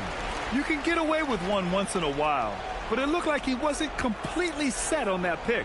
You gotta blow the whistle when it's that obvious. Great call there by the official. Suggs outside. George outside. Connects again from distance. Buries his 10th triple of the game. Unbelievable, B.A. Unbelievable. Childers passes to Shrimp. Here's Embiid. Second chance effort. Rebounded by New Jersey. And a minute played as the second half gets going. Suggs finds a Kongwu. Martin with a screen on Embiid. George against Embiid. 5 on the clock. Here's a Kongwu. And he gets it to go. Something lit a fire under them at the half. They started this quarter going 3 for 3 from the floor. And Cleveland shooting just under 40% from the field. Pass to Shrimp. Looking to win the run. And once again, off the mark by Cleveland. And he probably thought he was going to bury that one. And here's Suggs. He's got 12 for 3. George. Joel Embiid with the board. Embiid's got 6 rebounds now in the game. They need something good to happen here. Yeah, they've gone way too long without a score. Here's Shrimp. And once again, off the mark by Cleveland. An ominous start to the second half. They are now 0 for 4. And from the sideline, let's catch up with Allie. Thanks a lot, Brian. John Collins grew up playing soccer goaltender. He said, quote, I've always had good hands, but goaltending helped my reaction time, being able to track the ball at fast speeds. It's an important thing for guards to trust the big fella that you can catch and finish. Guys? Terrific report. All right, Allie, thanks for the report. Now here's Jackson. He's got 5. Things have been a little bumpy coming into the second half. 5 straight misses. Pass to Suggs.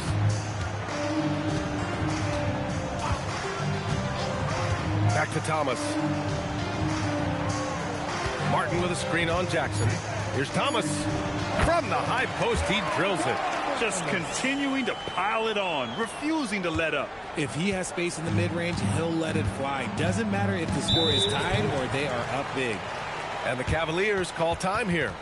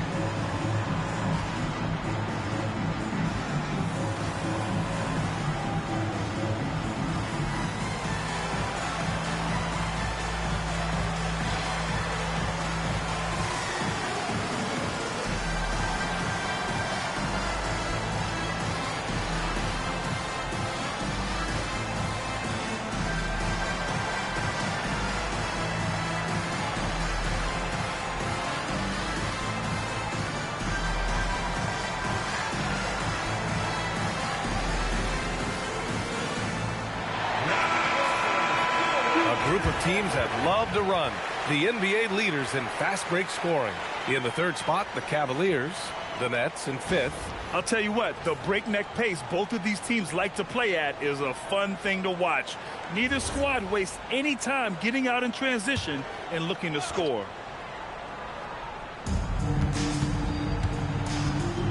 Jackson against Thomas. Back to Henderson. Cleveland working the ball around now. Just 5 to shoot. Pass to Jackson. To win the cold spell. Rebounded by New Jersey. George has got his 4th rebound in this one. To the inside. On the wing, Suggs. Defended by Henderson. Suggs, the pass to Martin. Here's Childress. Uses the glass on the layup. If they're going to want to close the gap, they're going to need to start running more sets through him. Let your stars lead the way. Come on. Now here's Suggs. 12 points for him. The three, George gets the three to fall. George has got 36 points. And shooting-wise, he's been fantastic, helping to build this lead. Childers passes to Shrimp. Tried to answer back, but that three is off the mark. See, what a rough quarter for him. Nothing seemingly going his way. Just an ugly show from him offensively. Yep, no way to describe it, just ugly, and that hasn't helped. Martin outside. Suggs finds George. 6 to shoot. Picked up by Okongwu. 4-3. The rebound by Embiid. Embiid's got rebound number 9 now. What an effort here tonight. Henderson, the pass to Childress. Here's Shrimp. Beyond the arc. Sends it home from three-point land. Shrimp's got 15. Pick works well there, but the defense left a lot to be desired. Yeah, that just comes down to a lack of effort. The defender has to do a better job fighting through the screen. You're not going to fool the officials too often on an illegal screen. That's a very avoidable turnover. You gotta focus on the details. And New Jersey will go for a different look here. Williams is checked in for Okongwu. Favors comes in for Martin. Dick, he's checked in for Thomas. And it's Benton in for Suggs. Smith, he's checked in for Cleveland. Well, Embiid will do this all night if he can, protecting the play and finishing it strong. George outside.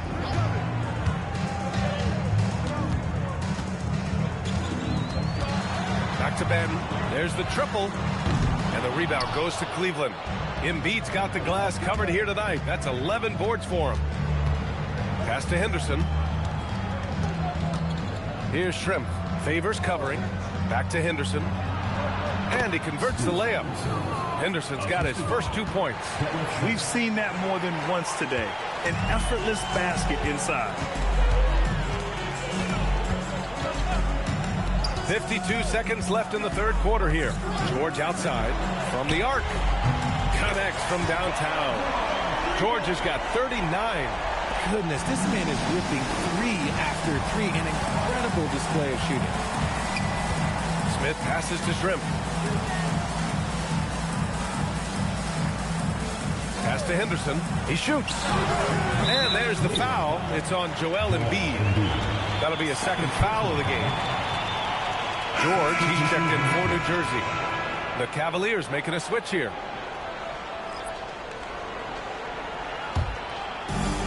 The Nets have gotten 6 of 10 shots to fall in this third quarter. 6-second difference between the shot clock and game clock. George for 3.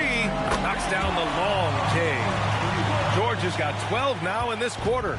He's going off this quarter. A huge reason why this team is on top. Henderson scanning the floor. Shoots over George. Again, Cleveland scores. When the defense gives you room, take it. Don't pass up the shot.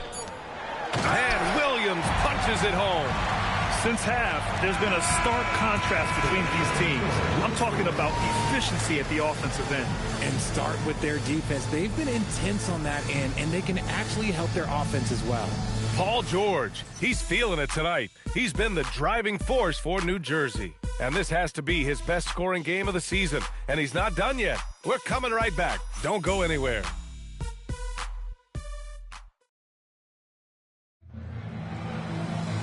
Well, there may not be a lot of drama down the stretch as we head into the fourth quarter, but stranger things have happened. Well, Cleveland's shooting 40% from the field in this one. And Cleveland looking at who they've got to start the fourth. Joel Embiid is out there with Serge Ibaka. Then it's Smith, and it's Jones in at the 1. Smith passes to Childress. Down to 5 on the shot clock. Here's Jones. Rebounded by New Jersey. Decent look from mid-range. You almost have to take that shot to keep the defense honest. Pass to Favors.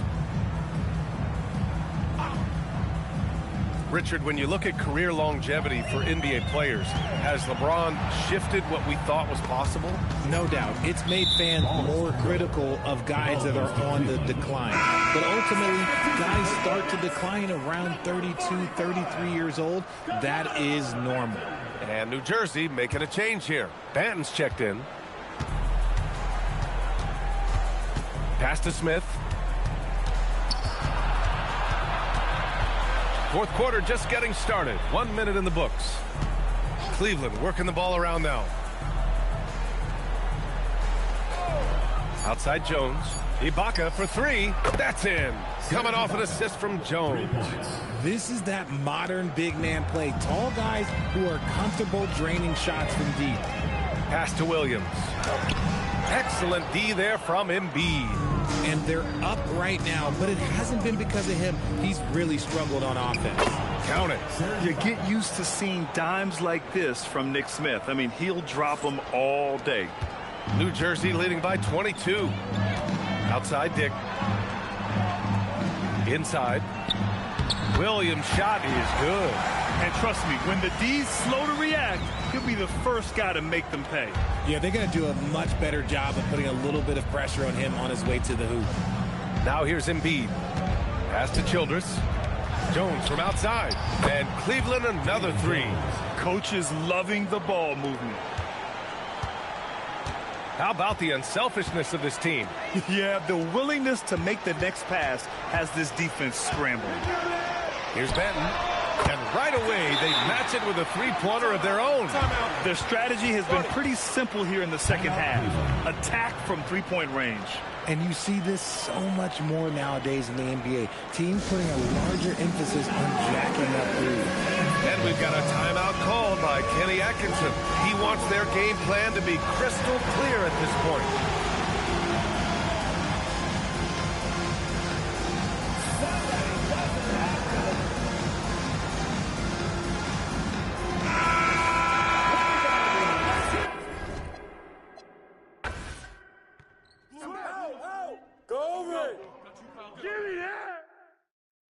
Watch the screen. Way to bring it. Hey. Get ready. Go.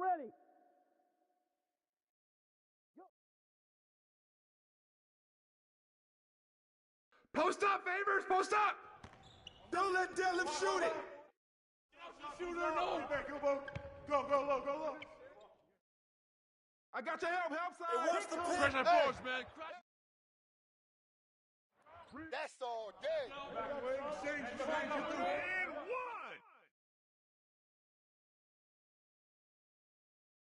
one. Oh, I got shooter, man. Rebound. Gotta get it.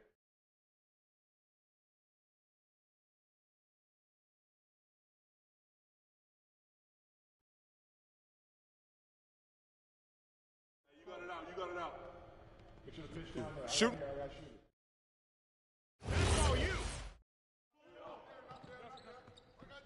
Too strong! Malone!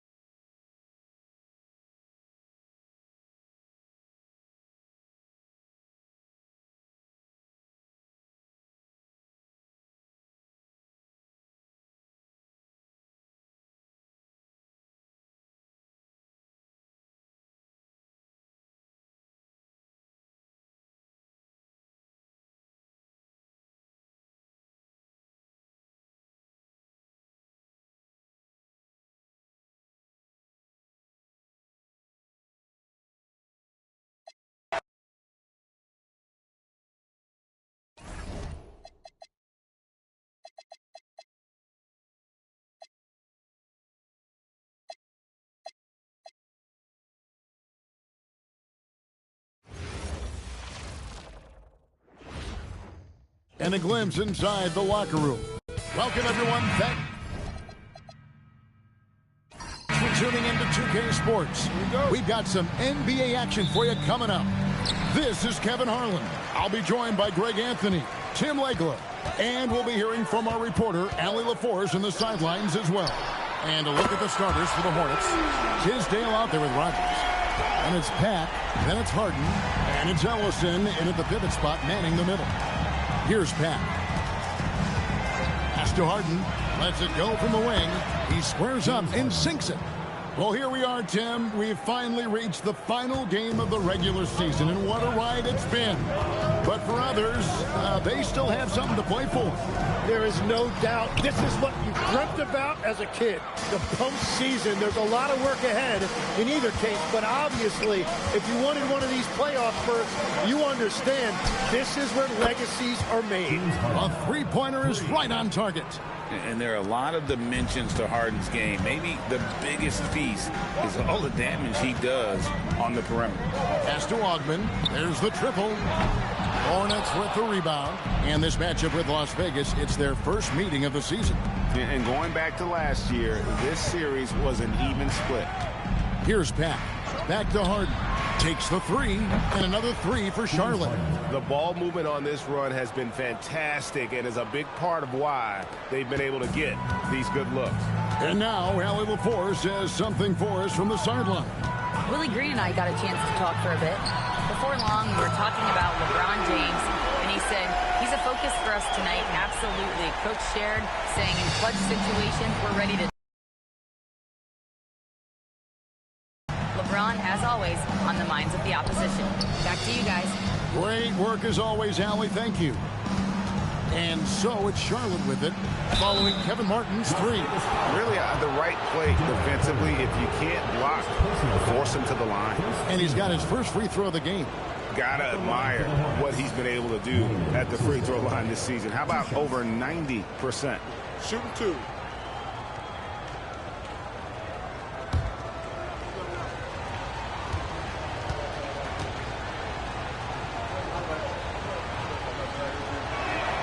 And he knocks down the first one.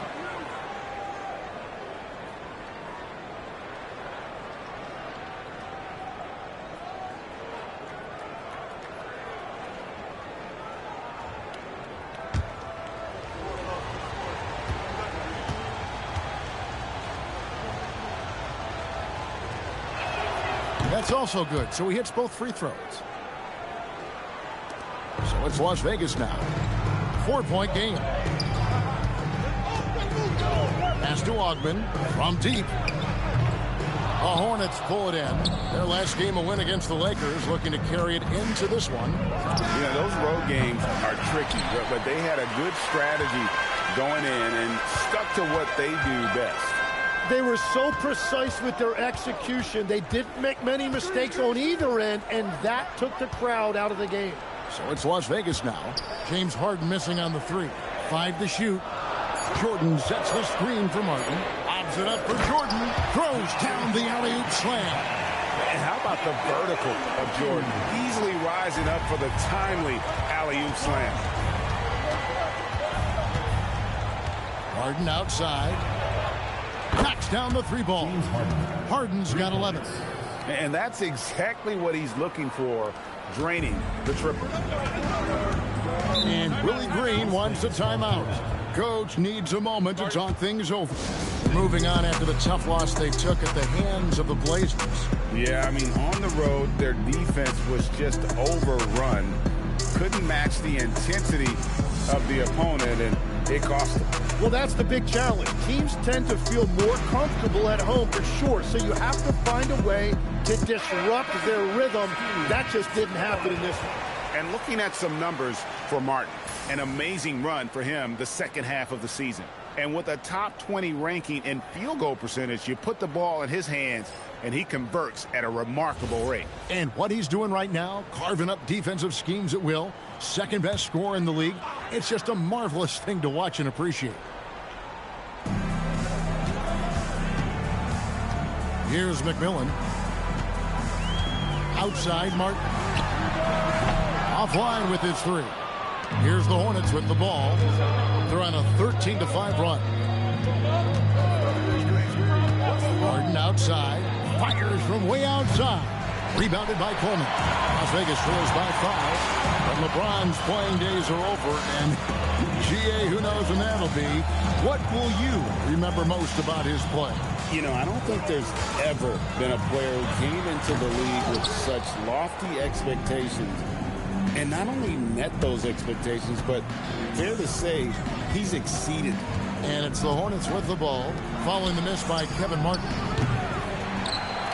Harden, no good. Here's Martin. That drops, and it comes off an assist from Jordan. Martin's got 8 points. Oh, how about that crafty move by Martin inside and gets a high percentage look. Pass to Tisdale. Here's Harden on the wing. Inside. 6 on the shot clock. And it's Jordan with the rebound. Las Vegas has gone 2 of 5 from three-point land here in the first quarter. Ogman passes to Martin. Here's McMillan. Back to Martin. Puts one up from 19. Uses the glass to drop it in. 10 points for him. He's been on fire since the beginning of this game, particularly when you look at the high percentage shots he's getting. On the wing, Harden. On the wing, Harden. Charlotte moving it around. Rogers. Good on the triple. A heady pass by the Beard, finding his teammate for the triple. 1:32 left here in the opening quarter. And Willie Green wants a timeout. He's going to take a minute here to get things straightened out. And as things present themselves throughout a game, teams have to adapt on the fly. Yeah, it gives you a chance right here to reset, get everybody back on the same page so you can execute.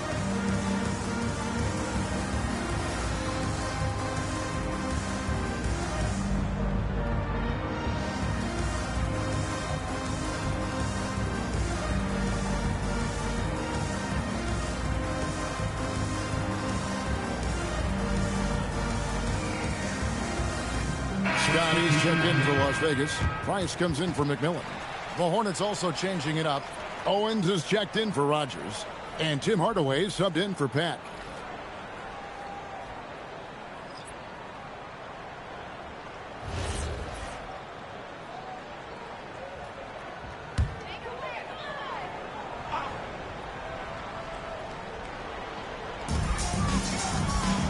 Scott up top. Martin kicks to Scott. There's 1:17 left to play here in the first. Hornets leading by 4. Pass to Hardaway. Back to Harden. There's the pick. Launches it. It falls for his 5th field goal of the night. Now shooting 5 for 8. Out of their last 5 makes, how about all 5 from long range? For 3, Price. Owens with the rebound. The Hornets have gone 6 of 10 from the field in this ballgame. Pass to Hardaway. Fires the 3. It's good. The assist that time from Harden. 12 straight points off of 3-pointers, and the D looks shell-shocked. And so Price will bring it up for Las Vegas. Trailing by 10. 8-second difference between the shot clock and the game. Martin wide open. He fires. And they come right back with their own 3-pointer. And he is doing everything he can to keep his team in it, trying to lift his teammates up. Now Hardaway provides a good amount of offense for the team, averaging around 11.5 points a game. Tried to come right back with the 3 of his own, but it's no good. James Harden getting it done for the Hornets. He totaled 14 points in the quarter. He's given them all the offense they need right now. Back to the action in just a minute.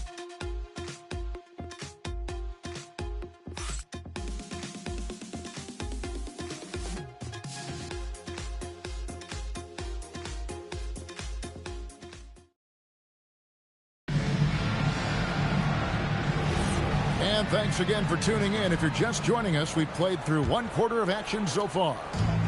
And let's get your take, guys, on the scoring breakdown for the Hornets. We've got a bunch of this game yet to be played, but they're shooting it well from the three-point line. That's got to be a welcome sight. And their ball movement has been next level. When your team is playing unselfishly like this, that is tough to beat. So on the floor for Charlotte to start this second quarter, we've got Hawkins. Owens is out there with Gooden. Then it's Tim Hardaway. And it's Rasmussen in at the center. Let's go to the sideline and see what Allie LaForce has dug up for us. Allie, take it away. Hey guys, Jared Allen has an inquisitive nature. Whether it's cooking, gardening, reading, or basketball, he's a sponge. Allen said, quote, "I love going through life, seeing things and learning about it no matter what it is. It's just trying to improve my skill set in anything and enjoy it." Back to you. He's got that curiosity. Allie, as always, we appreciate your reporting. So it's Las Vegas now. Following the three by Charlotte. Weiser's shot is good. Nice answer back there. Love to see the competitor. And when you give up a three, there's always this instinct to try and get it back immediately.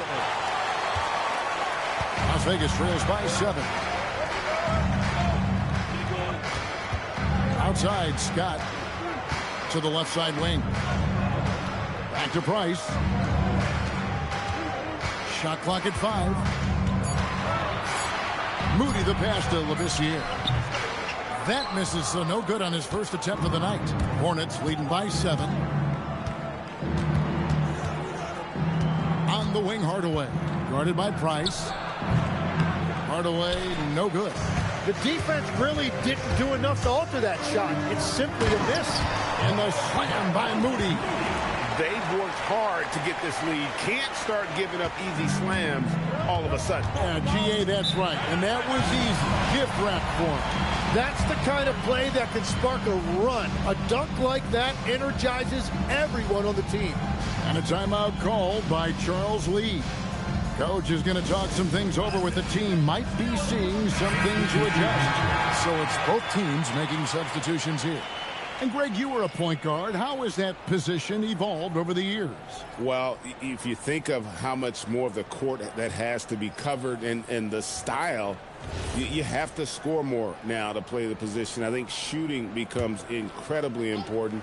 And then defensively, with all the switching, you got to be able to hold up against size and play all over the floor. Here's McMillan. He has yet to score. Scott can't get it to go. Quarter 2 and just under 2.5 minutes gone by. Rodgers a screen on McMillan. Harden outside. Here's the 3. And the Hornets miss again. Hard to figure out how he doesn't knock that one down. No defender in sight. Kevin Martin on the wing. He's feeling it. And he hits the jump shot. And now just a 3-point Hornets lead. Well, Martin knows this is what the team is counting on for him. Finding good looks. And Harden wide open. He shoots. Hangs home the trifecta. Harden's got 17 now. And even after all those three-pointers he hit in that first quarter, it looks like the D still didn't learn its lesson as they've left him open for another one. Here he's it from three-point range. And let's see, guys, if that triggers another little explosion from him after hitting 3 triples in that first quarter. Pass to Harden. A 3-ball. It's rebounded by Labissiere. Las Vegas trails by 3. McMillan kicks to Martin. Can't tie it up as that one misses. Charlotte's gone 2 for 5 from three-point land since the end of the first. Up high to stuff the alley-oop. Oh, and the lead gets bigger on a ridiculous offensive sequence. That dunk alone would have been spectacular. Never mind it coming at the end of an alley-oop. Martin with the bucket. A certified sniper. Martin can be so consistent from range. For Charlotte, they've gone 3 of 8 from the field since the beginning of the second quarter. Rodgers a screen on McMillan. Harden outside. And the 3 off target. It's been a rough quarter for him. I think patience can help. Take the shots that are there. Don't force it. Martin for three. No good on that one. Harden with the defensive effort. The Hornets shooting at 48% from the floor. Looking good. Rodgers a screen on McMillan. In the corner. Harden. Oh, Harden so strong from distance. And once again, the defense allowing him to get a clean look at that triple. He continues to do some big-time damage from downtown. And Willie Green wants a timeout. He's going to make some adjustments to the game plan. And the Hornets making a change here. Well, a chance to check out some stats for him.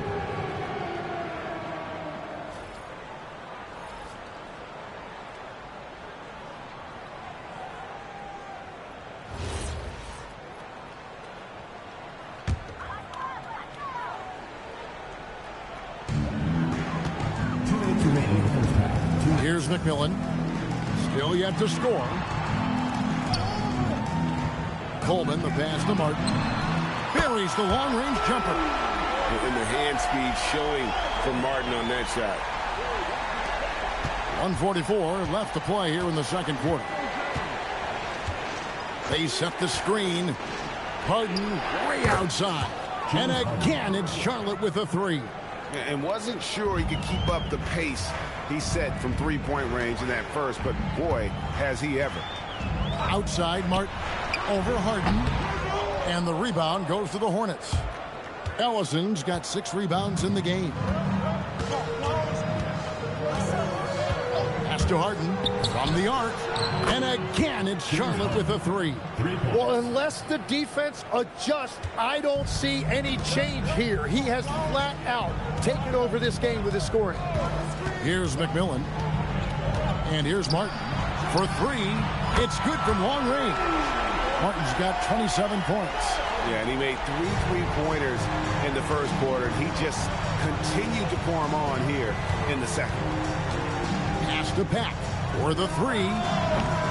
It's rebounded by Las Vegas. And the rebound battle split evenly thus far. Ogman passes to McMillan. First personal foul. First team foul.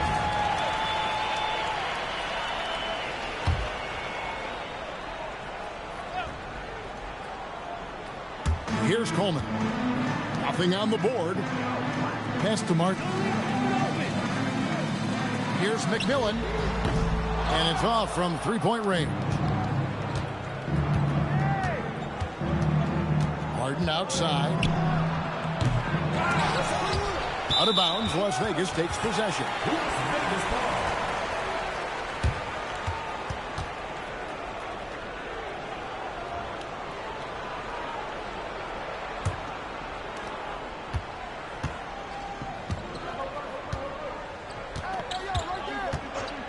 Martin with it. Here's McMillan. And no luck with that time on the buzzer beater. And a close game so far through the first 2 quarters as we reach halftime. It's Charlotte. They lead by 5. And will return shortly.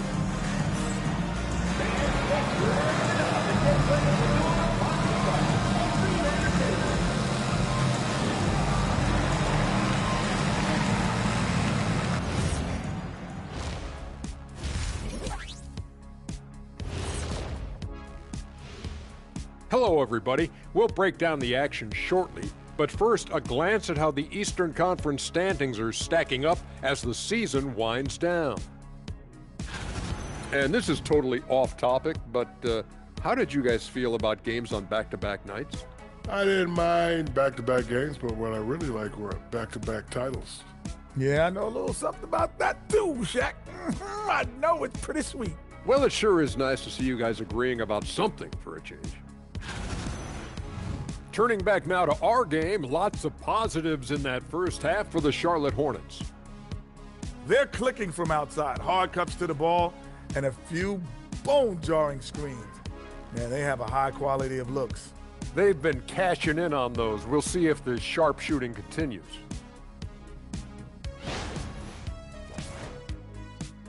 Thank you for being with us. Now let's send it to Kevin Harlan for the second half tip.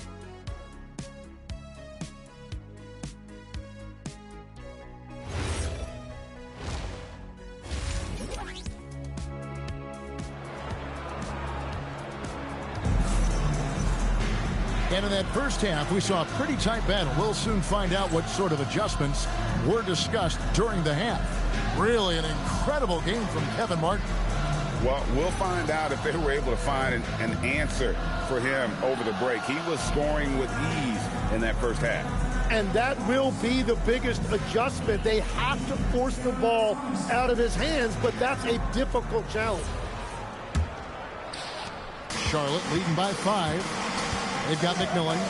He's out there with Martin, and it's Augman in at the 3.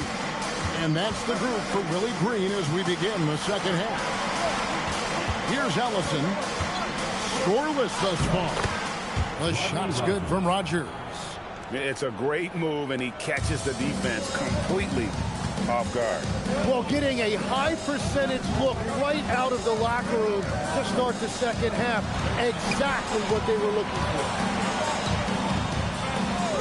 Augman passes to Martin. Jordan a screen on Hart. It's deflected. Pass to Pack.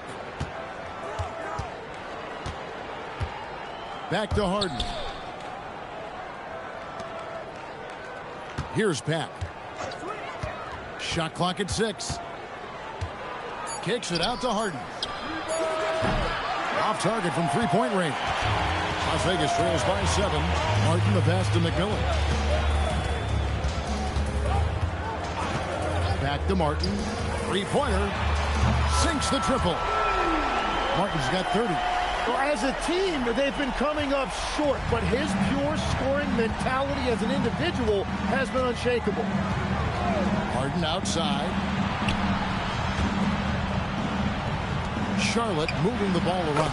And they wasted no time getting those 3 points back. Harden's got 29 in the game. Well, that's helping your team. By and large, he's taking shots he knows he can make. And Willie Green wants a timeout. He made the decision to huddle up with his guys and talk about strategy.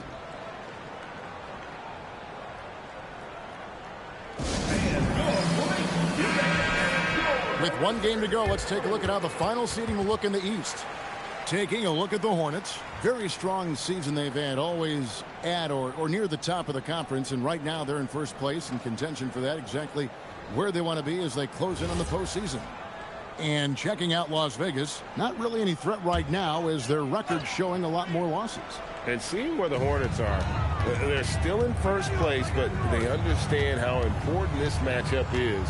No way they want to lose the first seed this late in the season. Here's Augman. Hasn't made one yet.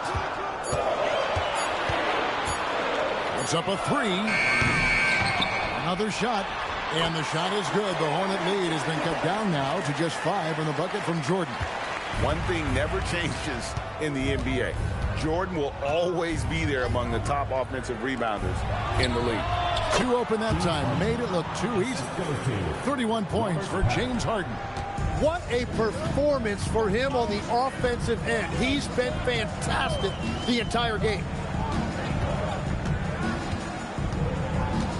Just over 2.5 minutes gone by here in the second half. And it's Martin missing. Charlotte leading by 7. Pass to Pack. Now, here is Harden. Good! Another from 3. Buries his 10th triple of the game. Unbelievable. Las Vegas has gone 1 of 3 from downtown since halftime. Outside, Martin. Hands the shot with nobody near him. 32 points for Kevin Martin. Playing from behind right here. Not easy, but he is answering the bell. He's doing everything he can to keep him in this game, finding good looks. And the basket by Harden. Yeah, those are starting to add up, guys. Of their last 5 baskets, 3 have been triples. Pass to Augman from downtown. Ellison with the rebound. For Charlotte, they've gone 5 of 6 so far from the field in the second half. Tremendous efficiency. Harden outside. This one for 3. And good! There's another. Some guys make the game look easy. He's at 40 yet again. And now he's top 5 in NBA history for 40-point games. Outside, Martin drills the three-pointer. Martin's got a pair of threes now here in the third for Las Vegas. And I love the competitive nature that Martin has, nailing that comeback three with some flair. And now let's swing it over to Allie LaForce on the sideline. Thanks a lot. Basketball is a beautiful game, but Commissioner Adam Silver said the most important part from our standpoint is ensuring that there's always competitive tension on the floor. Fans like the physical aspect that comes with this game. We don't want that to be lost. Back to you, Kevin. Keeping that edge. Thanks so much for the report, Allie. And Las Vegas making a change here. Moody's checked in. Tim Hardaway's checked in for the Hornets. Here's McMillan. Still without a basket. Puts it up. Ogman's shot is off. Well, he has yet to put points on the board, and his team is hurting because of it. And the officials will call the illegal screen right there. Every so often, Tim, you heard the term defensive anchor. What defines one in the way you look at the game? Well, I think it's that player that's on the back line, protecting the rim, but also able to see the entire floor. That is where your best communicator often resides. How did you grade your defensive abilities when you played? I battled, Kevin. You're going to have to kill me to stop me. That's the way I looked at it. Now, here's Owens. And right now, he's averaging about 7 points a game. So the wing on the left. Pass to Rogers. Here's Owens. And here is Hardaway. That three off target. Had some space there after the little pump fake. To the inside. And out of bounds as the Hornets gain possession. Now we have a chance to see the teams that have been the NBA's best three-point shooters this month. In second, the Hornets. And right now, their three-point shooters are in terrific rhythm. I mean, they've put on a display here from long range. Labissiere is checked in for Las Vegas. Price comes in for McMillan. And then for Charlotte, Gooden comes in for Rogers. And Hawkins subbed in for Pat. We've got 1:18 left to play in the third. Pass to Hawkins. They set the pick. Lets it go from deep. And he's good on the three ball. Hawkins has got the lead up to 14 now for Charlotte. Yeah, this looks like a pregame shoot-around with all the threes they're allowing. Labissiere with the screen for Price. Las Vegas again missing. Here's Charlotte now. They're on a 17-7 run. To the paint, picked off in midair. Outside, Scott. Pass to Coleman. Solid play in the low block, and that one's good. Coleman's got his first points in this one. And not being as aggressive from the three-point line anymore. They had a lot more attempts in that first half. About 7 seconds separating the shot and game clocks. Cans it from downtown. Hardaway's got 6. The defense a step slow, and you can see the results. Ball's knocked loose. He's got a clear path. With the floater, rebounded by Coleman. Coleman's got 4 rebounds now tonight. For 3, Price. And the last second attempt does not go in for him. And so it's the Charlotte Hornets finding a 15-point lead at the end of the quarter. Their work from beyond the arc has been to highlight a lot of threes, finding the bottom of the bucket. We'll return shortly.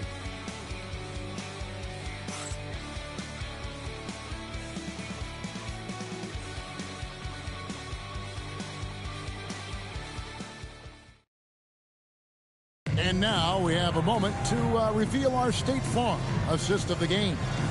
And he sliced the D wide open with this feed. They had no chance to prevent that basketball. Well, I like the fact he didn't telegraph it. That's poetry in motion right there. And there may not be a lot of drama down the stretch as we head into the fourth quarter, but stranger things have happened. Setting the floor for the Hornets, we've got Johnson. Tim Hardaway is out there with Harden. Then it's Owen. And it's Rasmussen in at the 5 spot. And this is what Scott's being paid to do. He has great confidence from distance, as well he should. Harden, no good. And you don't want to give up that kind of look too often. Martin kicks to Scott. from past the arc. And it's Rasmussen with the rebound. And that's the battle they haven't been winning today. Their work on the glass has been porous, and that's got to change. Johnson can't hit. Las Vegas trails by 12. We've played just over 1 minute here in the fourth quarter. Labissiere, the screen. Outside, Scott, 6 to shoot. He gets it to fall. That makes it just a single-digit lead. Scott's got 6 here in this quarter.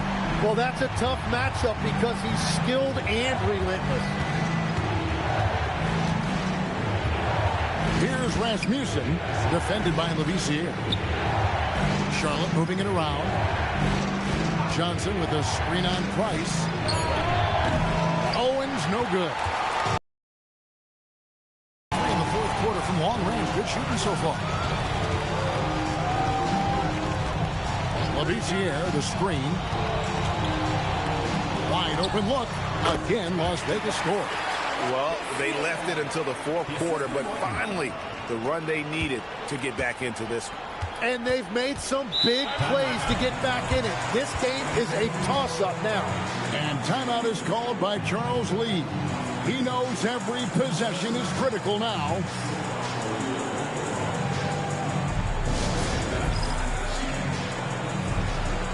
Jordan's checked in for Skal Labissiere. And a switcher also for Charlotte. Tisdale, he's checked in for Johnson. Let's check in now with our Allie LaForce, who's got a story for us. Allie? Well, over the break, I listened to Charles Lee talk to his team. He told his guys, quote, "Do not get complacent. No coasting to the finish line here. Stay on the gas, keep the energy up, and close it out." Coach doesn't just want them to hang on to this lead. He wants them to extend it. And as always, Allie, great job. Thank you. And here's Harden for 3. Gets the three-pointer to fall. Harden's got 17 points here in the second half. Outside, Scott. There's the 3. Harden grabs the miss. Well, this has been far from his best game. And if they're going to come back here, he's got to find a way to get going. Plenty of space. Lands soft on the front of the rim and drops. Harden's got 45 points. And showing the potential to be an elite scorer in this league. What a night for James Harden. Harden against Martin. Jordan, great positioning on the putback. And those second chance points really become almost like bonus points when you can get them. Pass to Owens. Launches a 3. Hardaway for 3. And another 3 for Charlotte. Yeah, 3 triples already for him. That's his second of the quarter. This could be a huge night for him. Now here is Martin. Outside, Scott. Back to Price. Lets the 3 fly. Offensive rebound. Takes a 3. That one, no good. Hornets leading by 13. Harden with it. And it's Martin picking him up. And the basket by Owens. And they're getting their points now almost exclusively from the triple. 4 of their last 5 makes are from beyond the arc. And so it's Willie Green here calling timeout. He's not taking any chances. He wants to huddle him up right away. We've got a moment here. Let's present our player of the game, James Harden. And Kevin, it's a no-brainer. He's controlled every aspect of this game, and it's just so fun to see a player perform at a level that's just higher than anyone else out on the floor. And with their spot in the postseason assured, he's picking up just at the right time to be on top of his game.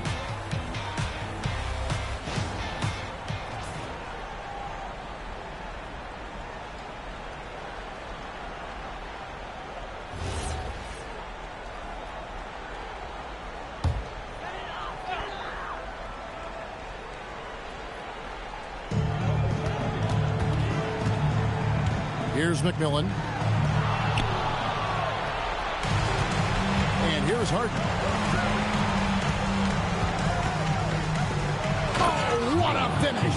Excellent on both ends of that play. Yeah, the steal was sharp, but the slam topped it off. What a great sequence. You've got to love the effort. That's big time. Here's McMillan. And that time also a missed shot. Well, that's a look you rarely see him miss. Here's Pat.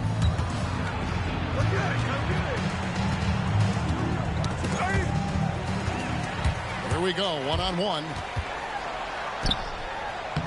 Nice use of the glass on the finish. And the shot selection has been great, but the volume isn't where it needs to be. Here's Pat. Harden fires. And again for three. You can tell he is feeling it. Kevin, he's on fire. Las Vegas trails by 19. Outside, Martin. And he can't answer back. The three-pointer offline. And here's Charlotte. They're on a 16-4 run right now. Harden outside. Fires the three. And another assist for him. That makes 15 assists. He's been one step ahead of the defense all game long. And so it's going to end up in the record books as a blowout, a dominating performance for the Hornets. You don't see this kind of a blowout often, but tonight this is a quality win across the board to deliver out this kind of punishment. They definitely never changed the approach.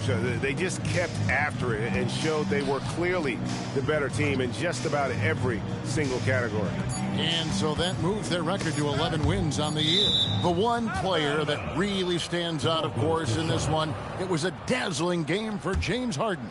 Just an outpouring of points from him. Nobody could do much to keep him from dropping it in. Tim Hardaway.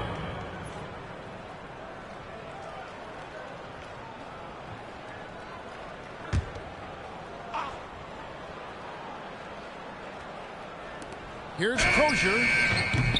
No good on the quick three. Here's McMillan. Outside, Martin. Pass to Coleman. Here's Ogman. Good on the three-point shot. We've got 33 seconds left in the fourth quarter of this one. Harden outside. McMillan against Hardaway. Now here's Owens. Here's Rasmussen. And McMillan pulls it down.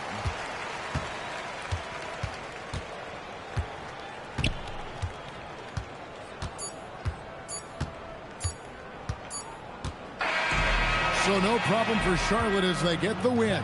A resounding victory for them. And Greg in enemy territory, no less. That's exactly right. But with the way they controlled the game and just completely took the crowd out of it, that's how to get it done on the road. Now let's send it over to Allie LaForce on the sideline with our player of the game.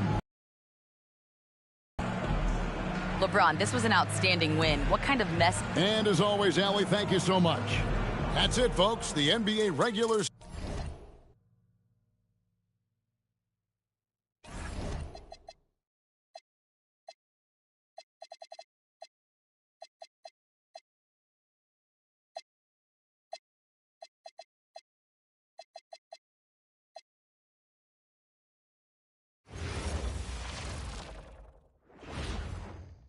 And a peek into the locker room. Thanks for joining us midweek here. Tonight, we bring you the NBA on 2K Sports. I'm Brian Anderson, here with Grant Hill and Stan Van Gundy. And with us on the sidelines, we've got Allie LaForce. Now a look at Detroit's starting lineup. Griffin is out there with Sadiq Bey. Then there's Drew Holiday, and it's Harris in at the 2. The shot by Holiday, no good. And so it's Cunningham with it. He brings it up for San Antonio. From behind the arc. Sinks it from distance. When it comes to these two teams, Grant, you have to expect they'll be relying on their front court to get it done here. Yeah, I think that's right, B.A. It should be an old-fashioned battle amongst the bigs. And whoever gets the edge in that matchup, I think gets the W. But we'll see. And the response triple by Holiday. He's just so competitive.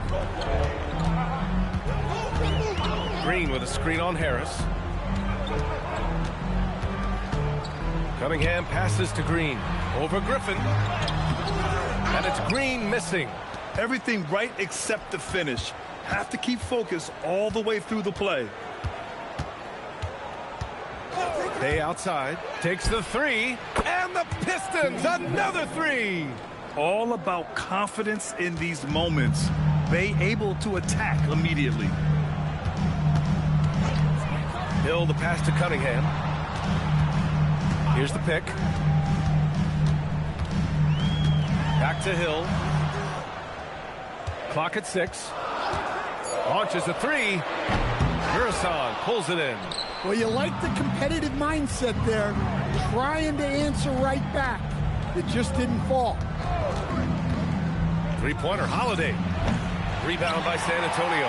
And this is their first time matched up with the Pistons this year. And this is a matchup they expect to win. Certainly, last year they were the stronger ball club. Now here's Cunningham. A dependable player on offense, giving them over 13 a game. 2 shots, 2 makes. Off to a good start. Not an easy shot at all. Cunningham seems to have it early on in his NBA career. Throughout his career, Taurean Prince has continued to prove himself as a reliable 3-and-D wing. Well, he's an athletic, strong, and confident swingman. And BA, as long as he continues shooting it well from deep and locking guys up, he's going to have a spot in this league. First trip to the free throw line for him tonight. Shooting for Detroit, George Murasan at the line for 1.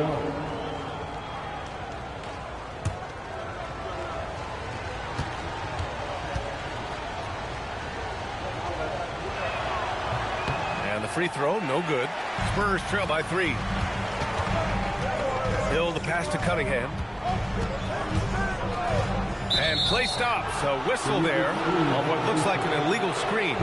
Well, the league has put an emphasis to crack down on illegal screens.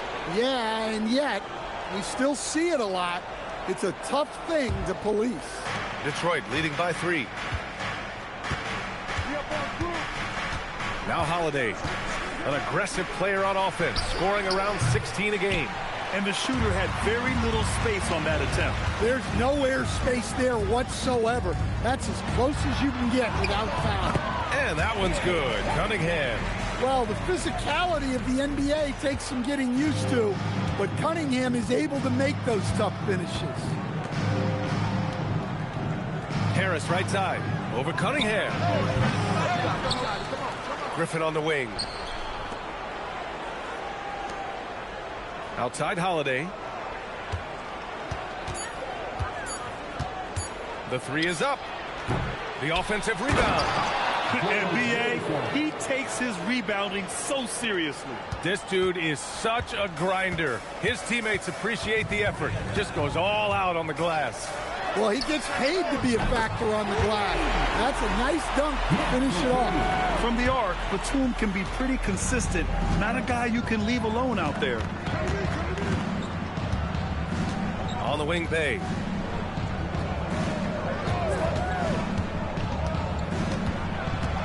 To the wing, right side. Outside Holiday. Spins. And here's Harris outside. Another miss by Harris. The Spurs have gone 4 of 6 in the first quarter. Cunningham outside. Back to Hill.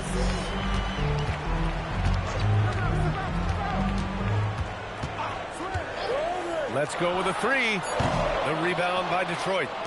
Murasan's got 6 rebounds now in the game. Harris passes to Holiday. Takes a 3.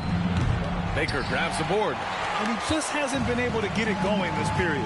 Well, the offense has to look for ways to get him easier shots, better selections. You have to be set up for success. Now here's Green. No points so far. Holiday against Hill. They now take the lead. Rock solid screen right there. The defender got completely lost. Yeah, you've got to lock and trail hard. You can't allow him a clean look from there. And so the timeout by J.B. Bickerstaff here. He might have seen something and needs to review with his guys.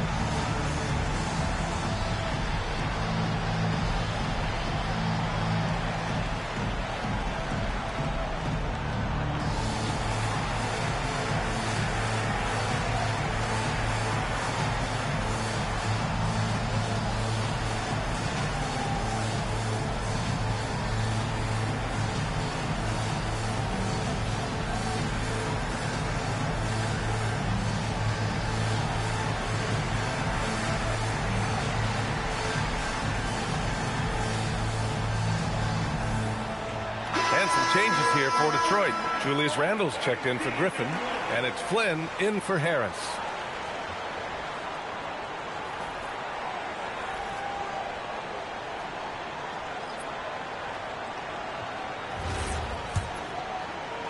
And there's a minute 45 left to play in the first.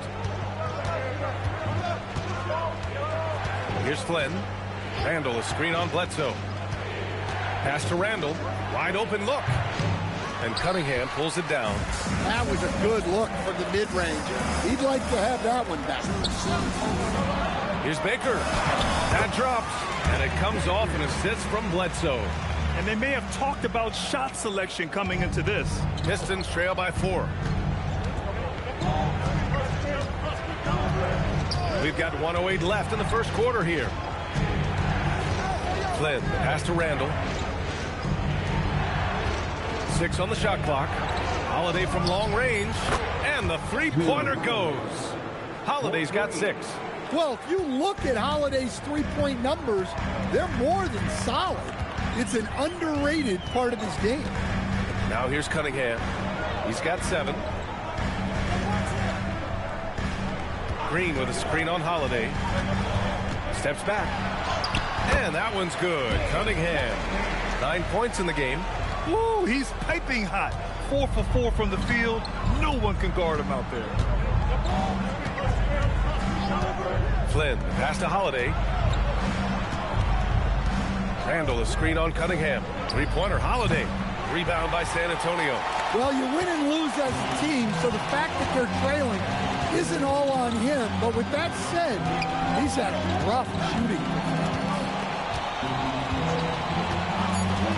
Bledsoe for 3. Knocks down the triple. And it's a 6-point Spurs lead. And so the first quarter is in the books. Spurs out in front, leading by 6. Let's take a quick break, and then it's on to the second quarter after this.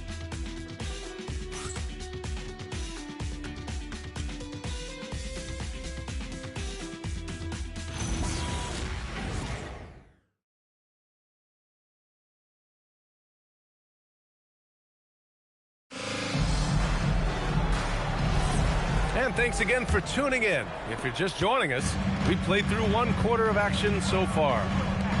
And let's quickly check out the scoring breakdown here for the Spurs.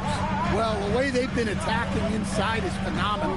Consistently getting high percentage looks, and that's what great offenses are all about. And from the jump, they've also clearly been focused on running effective plays here tonight. And there's been a lot of high-quality distribution from them on the floor. Here are the 5 Detroit has to start the second. We've got Drew Holiday, Sadiq Bey out there with Griffin, and it's Mirasan in at the 5. Holiday finds Griffin. Up top, Bey. He's guarded by Boston. Puts one up from 19. The shot by Holiday, no good. Well, that one should be in his wheelhouse, but just off the mark. Out to the right wing. Here's Mayo. No points yet. And there's another one for the Spurs. And this is what you want to do when you've got a big lead. Must stay aggressive. Yeah, they're being absolutely relentless. Building this lead in every way possible. Holiday from long range. And it's Boston with a rebound. Well, so far, he hasn't had the same luck from deep in this quarter. Pass to Bledsoe. Here's Pinckney. Off target from 3-point range. Yeah, and the defense has really got to tighten up on him. I mean, he's just too dangerous from the 3-point line. Right side, Holiday. Here's Mirasan. And a foul called on the way up. So he'll take 2 from the free throw line. And his teams run through the finish line of the season, Grant. There must be a certain amount of reflection happening. For teams that are out of it, they might start that process now. But who has time for that if you're playoffs bound? And so the timeout by J.B. Bickerstaff here. He's going to take a moment to give him a breather and talk things over.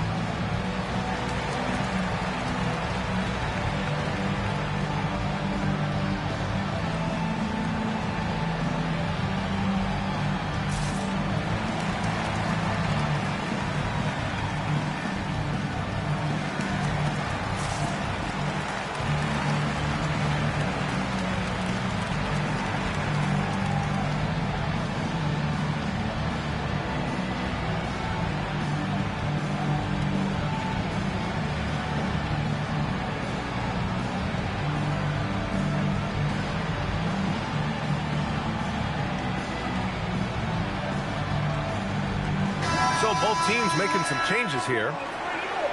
Some tough defenders on this list. The steal leaders among point guards since the break. Drew Holiday, third. Yeah, he's a pest. He gets under your skin. I mean, all these players have the combination of quickness and intelligence you want in a point guard. Well, when you have someone who can orchestrate your offense and be the point of attack on defense, it makes life a whole lot easier. The first one falls.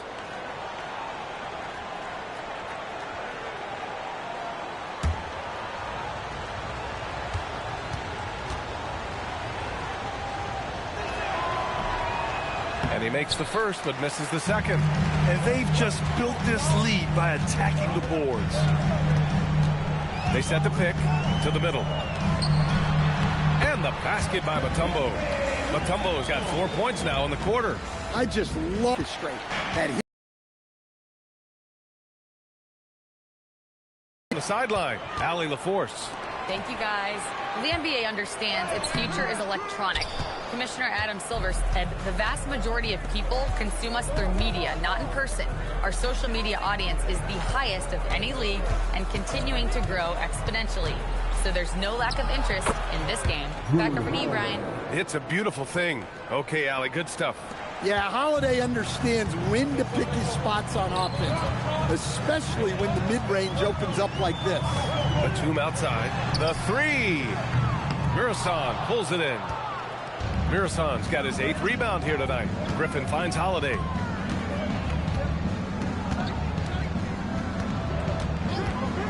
The three ball. Rebounded by the Spurs. You can tell he's forcing things a bit at the moment. He's been trying to get it going, but this hasn't been his quarter. And Blake Griffin is going to pick up the foul. That's his first foul of the game. And the Spurs making a change here. Green is checked in. Number 23, AC Green. Cunningham against Harris. Back to Batum. Pass to Green. Now here's Cunningham. 4 on the clock. The three is up. San Antonio again can't hit. Yeah, you know, he usually makes you pay from that range. Outside Holiday. Griffin, a screen on Cunningham. Three-pointer, Holiday. Another miss by Holiday. Well, you can't question his confidence from out there, but it's not falling. Maybe time for a different approach. And he was fouled while in the act of shooting, so he'll take 2 free throws. And we continue to see the value of NBA franchises climb. Grant, are you glad you got in when you did? Oh, yes, I am. I think beyond, though, the dollars and cents, it's just the joy of having a hand in the growth of this game and this league that we all love so much.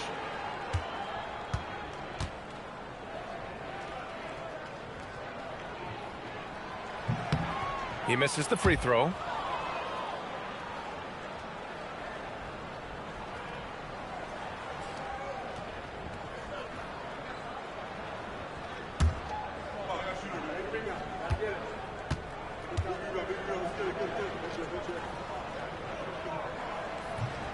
And he ends up missing both free throws. Pistons trail by 9. Offensively, it's been a struggle for him. Yeah, they need to string together some shots to have any kind of chance. Bay finds Harris. And Green comes to help. Good chance here for Griffin. And again, the Pistons missing. The Spurs have gone 3 for 7 here in the second quarter. Pass to Hill. And here's Cunningham. Outside, Hill. Cunningham looking around. Over Harris. And he drains it. A solid 5 for 6 now. His strong shooting has really helped them secure this lead. And Harris has got the ball here for Detroit. They trail by 11. And so the timeout by J.B. Bickerstaff here. Coach taking this moment to speak to his guys. Maybe alter some of the game plan.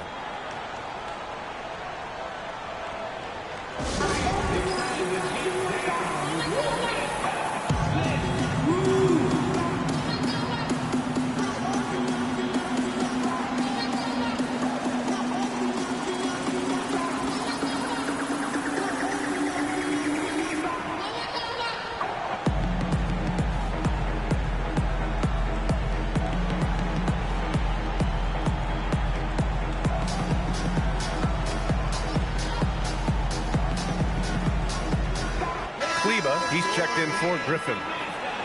And a quick look at the 2K leaderboard, showing which teams have really been controlling the glass over the last month. San Antonio in second. And last month, this team was active on the glass. Really put forth an effort to box out and track down misses. Here's Mirasan. 5 points in the game. Harris finds Kleba. Back to Harris. Holiday from long range. And the shot is good. Harris making the play. Harris has got his 3rd assist of the night. Spurs lead by 8. Cunningham outside. Hill for 3. Rebounded by the Pistons. Mirasan's got the glass covered here tonight. That's 11 boards for him. Cunningham against Harris. Pass to Mirasan. Oh, got a piece of it. And it's going to be out of bounds. Detroit will have another go. With only 1 game left, let's take a peek at how the final seedings could look in the West. You look at San Antonio, they're clinging on to the final playoff spot in the conference, trying to improve their position if possible. And check it out, the Pistons, a couple spots down. Right now for Detroit, they didn't want their season to end like this, but it is what it is, and they're already focused on the offseason. There are obvious changes that need to be made, maybe quite a few of them. Now here's Bay. In his last outing, 8 points for him. He didn't make them pay for that weak defense, but they just can't rely on him to miss those kind of shots. Pass to Baker. It's blocked. And here's Harris. Still no points.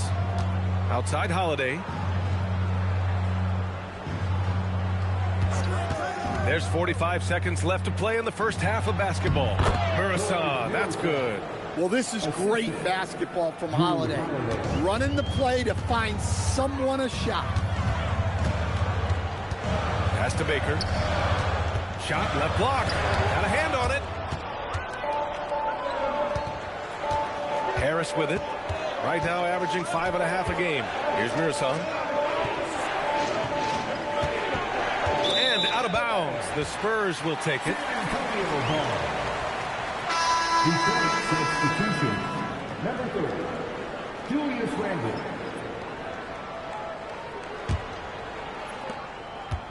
Spurs lead by 6. Now here's Cunningham. 11 points in the game. Bay outside. Lets the 3 fly. No good. Misses at the buzzer. And so the San Antonio Spurs with a 6-point lead at the close of the quarter. Defense is setting the tone. And don't go far. We'll be right back.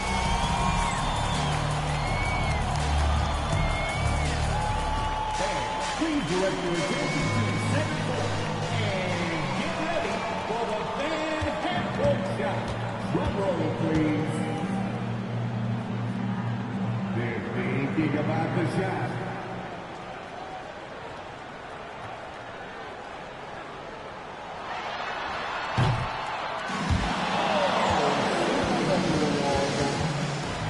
Let's hear it for the participants.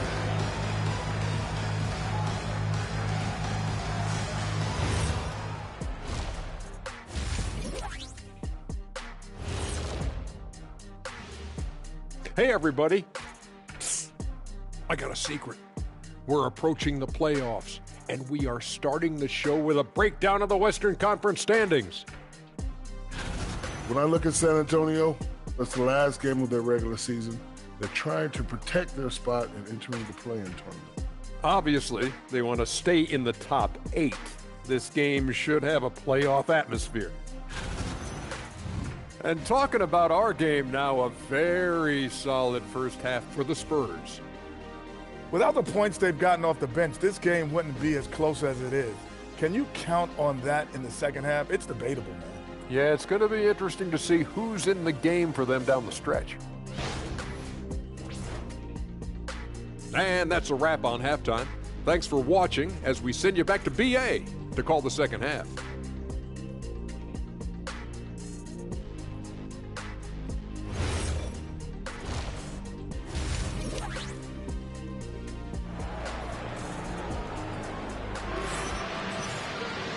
And in that first half, we saw a pretty tight battle. We'll soon find out what sort of adjustments were discussed during halftime. You look at Cade Cunningham in this game. He has been everywhere. What makes him an exciting player is the ultra-aggressive mindset that we saw over and over in the first half. Yeah, he hasn't been settling. He's getting to the rim, and that's him at his best. San Antonio leading by Batum out there with Green. Paul will be against Cade Cunningham. That's his first foul of the game. And this kind of selflessness is great to see. Textbook positioning to draw the charge. Pistons trail by 6. Now Bay. Harris outside. Here's Mirasan. Goes up and lays it in nice and easy. Mirasan's got 9. Yeah, that's a nice hustle play, but boy, it drives a coach crazy to concede second chance points. Here's Cunningham. Here's Baker. And it's blocked. Batum against Bay. Here's Holiday. And it goes out of bounds. Last touch by Holiday. And let's see who's been the best at the free throw line in the second half of the season.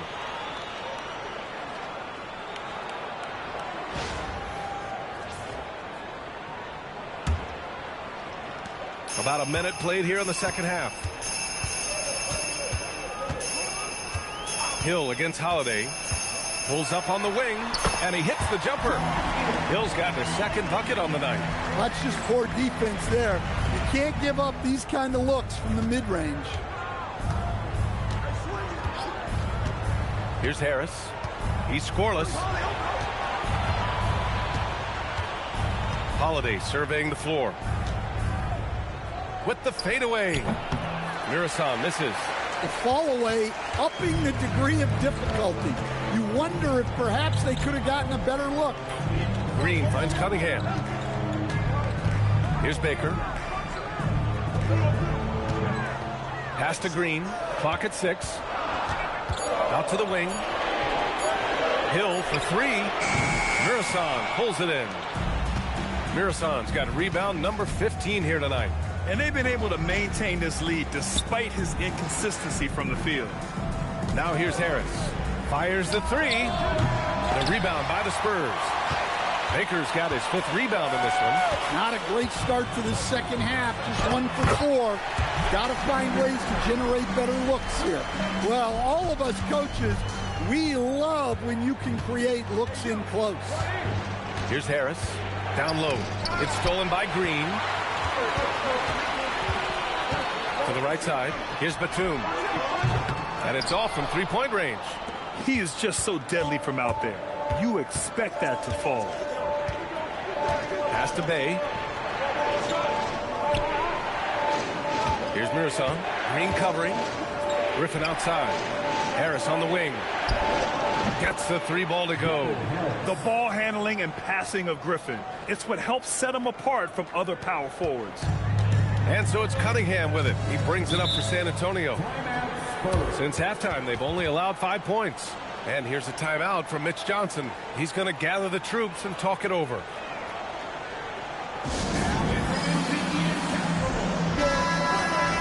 Well, a chance to check out some stats for Cade Cunningham. And over the last 5 games, his field goal percentage has increased. And you can make a case his confidence as well because of this.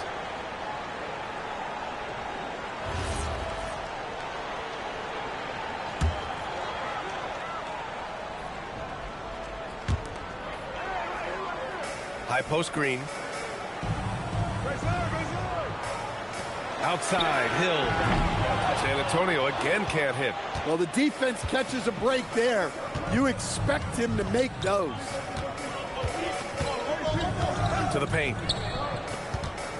Bay outside from downtown. And Detroit another 3.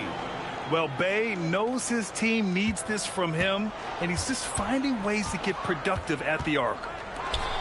Batum outside. There's the 3. From outside the arc. And as it goes out of bounds, San Antonio will keep possession. Now into the lineup number 24, O.J. Rio. And Grant, when it comes to a franchise player, how much does it help to have a guy who unites the locker room? Well, you know, B.A., when you think of guys like LeBron James or a Stephen Curry or Tim Duncan, it's not just about their play on the court, but the type of person you see in the locker room. That can rally a franchise. And so the timeout by J.B. Bickerstaff here. He's going to take a minute to regroup with his players.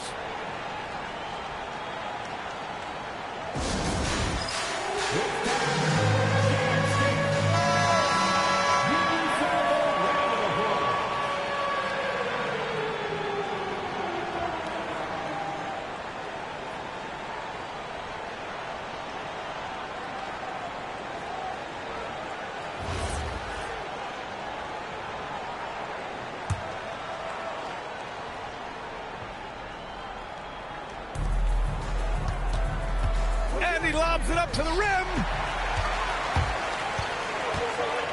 Batum with it. Now guarded by Bay. Batum, pass to Green. They double him with Harris. San Antonio moving the ball around. 5 to shoot.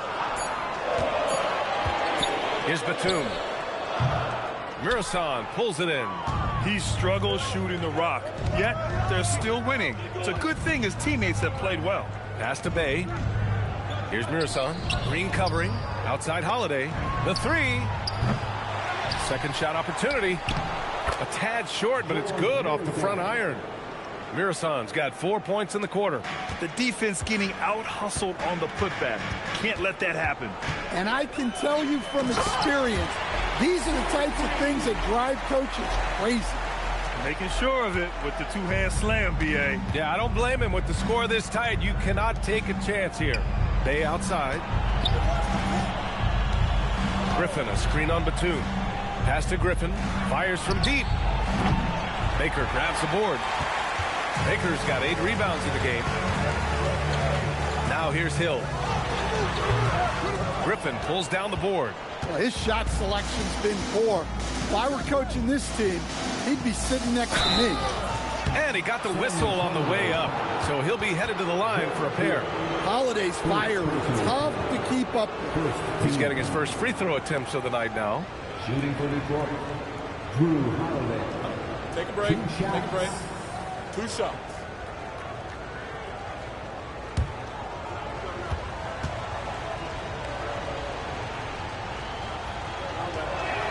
First one falls for him. Well, if you ask a coach, what do you want out of your players? The answer is often effort, ability, and selflessness. Drew Holiday has all of those and more.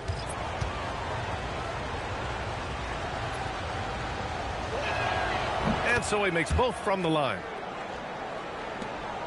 1:11 left in the third quarter. And here's Bledsoe. To the middle. Here's Mutombo. Nice assist and nice finish. Solid play all the way around. Mutombo has got 6. When it's this close, every bucket matters. You need good looks. Pass to Murasan. Bledsoe against Holiday. And the bucket is good. Holiday's gotten 4 this quarter. Let's see if they want to go 2 for 1 here, Grant. Hey, looking at the clock, I'd say yes. Here's Mayo. Pass to Pinckney. Bledsoe against Holiday. The rebound by Detroit. You'd like to let the clock run and take the final shot. Yeah, unless it's a gimme, there's no reason to put up an early shot here. For the lead. No good on the buzzer beater. 3 quarters of play and a close one here. San Antonio on top, leading by just 2. All right, we're going to step aside for just a second, but join us right back here for the start of quarter number 4 next.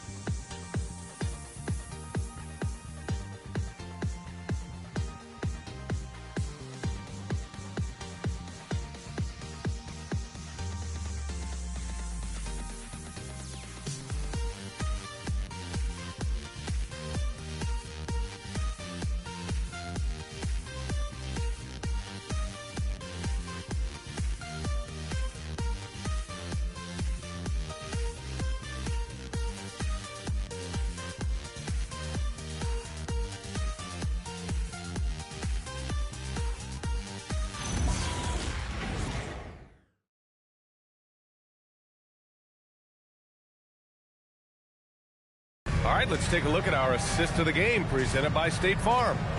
Talk about painting a magnificent picture with that dive. Just a great decision and a perfect delivery. Wow, that was an absolute masterpiece of an assist. He knew exactly when to deliver the ball, and it made for a beautiful score. Well, this has been a great contest so far. I imagine the fourth quarter could have more action in store for us. And on the floor for Detroit here in the fourth, we've got Blake Griffin. Marcus Sasser is out there with Drew Holiday. Then there's Sadiq Bey, and it's Mirasan in at the 5 down low. Here's Cunningham following the three-pointer by Detroit. Puts it up. Bledsoe can't get it to go. The Pistons leading. Pass to Holiday.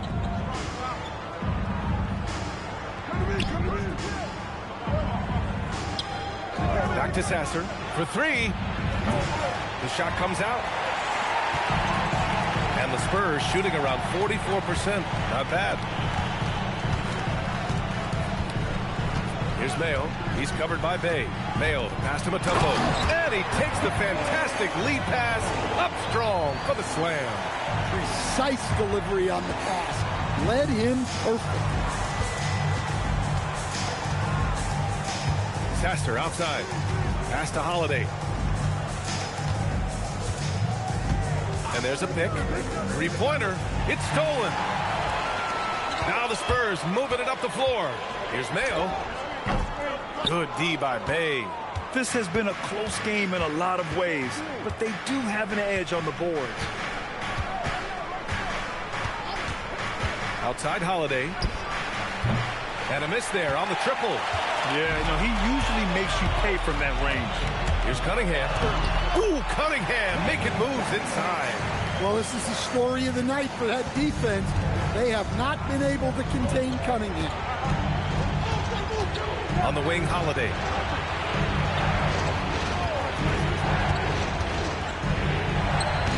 Again, the miss by the Pistons.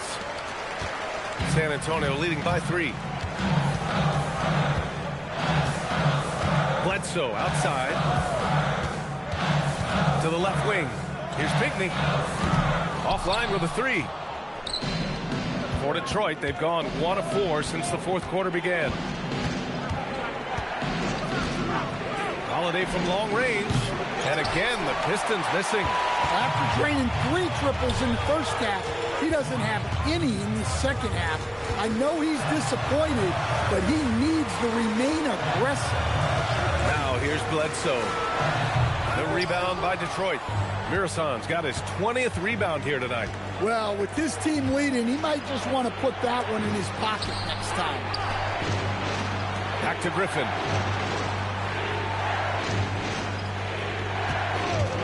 To tie it up. To get back on track.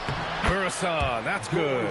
And you can tell by how hard he battled for that putback that he still has a lot of energy left for the end of this game. Well, that's all about effort. He knows how much each bucket means right now, and he's clearly willing to fight for it. Timeout called. Mitch Johnson. Coach clearly has something he wants to say to his team right now. Harris has checked in for the Pistons. And let's swing it over to the sideline and hear from Allie.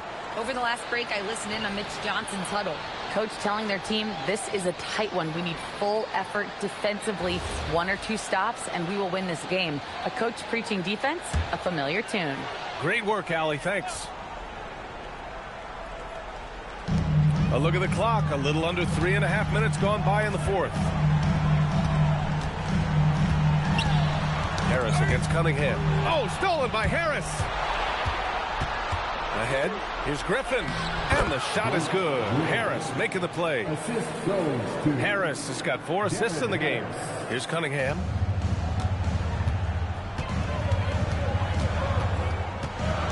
Green with a screen on Harris. Batum, right side. For 3. It's off. He made a 3 back in the first half, but that's it. We'll see if he can find his stroke. Outside Harris. Fires the 3. Oh, Green rips down the board. And so it's Cunningham with it. He brings it up for the Spurs.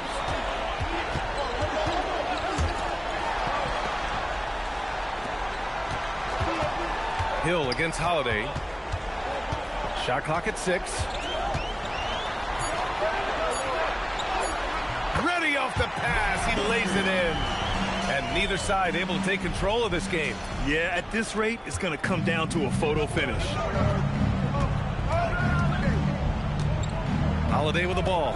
2 minutes remaining in the game. 2 minutes.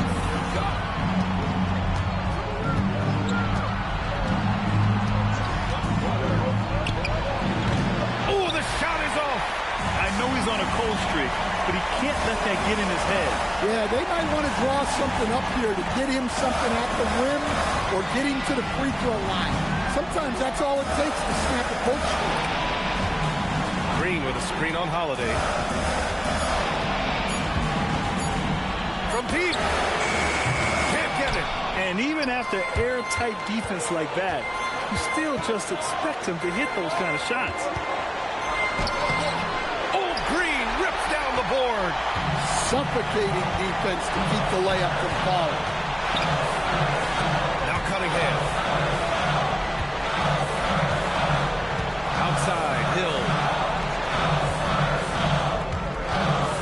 Here's Green. Now here's Hill. Whoa, that is as clutch as it gets. Big time play. Yeah, don't you just love to see a player embrace that kind of pressure? And J.B. Bickerstaff decides to call timeout. Great time to call his guys into the huddle at a very tense moment in this game.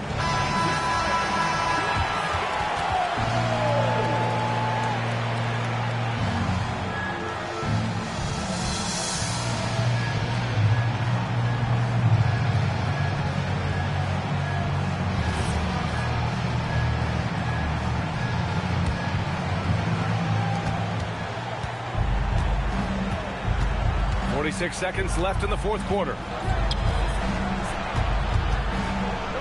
Outside Holiday. Now Harris. Now Holiday. He launches. Oh, Green rips down the board. Might be time for a little different approach. His shot hasn't been falling here in the second half. Oh, it's off. And the timeout called here by J.B. Bickerstaff.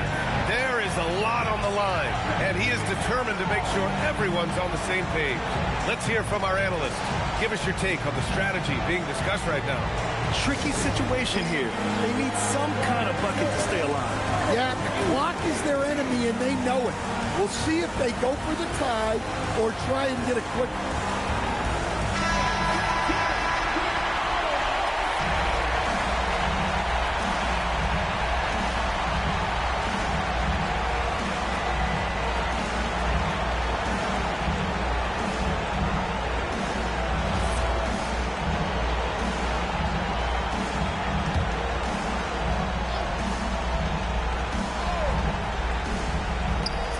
Seconds left in the fourth quarter.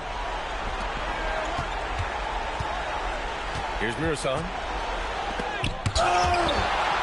And they foul intentionally. Now they're going to have to do that again. They're not in the penalty just yet. And a smart choice right there. I mean, you can't allow them to just drain the clock. And that's an intentional foul.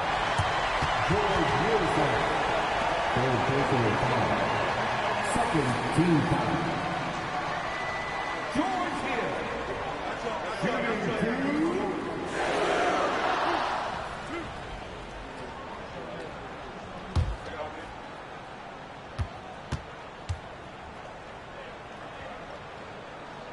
He gets the first, and that gives him a 4-point cushion.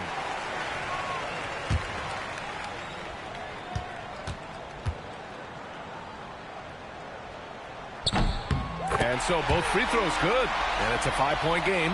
No doubt, that just about seals it. Hey, outside, shoots a three. And so it's San Antonio with the W. Boy, they didn't make it easy on their fans or themselves, but at the end of the day, everyone on their side is happy. Yeah, happy indeed. The momentum shifted away from them a few times, especially early on.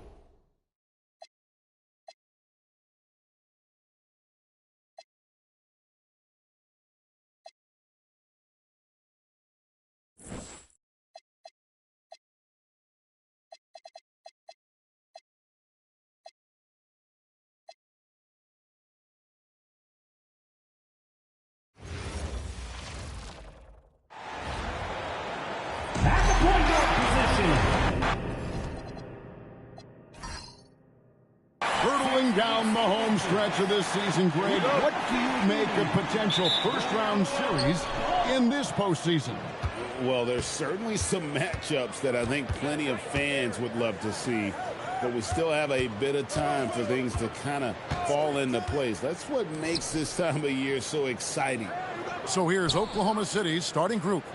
We've got Rose, Jonas Jerebko out there with Jokic. Then it's DeRozan, and it's Sensabaugh in at the 3. And here's Ball. He'll bring it up for the Kings. They're coming into this game off that recent loss to Atlanta. And missing your free throws usually changes the complexion of a game. Certainly did in that one. You know this. Nothing gets a crowd into the game more than a bunch of missed free throws. That's one of the worst things you can do on the road. And so it's the Kings getting on the board first. Some nice passing by Oklahoma City here. Lock at 6. Jokic a screen. Releases. And it's Sacramento with the rebound. They're getting their first look at the Thunder in this one. And we saw how competitive and entertaining the season series was between these two terrific teams last year. Both these teams are beneficiaries of tremendous coaching. Both have high hopes for the season. I expect to see a chess match tonight. And here's DeRozan following LaMelo Ball's 3. And Danny Granger gets the whistle that time. That's his first foul. First team foul.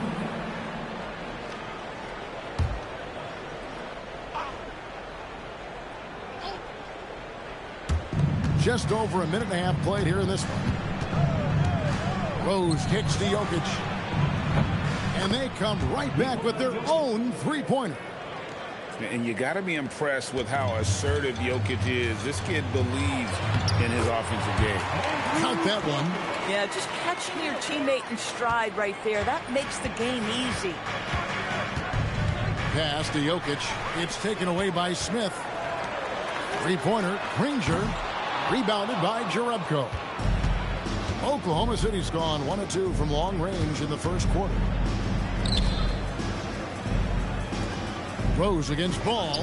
Here's Jokic. Up and in, off to an efficient start. 2 for 3 from the field. And loving the aggressiveness inside by Jokic. Fantastic with his understanding of when to look to score. Now here's Ball. 11-point game his last outing. Gets it to go from beyond the arc. You know, you're going to have success when you can start out shooting 80% from the game. So early offensively, they've been great. That's the way you like to start. Jerebko the pass to DeRozan. DeRozan a screen. Just 5 to shoot. Pass to Rose. And it's good for 2. That's a really nice decision. Rose with the floater over the top. You don't have to take everything right to the rack. Rose against Ball. Here's Granger. Ball with a wide open look. Misses the jumper. I'd go back to that shot again. That's a great look from the mid-range. Outside Rose. Down low. It's stolen by Bogut. And here we go. Fast break. Granger's got it. Stolen. Rose with the ball. And Granger picks him up defensively. No good on the shot. A bit long that time. Kings leading now by 3.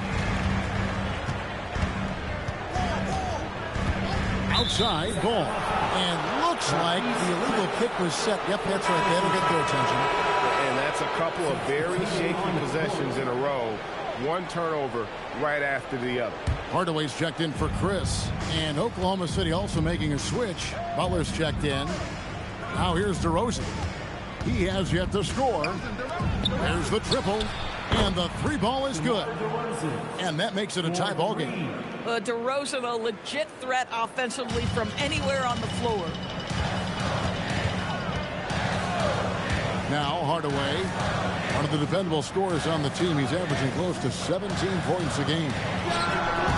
The Thunder pull it in. They come in fresh off a win against the Warriors. Well, on the road, you don't expect to look so comfortable on the offensive end, but that was the story of the game. It came down to execution. No wasted possessions, and that is absolutely essential trying to win on the road. Now, here's Ball. Following the miss by Derrick Rose. Ball, the pass to Hardaway. And once again off the mark by Sacramento. Oklahoma City's gone 2 or 3 from deep so far in this game. And Jerebko kicks to Jokic. And he uses the glass on the layup. Jokic has got 7. Look at how Jokic keeps his composure, even against the physicality inside. So the Kings call timeout, their first. And the Thunder with some changes. Pascal Siakam comes in for Jonas Jerebko. And it's Jordan Clarkson in for Rose.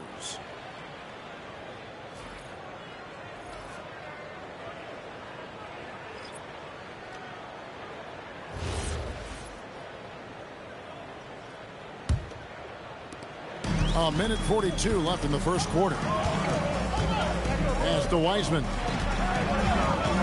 Kings moving the ball around. And Hardaway gets it to go. You can't just stop when there's a pick set up. Got to fight over it as a defender. You know exactly what that takes. It takes energy, it takes activity, it takes intensity. The Kings have gone 5 of 9 from the field here in the first. Inside. Wiseman with the ball. He's against Jokic. And the ball's tied up, so we'll have a jump ball. Jump ball.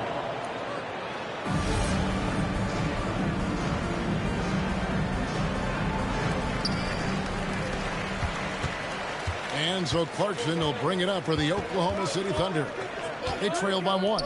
Butler from outside. And it's Sacramento with the rebound. That is fantastic defense on one of the best three-point shooters in the league. Didn't give him an inch of room. You've got to love his aggressiveness to finish inside. Well, his leaping ability gives him a great advantage. Now, here's Jokic. 7 points in the game.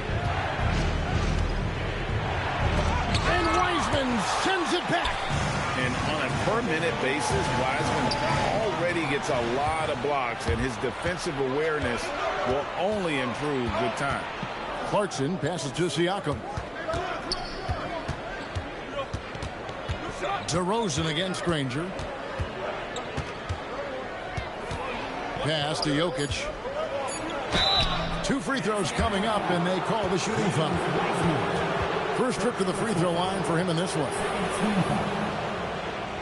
At the line for the Thunder, Nikola Jokic.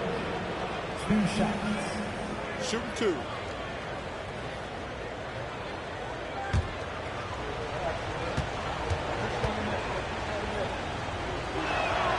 Free throw, good. Jokic.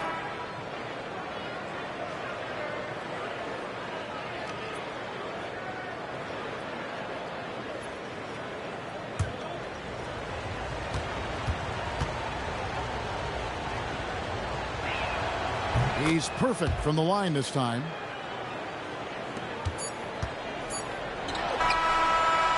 A good close contest so far as we finish the first quarter. Kings lead by 1. The second quarter coming up right after this break, so don't go anywhere.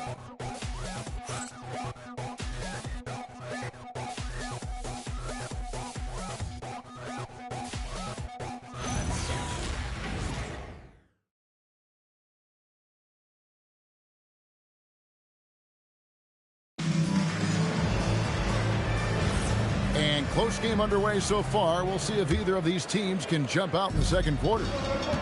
And a chance to catch up on some numbers here. The scoring breakdown for Sacramento. Well, they haven't wasted any time getting into a groove from deep, putting up and hitting a healthy amount of three-pointers thus far. Yeah, and in addition, their ball movement has really unleashed their offense. Boy, they've been fun to watch. On the floor for Oklahoma City, getting going here in the second quarter. They've got Caron Butler. Jordan Clarkson is out there at DeRozan. Then it's Pascal Siakam. And it's Mahimi in at the center, filling out the middle. Sacramento's gone 3 of 5 from beyond the arc so far tonight. Pass to Hardaway. And it's Wiseman at the elbow. It's stolen by Mahimi. Here's DeRozan. Score it. His third straight basket in 3 tries. Well, the unbelievable footwork and touch for DeMar DeRozan. It is on display nightly. Clarkson outside. And he gets the whistle for the 3-second call. A moment now to check out some numbers for Jokic. Marquise Chris, he's checked in for the Kings. And a switcher also for Oklahoma City. Sensabaugh is checked in. The Kings trail. Pass to Wiseman. Puts up a 3. Rebound by Mahinmi. And close to making the defense pay for the lax coverage that time. And the rejection by Smith. And now here's Chris. Defense is right there. Smith's shot is good. Smith's got it all tied up now for the Kings. And the touch from the inside. Smith is so comfortable operating down low. Pass to Siakam. To the inside. DeRozan. Good, and a nice assist from Siakam. DeRozan's got the lead. Back up to 2 now for the Thunder. And here's Smith. Sacramento moving it around. The offensive rebound. Wiseman can't connect from short range. That's not the type of opportunity he fails to convert very often. Clarkson taking his time here. Just 5 on the clock. Lets the 3 fly. And it's Sacramento with the rebound. Outside Hardaway. Wiseman sets a screen for Hardaway. And finished off by Wiseman. And get used to seeing that for years to come. Wiseman working in that pick and roll action and cashing in. Thunder have gone 3 of their first 5 shots to drop here in the second quarter. And so Mark Daigneault calls a timeout. He's ready to talk things through with them.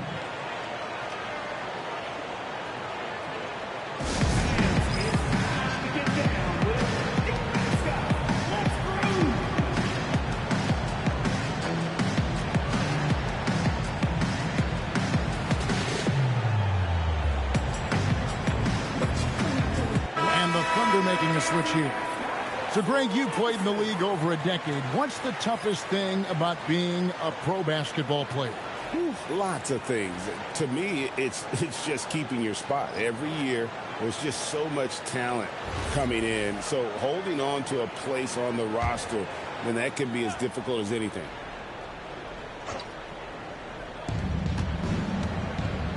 Rose finds Jokic. Now DeRozan.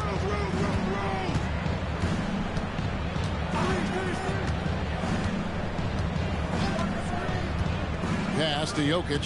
4 on the shot clock. Here's Sensabaugh. Doesn't go for him. Granger with the defensive effort. Ball from long range. Controls the rebound and puts it back up and in. And the Kings lead by 2. More good work on the glass there. When it's all said and done, I think game. Now here's DeRozan. He's got 10. And Rose wide open. He shoots. Here's Jokic. And the call on the shot that sends him to the line.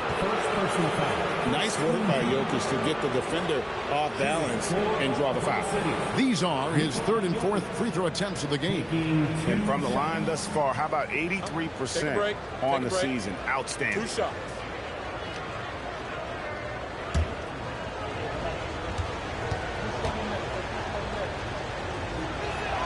The first free throw is good. You have to find Nikola Jokic fascinating. The uniqueness of his skill set makes him an unpredictable element on the floor. James Wiseman, he's checked in for Sacramento. Siakam is checked in for the Thunder. Okoro comes in for DeMar DeRozan. And Jokic drops them both. And here's Ball. He'll bring it up for Sacramento. Outside Hardaway. Ball sets a screen for Hardaway. Back to Ball. From past the arc. Yes, and it's Hardaway picking up the assist. Ball's got 8. Boy, early in his career, LaMelo Ball has let you know I am dangerous from deep. The 3 ball is good. Okoro finds Rose. Siakam outside. Jokic with the screen on Hardaway. Okoro shot is off. Boy, that's a case where he may have been too focused on answering back with his own 3. Hardaway for 3. Drills it from outside. And now a 6-point Kings lead. And it just seems that every pass they make is leading to a score. Just great ball movement. Jokic kicks to Okoro. Back to Jokic. Over Wiseman. And Jokic with the basket on the assist from Okoro. And there could be a big future ahead of him. If tonight's game is any indication, Jokic has some serious upside. Hardaway, no good. Yeah, but the defense was determined not to give him an inch of free space. Ball against Rose. We've got 1:28 left in the second quarter. Excellent D there from Ball. Pass to Chris. A 3. And it's LaMelo Ball with the 3. Ball's got the lead up to 7 now for the Kings. The defense a step slow. You can see the results. They could use a big shot here to get this offense going. Too many empty possessions. Right now, they need a basket. And so Mark Daigneault calls a timeout. This now will give him a chance to discuss some potential changes.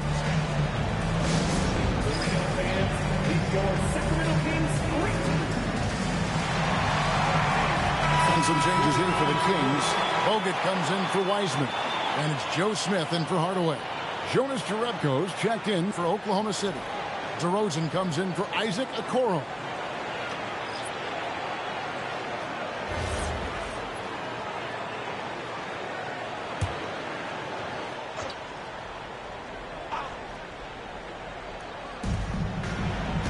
Pass to Jerebko.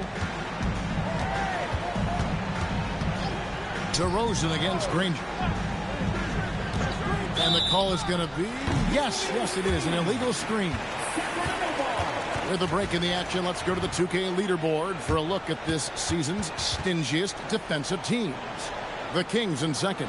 I mean, terrific rim protection. I mean, they rotate and help on the inside as well as anybody. And, of course, you want to keep offenses on the outside shooting jump shots, and that continues to be the goal. Now here's Granger. 7-point game, the biggest lead in the game. Smith sets the pick for Ball. Out to Chris. Smith dishes the ball. 5 on the clock. Granger passes the ball. And again, Sacramento with the 3. Yeah, this is just a big-time offensive performance from a young LaMelo Ball. He's already put the league on notice. Under trailing by 10. Outside Rose. Trying to answer back, but that 3 is off the mark. And with the success they've had rebounding the basketball, they're right where you'd expect them to be, firmly in the driver's seat. Assists like that have typified their effort today. Terrific ball movement.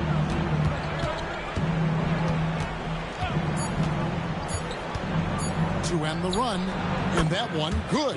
Pick works well there. Not much resistance from the D.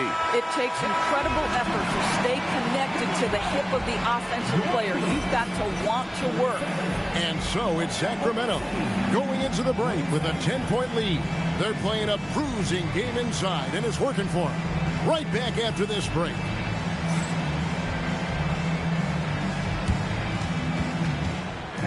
Please direct your attention to center court and get ready for the famous half-court shot. Drums, please. They're thinking about the shot. 2 balls. Let's hear it for the participants.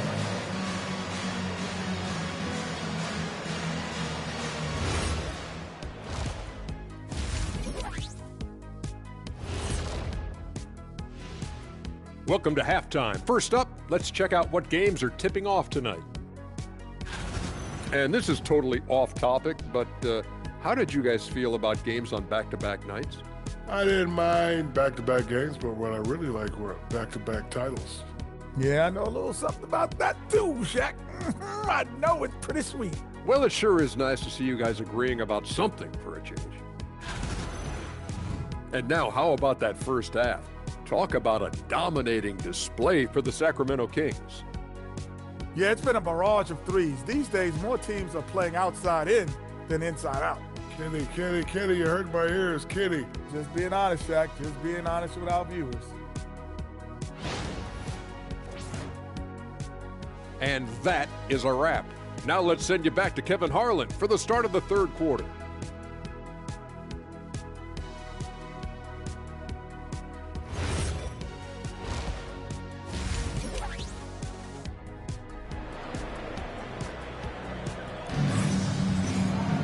And we hope you've enjoyed the broadcast so far. We're halfway through the game. Man, we're seeing a tremendous game from LaMelo Ball. And how about the amount he's contributing in the scoring column through 2 quarters? He has been terrific. And one would expect that the defense made some adjustments at halftime, but he has the ability to answer right back.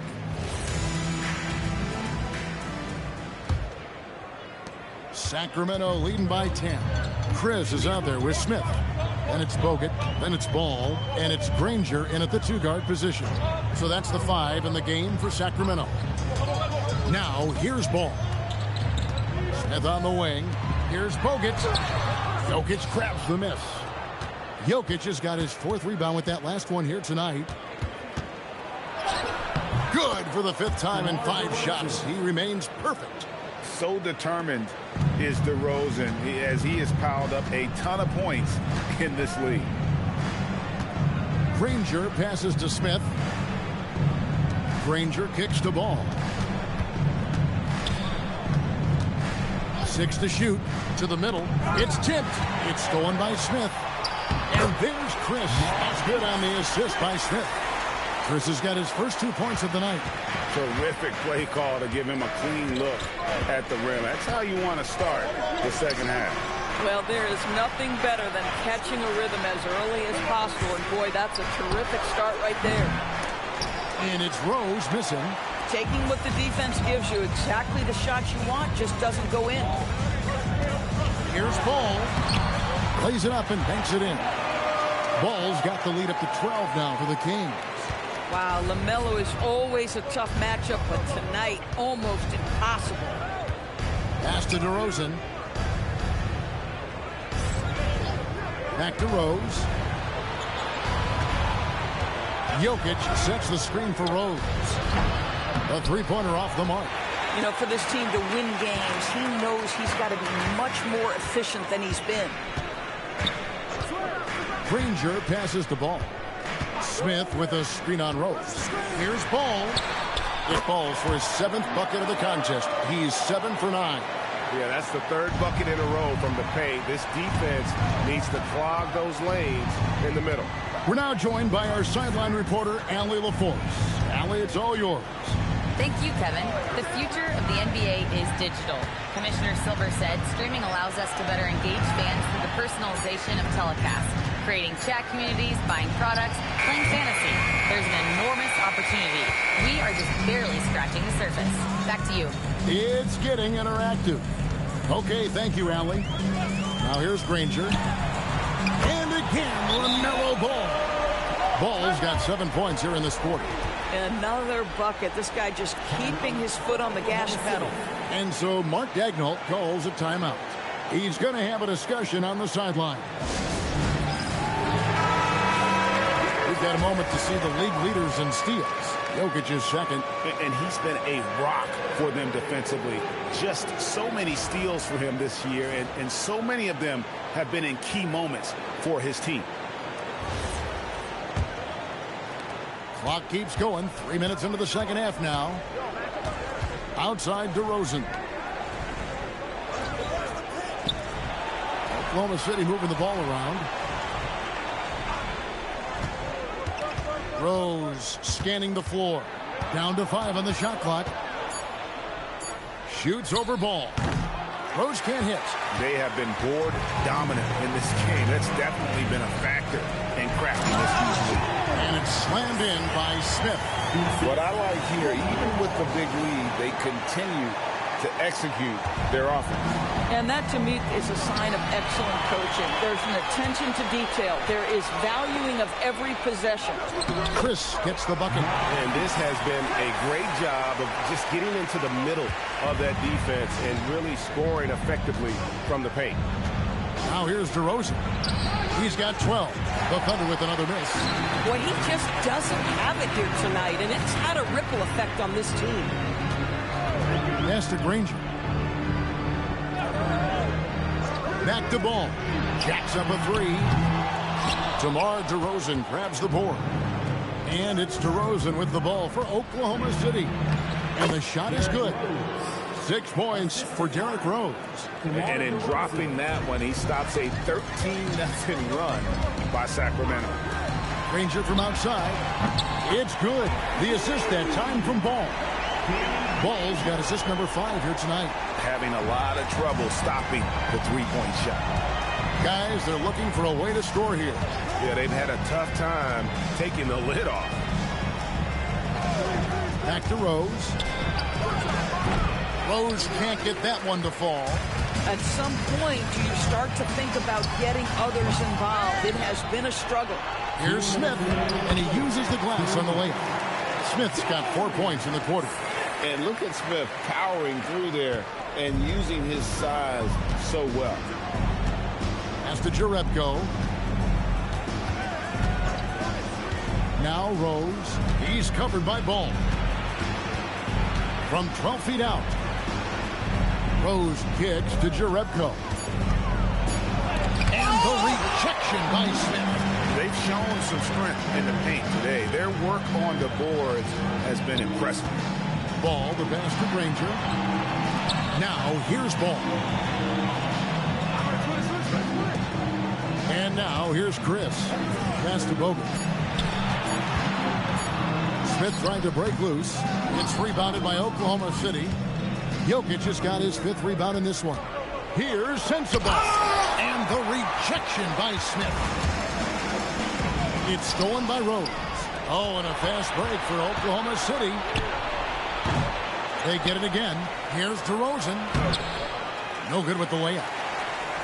Here's Sacramento now. Really controlling it now with an 18-2 run here.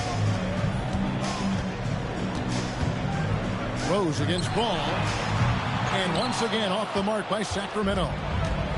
Oklahoma City has gotten blank from three-point land so far in the third. Still 0 for 3. Shot clock and game clock separated by less than 6 seconds. Rose sets the screen for DeRozan. Shot clock at 6. Jerebko for 3. That's in, coming off the assist from Jokic. Oh, my goodness. How about the vision this young man has? Jokic showing off his versatility there. And Ball puts up a deep 3.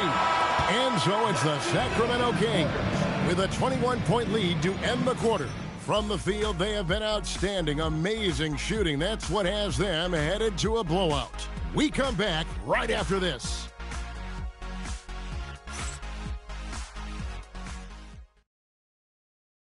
How about a look at today's State Farm assist of the game? And I'm glad this was the pick because I love this pass. Such. Yo, what's Jordan? Flush, baby. Hey, yo, Diddy. What's the roll? Yeah, son. Shot. Sweet. Big coming. Shooter, no. Go. Dead in. Come around. Blue. I got 3. Here we go.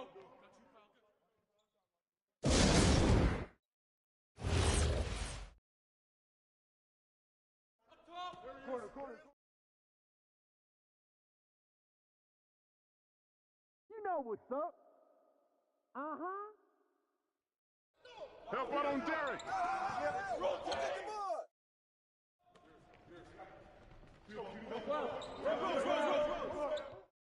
Let's do it. Hey, yo, watch the Rosen.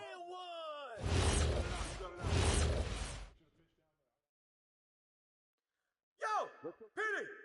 Hey! Petey! All right, man, baby.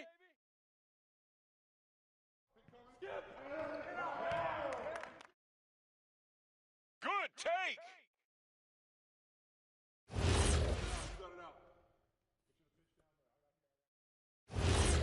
Good hit, man.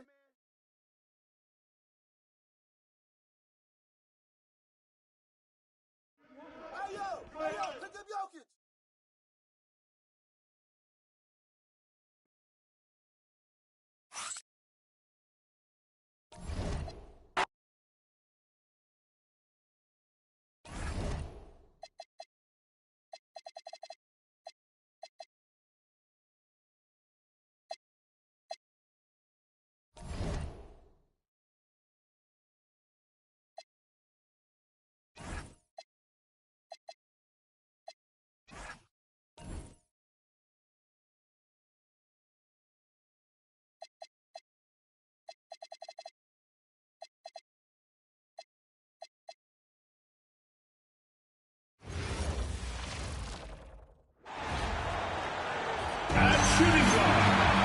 There's nothing like the intensity of coming down to the wire when both teams are fighting for playoff position, Grant. Well, you know, B.A., for these teams, what you did before doesn't matter. You have to give everything in this game. It's essentially a bunch of one-game seasons from here to the finish line. And the Milwaukee starting five. We've got Trevor Ariza, and it's Bol in at the center position. The Bucks need to get up a shot here, and they call an illegal screen here. Well, that was a quick foul for him there. The refs are certainly calling it close.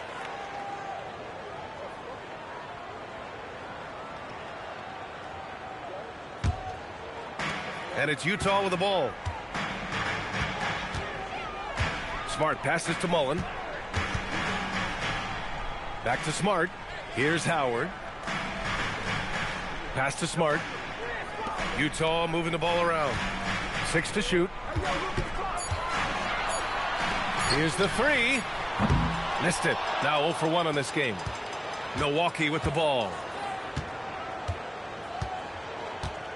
Outside Payton. Here's Bullard, guarded by Howard. Bullard can't hit. As he often does, he gets to the rim. But that's just stellar defense. Smart passes to Miles.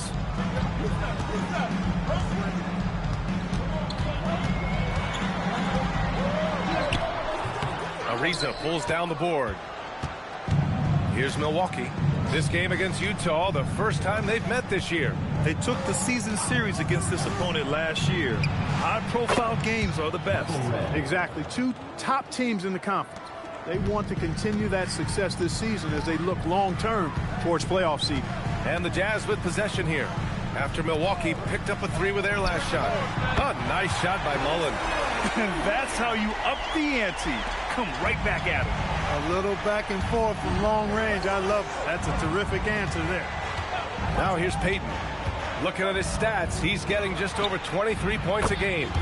No problems knocking that one down. Defensively, you have to stay connected to him on the perimeter. And here's Smart. Inside. And stolen by Bol. Pass to Ariza. Utah grabs the miss. This game coming after a loss versus the Raptors. And the win was there for them, but they just let it get away. Just couldn't make enough plays late. And, you know, those are the kind of games that sting and that bad taste lingers. Knowing you were in it, but not coming through down the stretch, those are hard to get over sometimes. Great reach that time by Howard. He went way upstairs to throw that one down. Could pretty much get any pass that's around the goal. Pass to Payton for 3. Nails it from 3. Gotta fight harder to get over those screens. Well, I'm going to credit the screen. I mean, that's a good, strong pick he lays there. And Grant, the son of Hall of Famer Arvydas Sabonis. How much do you think Domas modeled his game after his dad? Well, B.A., I played against his dad. Arvydas was 5 inches taller, but the elite skill set shared in common. No doubt, Domas took a lot of pointers from his father. And he gets the bucket. starting to find his rhythm. He's cooking, and he knows it. And you know what? They're going to keep using him. I mean, he'll be the centerpiece of their offense today. You can bank on that. And so Will Hardy calls the timeout. He'll take the opportunity to regroup. With only one game left, let's take a look at what the final standings could look like out east. You look at Milwaukee, a really frustrating season for them. They're looking forward to the draft. And of course, there's Utah, nipping at their heels in second place and wanting to get that first seed. When I look at Utah, they didn't want their season to end like this, but it is what it is, and they're already focused on the offseason. There are obvious changes that need to be made, maybe quite a few of them. And that's out of bounds. Last touch by Bull.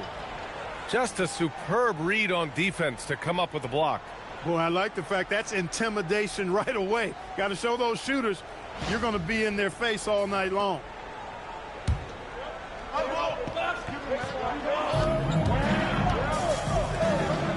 Payton against Smart. Shot clock at 5. Howard with a screen on Payton. Here's Smart. And so far, they've done a great job of preventing points in the paint. I like the way they've kept them shooting jump shots. No coincidence to find them in the lead. Payton's shot is good. Payton's got 7 points in the game. I just love the ball movement. Jazz trail by 8. They've been having major problems offensively. Definitely in a bit of a dry spell. Pass to Mullen to halt the run. Here's Sabonis. Kicks it out to Smart. Here's Mullen. Off target from outside. It's been that kind of quarter for him. The shot has just been unreliable. Outside Payton. It's stolen by Smart. Going inside. Pass to Miles. There's the triple. Can't get it to fall. 0 for 2 now. The Bucks leading by 8. Here's Red. Outside Payton. 5 on the clock. Out to the right wing. Here's Ariza. A chance to extend the lead to double digits, but it's no good. Miles, the pass to Smart. And there's the screen. Launches a 3. Fires in the triple. Oh, the range of Marcus Smart. Able to strike from beyond the arc. Milwaukee's gone 3 of 3 from outside and looking sharp here in the first. And so timeout here by Doc Rivers. He's going to gather the troops and talk it over. And now a chance to see who's leading the NBA in steals.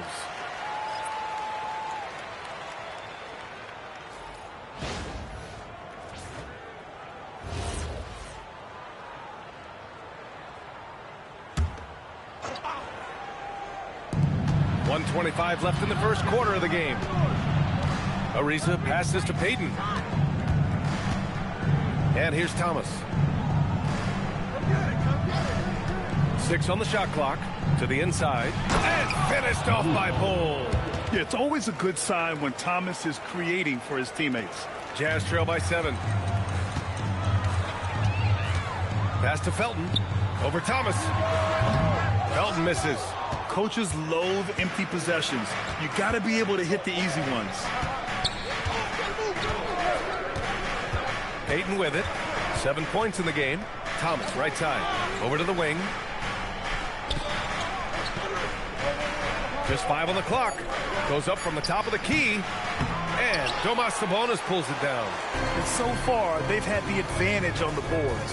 Yeah, nothing major. Not a huge advantage, but certainly a good sign for them going forward. Now, here is Howard, providing this team some offensive stability. A little over 10 points a game. Boy, the catch-and-shoot game of Mullen, excellent. Tremendous confidence in that shot, as well he should have, because he's lethal. And here's Thomas from the arc. Oh, it would have counted had it fallen, but it is offline. And that does it for the first quarter. Milwaukee out in front, up by 4. And the second quarter is on its way when we return.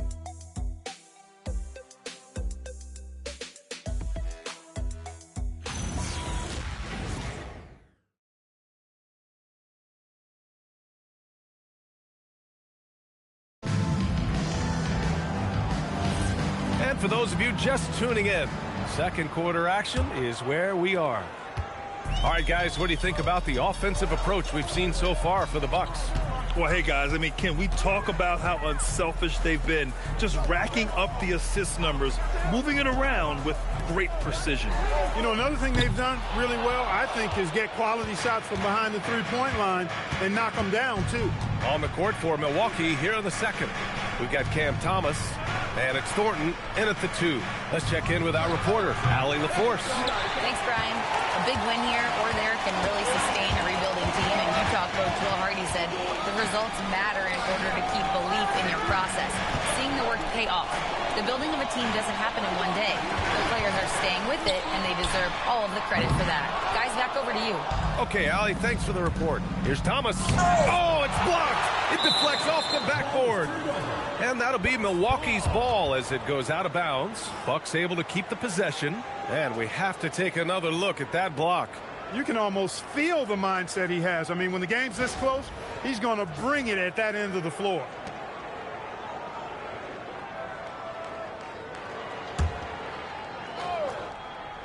Quarter number 2 and about a minute in. There's a screen. To the wing, right side. Just 4 to shoot. Here's Thornton. And the Bucks miss again. Jazz trail by 4. Pass to West. Second quarter of action, about a minute and a half play. Melton on target from range. Willing passers, unselfish play. You have to appreciate this kind of offense. And so timeout here by Doc Rivers. We might see him looking to make some tweaks to the strategy.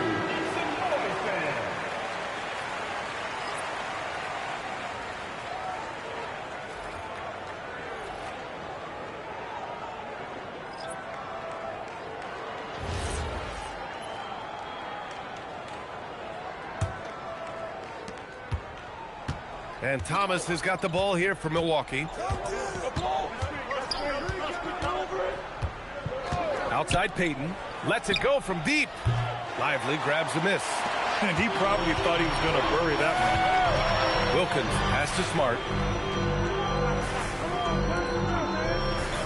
2 minutes now played in the second quarter. Pass to Miles. And counted from 19 feet away. Good heads-up basketball. Sees an opening and capitalizes. Outside Payton. Shot from the top of the key. Milwaukee, no good that time either. Hey, sometimes the best looks don't equate to points. Smart looking around. Lively with a screen on Payton.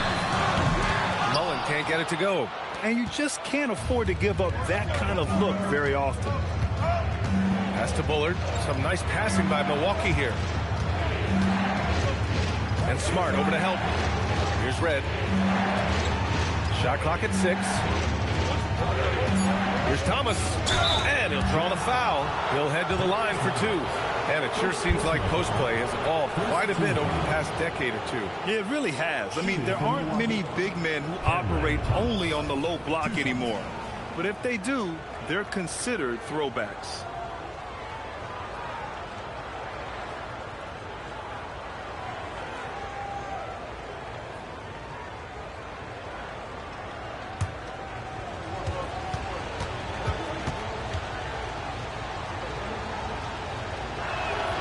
First free throw is good. When you watch Cam Thomas go on one of his patented scoring outbursts, it's reminiscent of the microwave. He heats up quickly and can carry the offense in stretches. Sabonis, he's checked in for Utah. Bowl, he's checked in for the Bucks. And both free throws good for Thomas. Extremely reliable. When he steps up to the line, you just kind of expect him to knock him down. Smart passes to Mullen.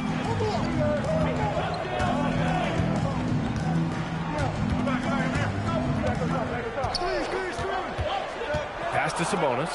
Here's Miles. Smart for 3. It's Milwaukee with a rebound. Bullard's got 4 rebounds now.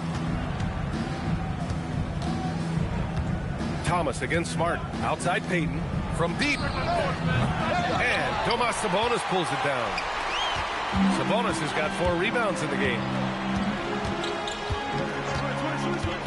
Smart outside. Pass to Mullen from outside the arc. That's in.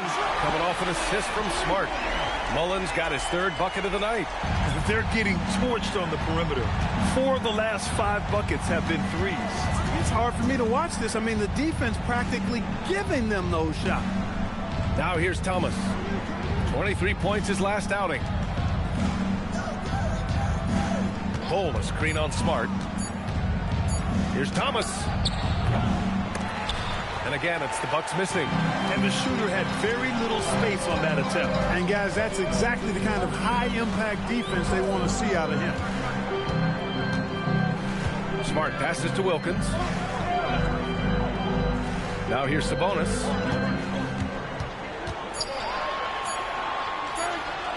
Count it. 1 for 1 to start the game. Well, I tell you what, Sabonis' touch is impressive, and I think it's only going to get better. Things just don't seem to be clicking for them offensively. Yeah, they really need to find a way to get back on track. And so timeout here by Doc Rivers. He might have seen something and needs to review with his guys.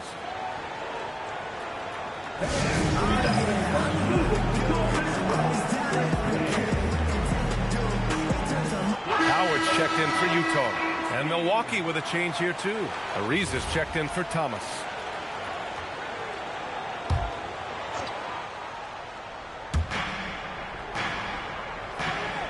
Here's Bullard.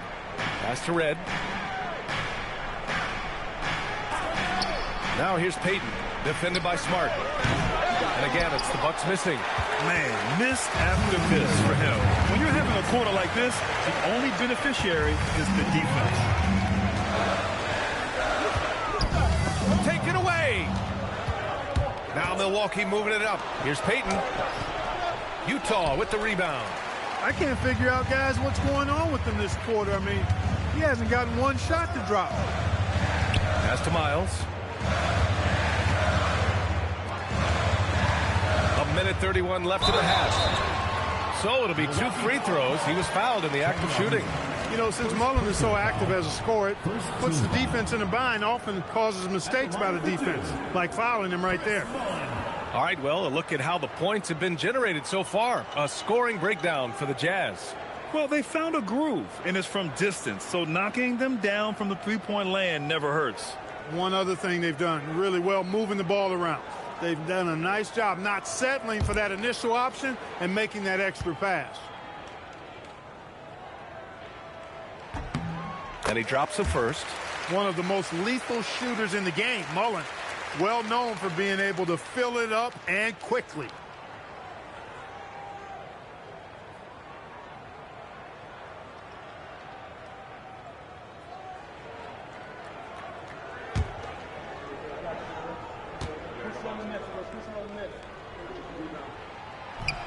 No good on the second free throw. The Bucks trail by 5. 1:22 left in the first half of this one. Pass to Red. Back to Ariza. Here's Bullard. Guarded by Howard. Just 5 to shoot. Bullard passes to Ariza. No good. And they can't put it into the drought. Utah leading by 5. Here's Miles. Now here's Smart. Here's Mullen. Darius Miles. Second personal foul. First team foul. The Bucks trail by 5. There's 42 seconds left to play in the second quarter. Red, the pass to Bowl. Here's Red. Some nice passing by Milwaukee here. Pass to Ariza. Lets the 3 fly. Counted from distance. Got to respect the long-range shooting of Ariza now. A capable shooter from downtown. Watch out. 17 seconds left in the first half. Here's Mullen. He's got 10. The 3. That one is off. And so a close game as we wrap up the first half of play. It's the Jazz up by 2. And we'll step away briefly, but get you right back out there for the start of the third quarter, right after the break.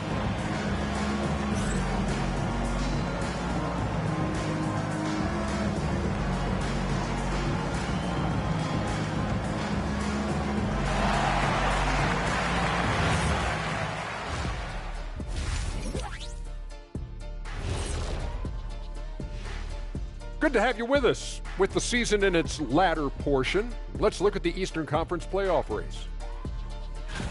You know, right now for Utah, unfortunately, their season ends with this game. Plenty of room for improvement and growth. We'll see where they go from here. Nowhere to go but up, and they have a long summer to develop. And let's review how things are going for the Jazz. They find themselves in a tight one here at the half. They're riding the wave of enthusiasm in this arena. Yeah, getting that boost of adrenaline. They're giving this crowd a show and trying to bring home the W. That does it for halftime. Let's get back to game action. Here's Brian Anderson with the start of the third quarter.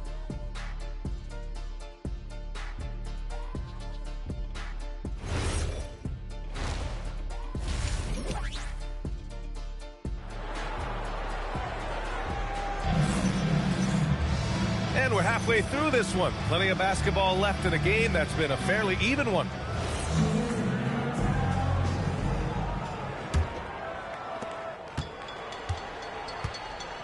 Dwight Howard out there with Domantas Sabonis.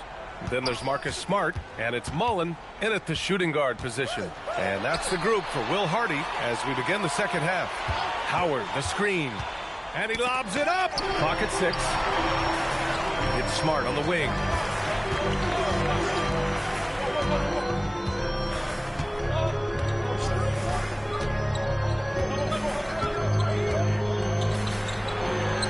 Using his post moves to get the 2 points. Smart's got 5 points. Bucks trail by 4. Talk about guys who have springs for feet. Aaron Gordon's one of them. Yeah, when people think of Aaron Gordon, I think they attach him to the dunk contest. I mean, he's so uber athletic. I mean, he put on a few amazing performances in that event in the past. But to the surprise of many, he actually didn't win the dunk contest, but he's become a really good all-around player. And it's Utah with the ball. After the basket by Milwaukee on the other end. Mullen can't get it to go. That is not the shot you need to be looking for when you're trying to break out of a slump. Back to Payton for the lead. Utah grabs the miss. Howard's got his 5th rebound in this one. Inside, here's Mullen. Good setup. Led him to the rack perfectly for the layup. 12 points for him. You know, this is Mullen's role. He's out there to score, which includes capitalizing from inside, too. Outside Payton.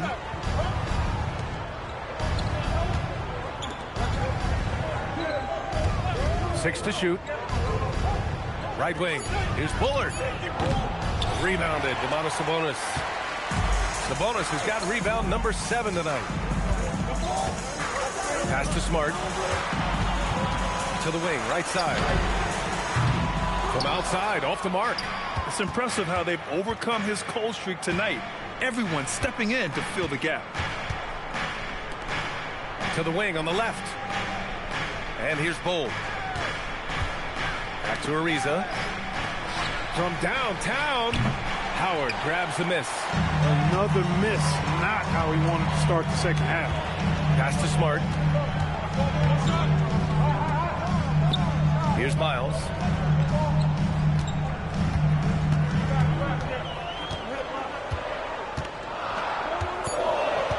Utah needs to get off a shot here. Here's Sabonis. Oh, he used the shot fake to create the angle, but he couldn't get it to fall. Smart against Payton. Fires for 3. And another miss by Milwaukee. Not his best night, and not the team's best night. Sometimes it just goes that way.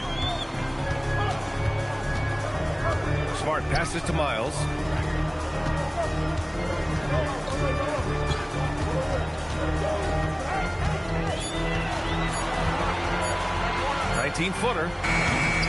Rebounded by the Bucks. Payton with it, and Sabonis picks him up defensively. Outside Payton to win the drought. Sinks the tray. Payton's got 10. That's why Payton's teammates have confidence in him and trust him, because he understands when he should take these quick shots. Here's Miles. Pass to Howard. Howard with a screen on Payton. And he lobs it up top. There's the steal. All right, let's check in with Allie LaForce. Hey, guys. Well, the son of Hall of Fame big man Arvydas Sabonis, DeMontis said he was a 7-footer that could do everything, like a point guard. He's at a whole different level. I'm just another basketball player. He is a legend. But his father said DeMontis is a warrior like me, and I'm very proud. Brian? Great stuff. Okay, Allie, thanks a lot. Here's Miles. Here's Mullen. Elbow shot. And that one's good. He's got 14. Sometimes it's simple. Put the ball in the hands of your scorers and let them do what they do best. And so timeout here by Doc Rivers. Coach taking this moment to speak to his guys. Maybe alter some of the game plan.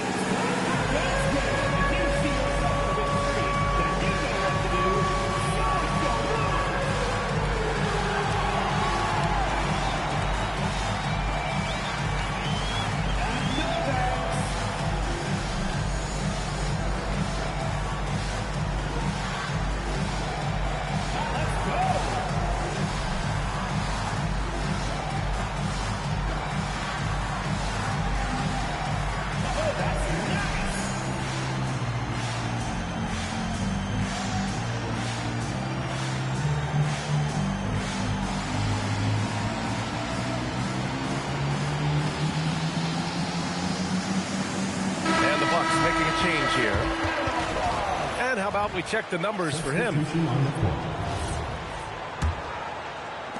The Bucks trail by 3.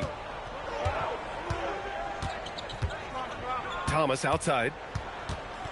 Down low. Haddadi. Oh, a big finish with a one-handed jam. And once he gets to the rim, it's fairly automatic. Nothing fancy right there. Just takes the 2 points, moves on. Hey, guys, I know I'm stating the obvious here, but those could be an important 2 points considering how close this game is. Howard. And there's 2. Work on the glass, paying off that time. And the Jazz lead by 3. This has been a close game in a lot of ways, but they do have an edge on the boards. We've seen it time and time again in games. Effort and determination on the glass can make up for a lot of other weaknesses. Here's Ariza. To the left wing. Here's Bullard. 4 on the clock. Can't tie it up. That one misses. And just terrible defense. I don't know how he missed that shot. Now Smart. He's got 5. Pass to West. Back to Smart. This one for 3. Doesn't go that time. The Bucks trail by 3. Boy, they need something to go to regain some confidence. No question. Way too many empty possessions for them. To the middle. Back to Ariza. They set the screen. Here's Thomas. Utah with the rebound.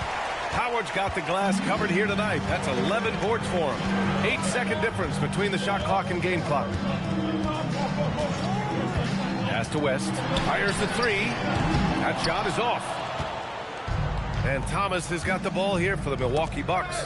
It's stolen by Smart. Here's West. Over Thomas. And the basket by West. Good decision making. Scopes the situation. Puts the pass right on the mark. And we've watched 3 so far in this one. Jazz out in front, leading by 5. And fourth quarter basketball will be coming your way on 2K Sports right after this.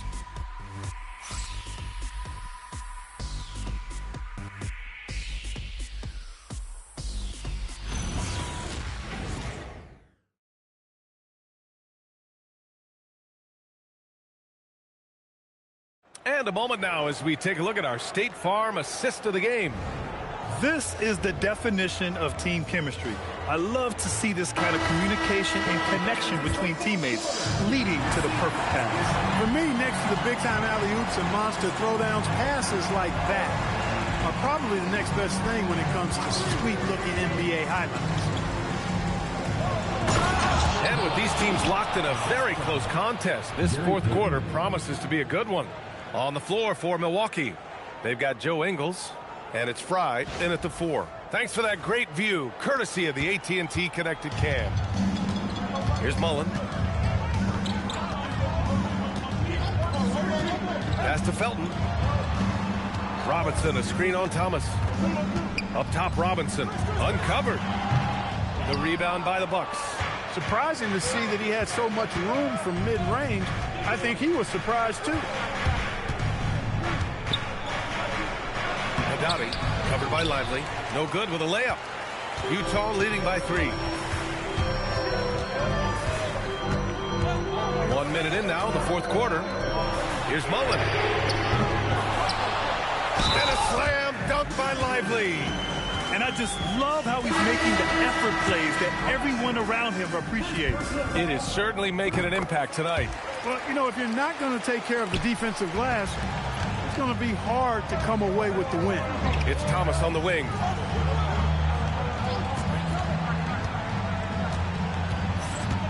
Pass to Fry.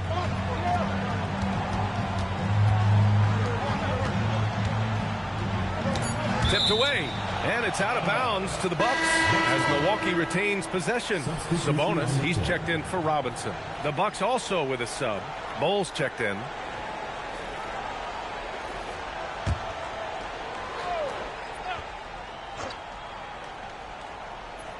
About a minute and a half into the fourth now.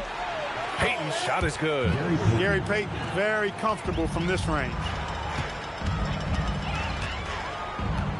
Here's West. Pass to Felton. Puts up a 3. Fry grabs the board. I've been in this position. Your team is up. You want to drive in the dagger. He may be a little overeager. Right side, Payton. Now here's Bowl. And finished off by Bowl. I just love the strong finish there inside. Man, he's got that dunker's mindset, doesn't he? Always ready to pounce. An absolutely tremendous athlete, able to go up and finish over the biggest of defenders. And we've got a timeout called by Will Hardy. He wants to make sure everyone is aligned, given the situation right now. Let's go now to the sideline and catch up with Allie LaForce. I was able to listen in on what Will Hardy was going over with his team. He tried to loosen the tension a little, asking his guys, are we having fun? I know I am. Just relax out there and follow the game plan. We've got this. Appreciate the report, Alec. Utah with another miss. He can't seem to find the range here in the second. He did a great job in the first, hitting 3 from outside. Outside Payton. Outside Ingles. Shot clock at 6 to tie it up. And Milwaukee tacks on 2 more. Yeah, you know, Gary Payton is simply a do-it-all guard, folks. I mean, his stat sheet reflecting that tonight. Out to the wing. Here's West, guarded by Payton. Sabonis with a screen on Thomas. The Jazz again can't hit. Well, you know exactly why they let him have that shot. To take the lead, Payton passes to Thomas. There's a screen by Bull. To the paint. Banked it in off the glass. Bull's gotten 4 this quarter. I mean, some good stuff out here. 5 of their last 6 buckets have come off of nice passes. A little over 3.5 minutes in the books now in this fourth quarter. Felton misses.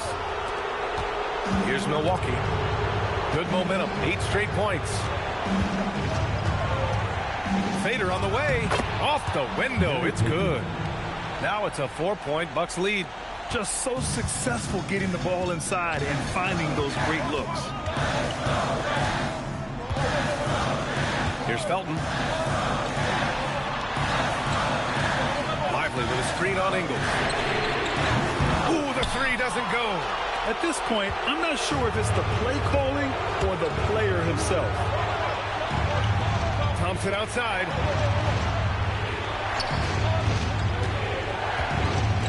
Puts up the tray. Lively pulls it down. Unfortunately for them, they're reeling at this point. So true. Very little going their way right now at either end of the floor. The Bucks leading by 4. Peyton up top.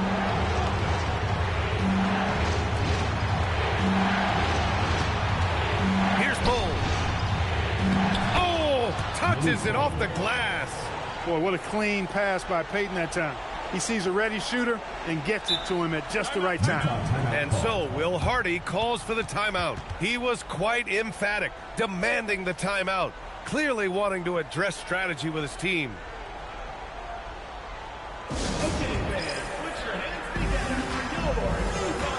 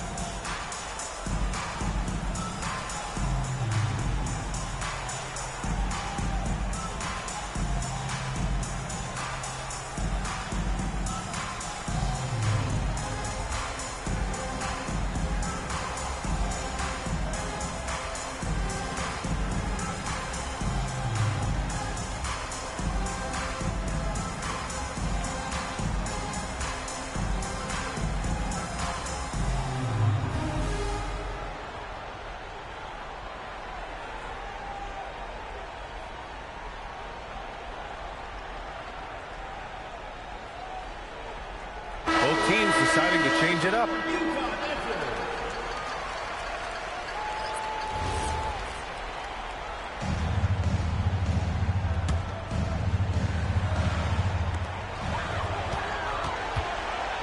Here's Mullen.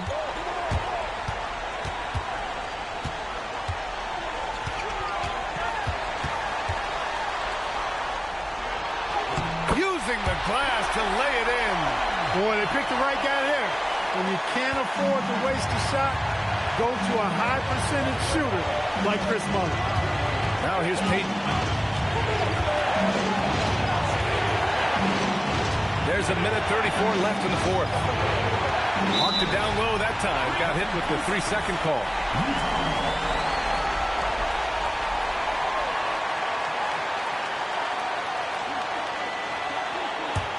Jazz trail by 4. Here's Mullen.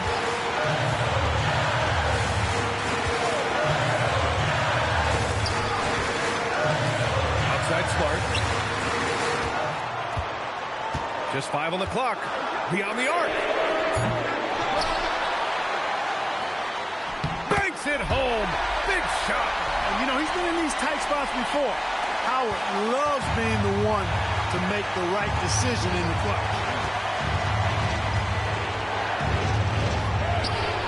Talk about stepping up in a big way. Well, that was want to. He wanted the ball. Nobody else was taking that shot. Well, the Jazz shooting at about 34% here in this game. Here's Mullen. Let's loose for 3. Money from 3. That's exactly the kind of shooting you need down the stretch to win games. And I think we'll see him milk the clock a bit. Yeah, seems like the heady move right now. Here's Bullard. Jacks up a 3. Another chance. And it's good on the lay-in. And they aren't over the limit yet. And so Will Hardy calls for the timeout. And a great call on his part. This is the time you want to be in sync right here. Any speculation on what we're going to see coming out of this timeout? If they leave the arc open, take it. But it may be safer to get a quick 2 and then foul. Either way, they got to score the ball. Here's Mullen. Shoots it. Oh, the shot is off. And they commit an intentional foul. We'll see another one of those, so they get into the penalty.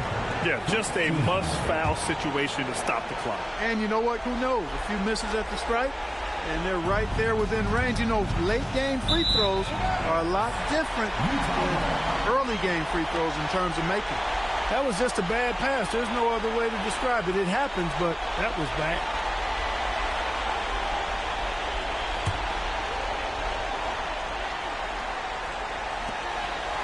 To tie it up, the triple drop. And he's coming off a huge performance, and his confidence couldn't be any higher. And his coach knows that, too. Showing no signs of slowing or cooling down. They're going to ride him as far as he can take him. And Doc Rivers calls timeout. And coach didn't want to take any chances in this situation, which is why he called the TO.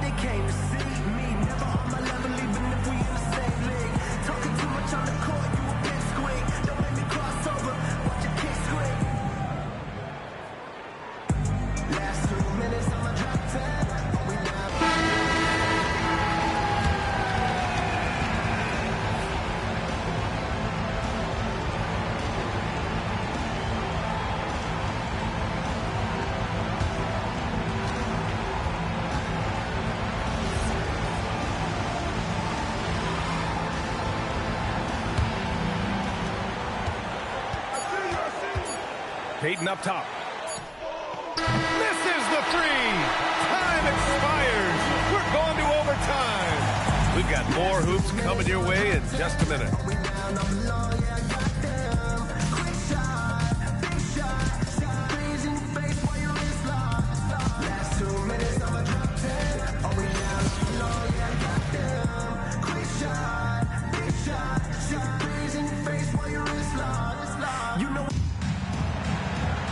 Boy, these teams have battled tooth and nail for 4 quarters. Now we're headed to overtime. This one should be fun. And here's Smart. Domantas Sabonis out there with Dwight Howard. Then there's Marcus Smart, and it's Miles in at the small forward position. To take the lead. That's off. And he's doing things on the glass tonight that we don't often see. Boy, he has put in some major work. He's earning his pay, for sure. Outside Payton. There's a screen by Bull. 6 on the shot clock. Ooh, Howard with a block. Nice timing by the big fella Howard. Outstanding being able to get that rejection. Oh, the go-ahead bucket, no good. The Bucks shooting 40% from the field in this one. Outside Payton. 2 minutes remaining. Yes, sir! Payton really earning those two, battling successfully. Utah trailing here. Here's Mullen. To take the lead, and he nails it. And this is how he shines. He's a big part of their floor spacing. And you know what? It's all about the long distance game for him tonight. He's getting it done from out there. Now here's Payton.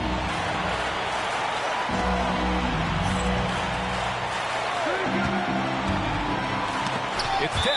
And so the ball out of bounds. Smart tucks it last. He clipped the ball there, but not enough to nab the steal. Clearly a careless pass. He got away with one there. Clock at 6. Tosses it up. Rebounded by Sabonis. And so Smart will bring it up for Utah. Mullen.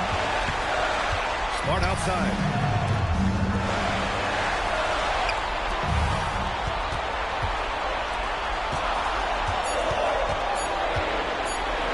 Fires the three. Another chance. Here's Red. Payton with it. Shoots a three. No good. You know he wants that one back, right in his wheelhouse. We've got a 9-second difference between the shot clock and game clock. Here's Mullen. Smart outside.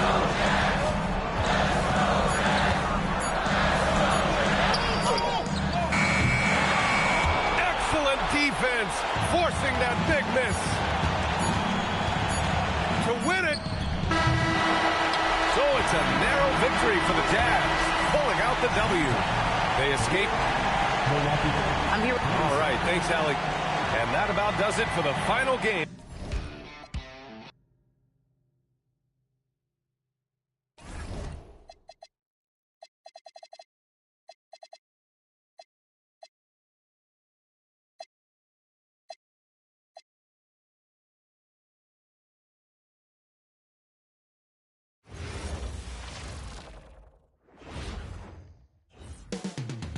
Coming right up. With the playoffs on the horizon, Richard, we're seeing some of the top teams rest their players a little bit. Yeah, you want to prevent injury, but you also want your go-to guy to have some fresh legs. Limit their minutes now. It'll pay dividends in the postseason. Let's take a look at our starters for Portland. Kukoc is out there with Leighton. Then it's Bowen. Then there's Emmanuel Quickly. And it's Maxey in at the 1 spot.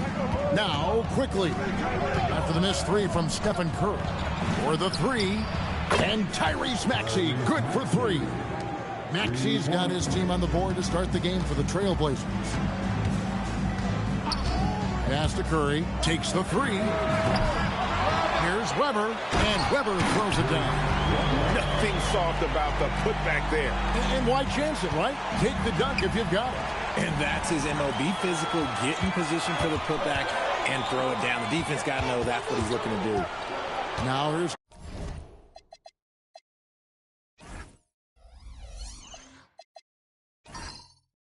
Curry. Look at those numbers of his. You just can't say enough about the work he's doing at the offensive end. He's averaging about 30.5 points a game.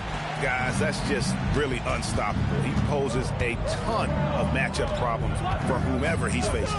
Here's Maxey following the basket by Stephen Curry. And that one's good quickly. You can tell Maxey enjoys moving the ball. He likes setting up other guys. So first quarter just over a minute and a half in. Curry wide open. Again, Curry missing. And this quarter, he has clearly been off the mark. Here's Maxey. Last time out, he had 13 points. Weber against Kukoc. Weber kicks to Curry. Back to Weber. And Weber throws it down. How about the head of steam he's able to generate right there and just gets to the rack really easy. The Trailblazers have gone 2 or 3 here to start out the game. Bounce pass Maxey.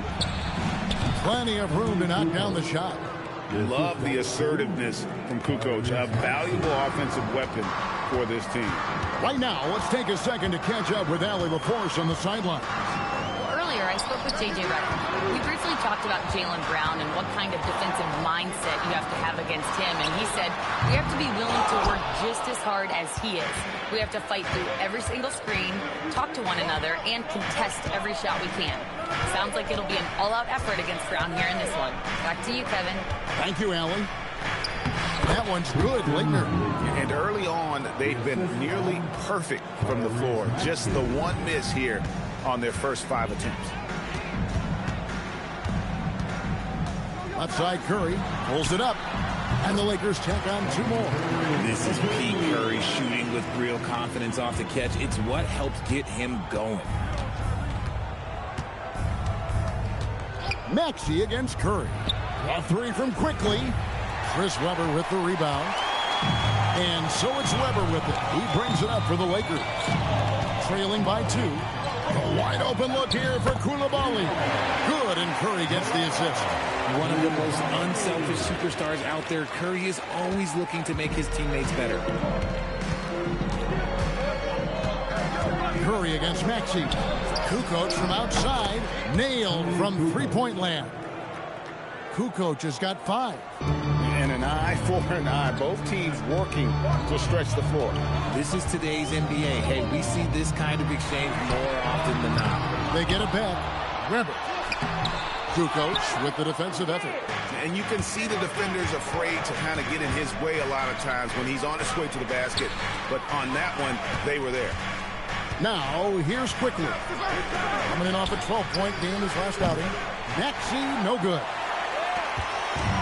The Lakers have gone just a shade under 50% from the field. 5 of 11. Pass to Webber. Breaks it off the glass. 6 points for him. And their post play has been really solid right off the bat. Portland has gone 3 of 6, 50% from deep so far tonight. 2 minutes remaining in the foul. Now here's Kukoc. Shoots over Webber. And again, it's Portland converting. 1:52 left to play in the first quarter. And so J.J. Redick will call a timeout.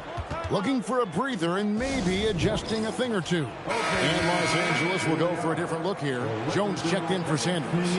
Jalen Johnson comes in for Webber. Chris Duarte's checked in for Green. And it's Payton in for Stephen Curry. Yao, he's checked in for Portland. Christie comes in for Quickly. Now here's Jones. He's averaging a bit over 5 points a game. From deep, Johnson. Christie with the rebound. Not quite enough defense that time around. Just lucky he was off. Pass to Maxey. Beyond the arc. A three-pointer is right on target. Maxey's got a pair of threes now in the first quarter for Portland. Payton the bounce pass. Here's Duarte. Here's the three. Rebound by Yao. 1:04 left in the first. And he goes up strong with one hand and flushes it down.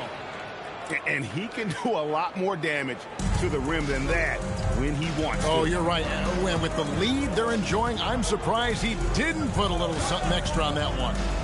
Duarte score the basket. Nice shot after missing his first attempt. Pick works well there. Not much resistance from the D. Yeah, that just comes down to a lack of effort. The defender has to do a better job fighting through the screen. Now, here's Maxey. He's got 6. Back to Kukoc. 6 on the shot clock. Leitner the pass to Yao. Fires from deep. Christie can't make it. Lakers trail by 5. To the paint. Here's Jones. And it's slammed in by Jones. And that's how you lead a team. Literally. Maxey with it. He's a good contributor to his team, averaging about 10.5 points a game. Kukoc for 3. A shot that time, not on target. And so lots of scoring in that competitive first quarter. Portland out in front.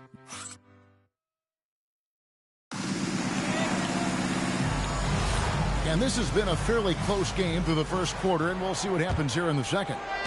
And what do you guys think so far about the offensive approach for Portland? Well, so far, their long-range shooting has been the story, doing damage from deep. And also have to bring up their passing game. They've been moving the ball with great precision so far and creating great looks for their teammates. Here are the 5 Portland has to start the second quarter. We've got LeVert. Christie is out there with Yao. And it's Gatling in at the power forward. Payton passes to Duarte. Back to Payton. Pass to Duarte. Off target from outside. Trailblazers leading by 5. Here's Springer. On the wing, Christie. Unloads. Yao. It's good on the putback. His size is unreal. Ming with the easy board and bucket. A left to the wing. Here's Weber. It's hauled in by the Trailblazers. And the bench turned up in that one. Whatever they couldn't get from their starters, they got from the reserves. For a number of reasons, depth seems to become more important every year. Now Weber, after Karis LeVert missed from long range. Payton outside. Johnson sets the screen for Payton. Cranes the three-pointer. And what kind of defense was that? You can't give up wide open threes like that. What are you doing? And so Chauncey Billups decides to call timeout. He's going to take this chance to talk to his guy. And this is the first season matchup for them against the Lakers team. Yeah, and they took care of business against this group last year, winning the season series. Koulibaly, he's checked in for Los Angeles. Stephen Curry comes in for Elfrid Payton. Now, here's Quickly. He's averaging a bit over 5 points a game. Pick by Yao. Here's Kukoc. And the basket for the fourth time from the field. He's a healthy 4 for 6. Lakers trail by 6. When it comes to Jaylen Brown, Greg, what qualities does he add to a team? Well, I love how active and physical he is. He poses such a difficult challenge on both sides of the ball. With a Finals MVP award to his credit, you know he's as mentally tough as anyone in our league. And he gets it to go. The impact of Curry on the offensive end, it's about more than just the points. It's about the gravity that he draws. Master Quickly. Three-pointer. Rebound the Lakers. Defeated by the Hornets in their last game. They'll try to put that one behind them. Total embarrassment. I was shocked at how poorly they played. I think they were shocked. Well, we'll see how they respond after that weak performance. It should tell us a lot about their character as a team. And Portland has possession after the miss from Stephen Curry. Koulibaly up top. Here's Weber. And it's good. 2 points. Weber's got 8. Nice ball movement there. Delivered the pass right on time. Now Christie. Quickly looking it over. Shots good by Yao. He was inside his own head in that first quarter. You could see it. Now he's doing a much better job of letting the game come to him. Here's Duarte. 11-point game his last outing. Outside Curry. Rebound by Yao Ming. Their game plan needs to change if they're going to get out of this hole because he is just not there offensively. To the inside. That's his 4th basket of the game, and he's only taken 4 shots. Off to a good start. He's just got it on automatic right now. 100%, and that'll keep your confidence out. And Los Angeles with some changes. Sanders comes in for Weber, and it's Barnes in for Duarte. The Trailblazers also changing it up. Leitner comes in for Yao, and Maxey subbed in for Christie. Now here's Barnes. The shot by Curry, no good. This is the definition of forcing it. He's trying to get himself going, but taking tough shots just won't do it. Bowen shot is off. Oh, that's terrific defense there. That's how you protect the rim. Pass to Johnson. And here's Sanders. Shot clock at 6. Curry outside. Oh, Curry so accurate from three-point range. An exceptional three-point shooter. This is why Curry is one to watch. Outside, Maxey. And right away, they match it with a three-pointer of their own. Maxey's got his 3rd basket of the night right there. 1:36 left in the first half of basketball. Curry can't get it to go. And on an open look like that, he's very gifted at making the weak coverage pay. Outside, Maxey. Here's Kukoc.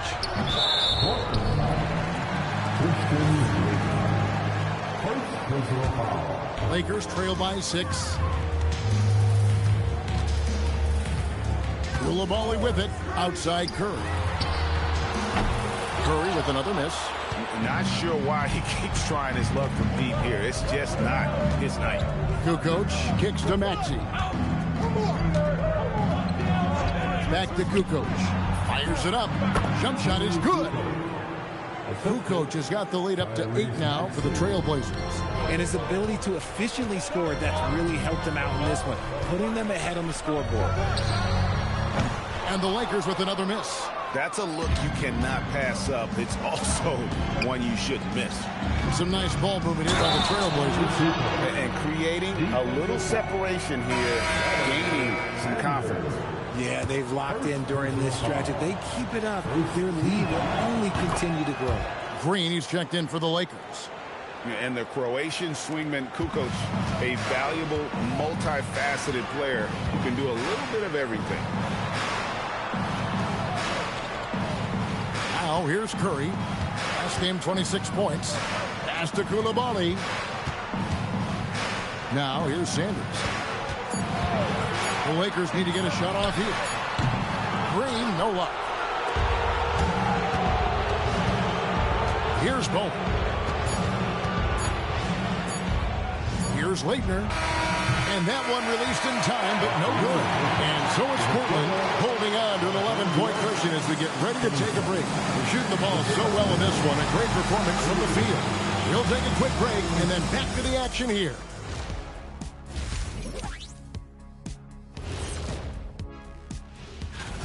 The winner in the East, James Harden. Built to carry an offense. It always seems like Harden's up for this award. Now let's talk about that lopsided first half. Obviously a lot of work to do for the Lakers. And that is a wrap. Now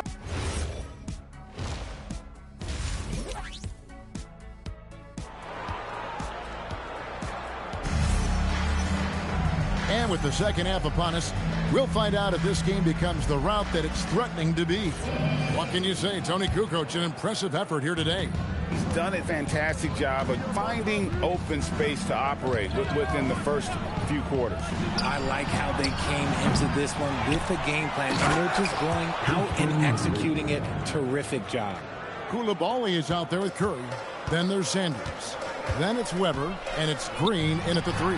That's the Laker 5.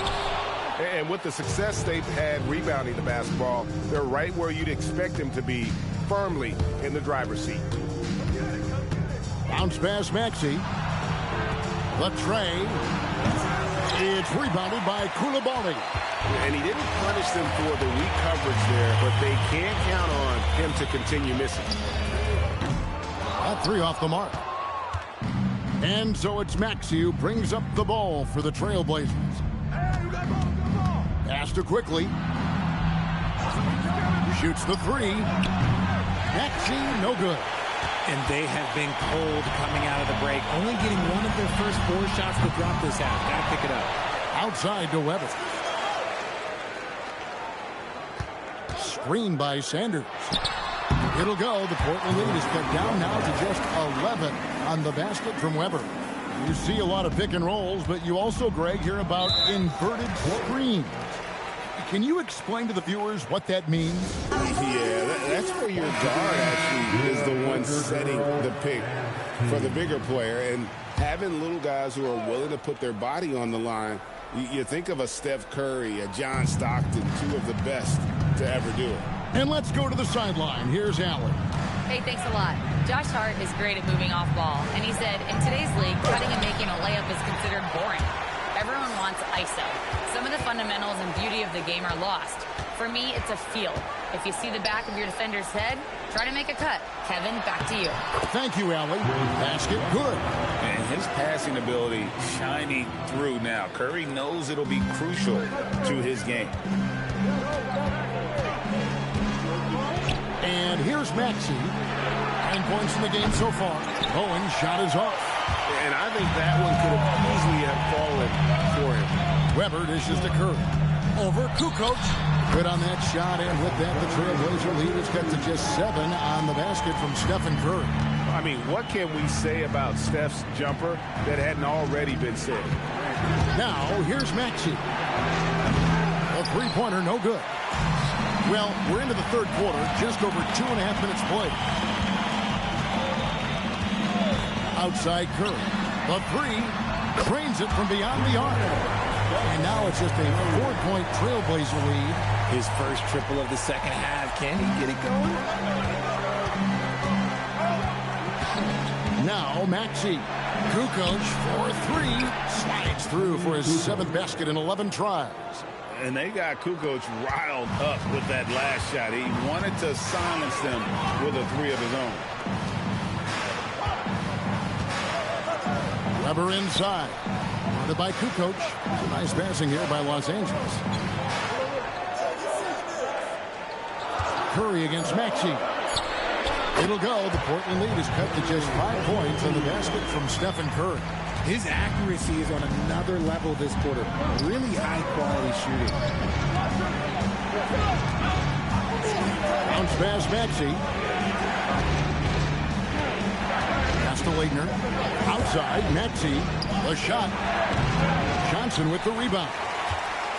Johnson's got 4 rebounds in this game. Curry passes to Sanders. Now, Koulibaly. Here's Weber. Rebounded by Bowen. Portland leading by 5. Pass to Maxey. From the arc. A rebound by the Lakers. Sanders has got 6 rebounds here tonight. And the stroke definitely lacking confidence this quarter. Nothing on target. Back to Koulibaly. It's Curry outside. Hits the 3-point bomb. Curry's got 2 now from beyond the arc in the third for the Lakers. And so Chauncey Billups decides to call timeout. He's going to have a discussion on the sideline. Jones checked in for the Lakers. Chris Duarte comes in for Weber. Now, here's Maxey. 9 points in the game so far. Yao kicks to Quickly. Drops in the tray. Quickly's got 6. And Yao just so big, he's able to see over the top of the defense, and that allows him to find an open teammate. Back to Curry. Pass to Koulibaly. Johnson for 3. And a great assist by Curry as that one goes in. Curry's got 3 assists tonight. And so it's Maxey who brings up the ball for the Trailblazers. Here's Gatling. Now inside. Working on Jones. And the bucket is good. 3-point play chance here for him. And when you foul me, you really got to foul it, or else he'll power through and finish. Matt Barnes is checked in for Duarte. And then Jones with the jam. And finding his teammate in stride, he led his guy perfectly. Portland leading by 3. Pass to Springer. Here's Gatling. Maxey on the wing. Picked by Yao. Fires for 3. Maxey, no good. His 3-point shooting count dried up in the second half. He is yet to make one after knocking down 3 before halftime. Koulibaly with it. On the wing, Barnes. No good. That would have tied it. Here's Springer. He's defended by Koulibaly. I'll be honest, I'm a little surprised he missed that. 5 seconds separating the shot and game clocks. Everything's within Curry's range. And the D has gotten a little bit laxed here defending the triple. The Trailblazers shooting a pretty brutal 29% since the break. Maxey deciding where to go with it. Pass to Yao. Kicks it out to Maxey.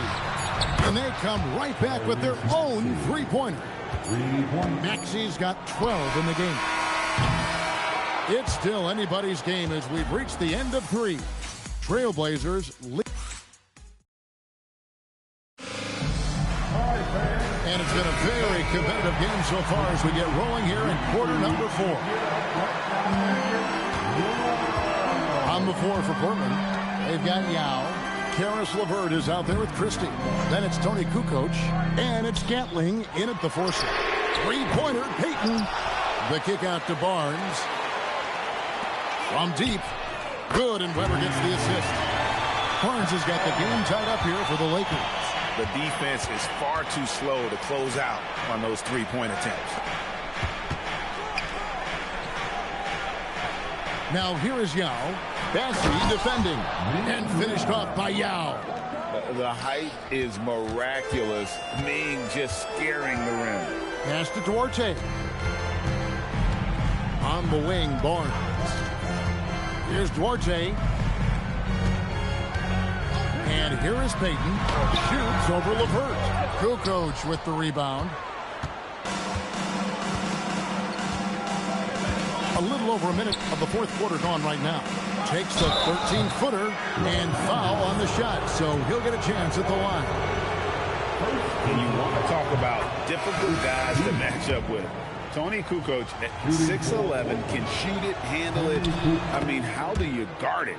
The Trailblazers making a switch here. Springer's checked in. Now, here's Payton. Out to the wing. Now, here is Weber. He's tightly guarded. Off target from the baseline. Final quarter here, and we're just over a minute and a half through it. And stolen by Payton. Barnes dishes to Weber. Back to Barnes. Again, the miss by the Lakers. Trailblazers leading by 4. Spins. Here's Christie. Misses the 3. And they're up right now, but it hasn't been because of him. He's really struggled on offense. Here's Weber. Here's Duarte. Los Angeles with another miss. The Trailblazers shooting well, 50% from the floor. Here's Christie. Uses the glass to finish the layup. Oh, I love that possession for them, ending with an assisted bucket. And J.J. Redick calls timeout here. And that timeout by Coach was carefully measured, wanting to make sure that everybody is on the same page here. And Los Angeles with some changes. Sanders checked in for Charles Bassey. Koulibaly comes in for Duarte. And Curry subbed in for Elfrid Payton. Let's go to the sideline and see what Allie LaForce has dug up for us. Allie, take it away. Thanks, guys. I got a chance to hear what J.J. Redick was saying to the team. He told his players, we are right there, guys. This game is ours. Continue to work hard, and we will win this game. We appreciate it, Allie. Thank you. And here's Maxey after the three-pointer from Stephen Curry. Pass to Kukoc. This one for 3. Basket number 8 is all good. He's attempted 12 shots. This is his second 3 this half. He's getting even more bold at that arc. Outside Curry. And another 3 for the Lakers. Yeah, that's back-to-back threes. The D just seems to be slacking off a little bit. Outside Kukoc. Back to Maxey. It's stolen by Curry. And his shooting stroke is about as pure as you'll find. Even in the biggest moments, Curry never loses that rhythm. And a chance for just a second to check out the scoring breakdown for the Trailblazers. Wow, they're moving the ball around so well, guys. Quick passes, letting the next guy do the work if you don't have a look. And another thing, they continue to work it inside and score. It's clear their game plan is attacking the paint as much as possible. Los Angeles making a switch here. Green's checked in. Connects from three-point range. And the Trailblazers lead by 4. Here's Koulibaly. Sanders. And Sanders throws it down. Oh, just solid on the one-handed slam. And guys, when it's a tight ball game like this, he's the guy they want with the ball. Here's Quickly.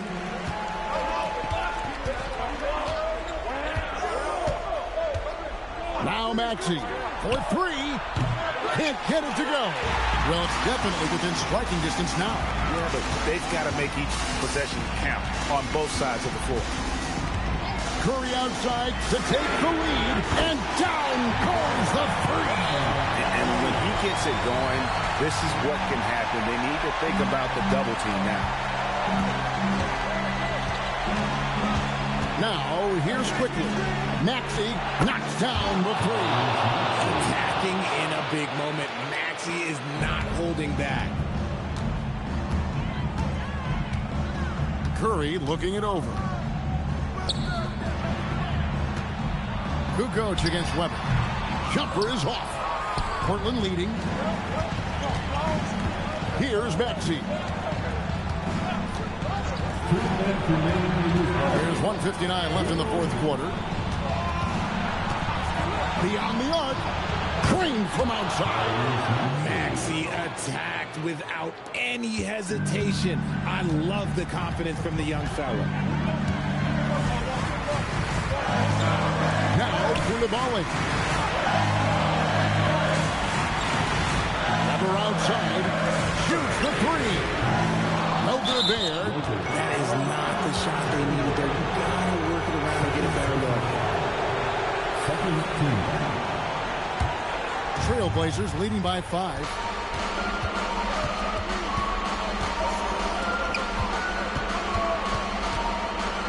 Here's Leitner. Sanders covering. Koulibaly with the rebound. Los Angeles has gotten 8 shots off from three-point land and hit half of them. Oh, the layup finish off an excellent lead pass. And you want him taking big shots for you in big moments. That one was as easy as it gets. Yeah, it's clear why they go to him in these moments. They know he's going to deliver for it. And the rejection by Sanders. Green inside. Yeah, good job to take it right at them. First personal foul. Second team foul. He drops the first one, and that brings them within 2. Taking 2 shots. Weber hits them both. That's what they needed from him. Unaffected by the pressure. Outside, Maxey.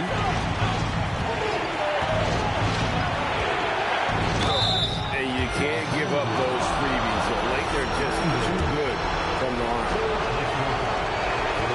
Good on the first, and that will put them up by 2.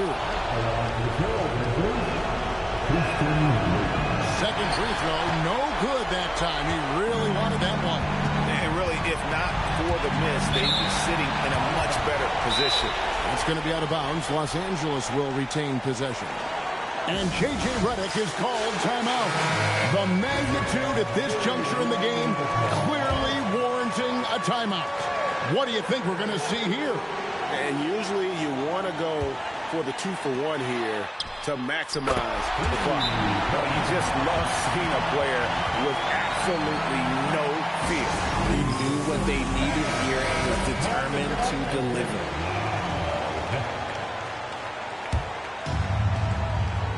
Now, quickly. Stolen by Weber. It's a 4-second differential between the shot clock and game clock. Outside Curry.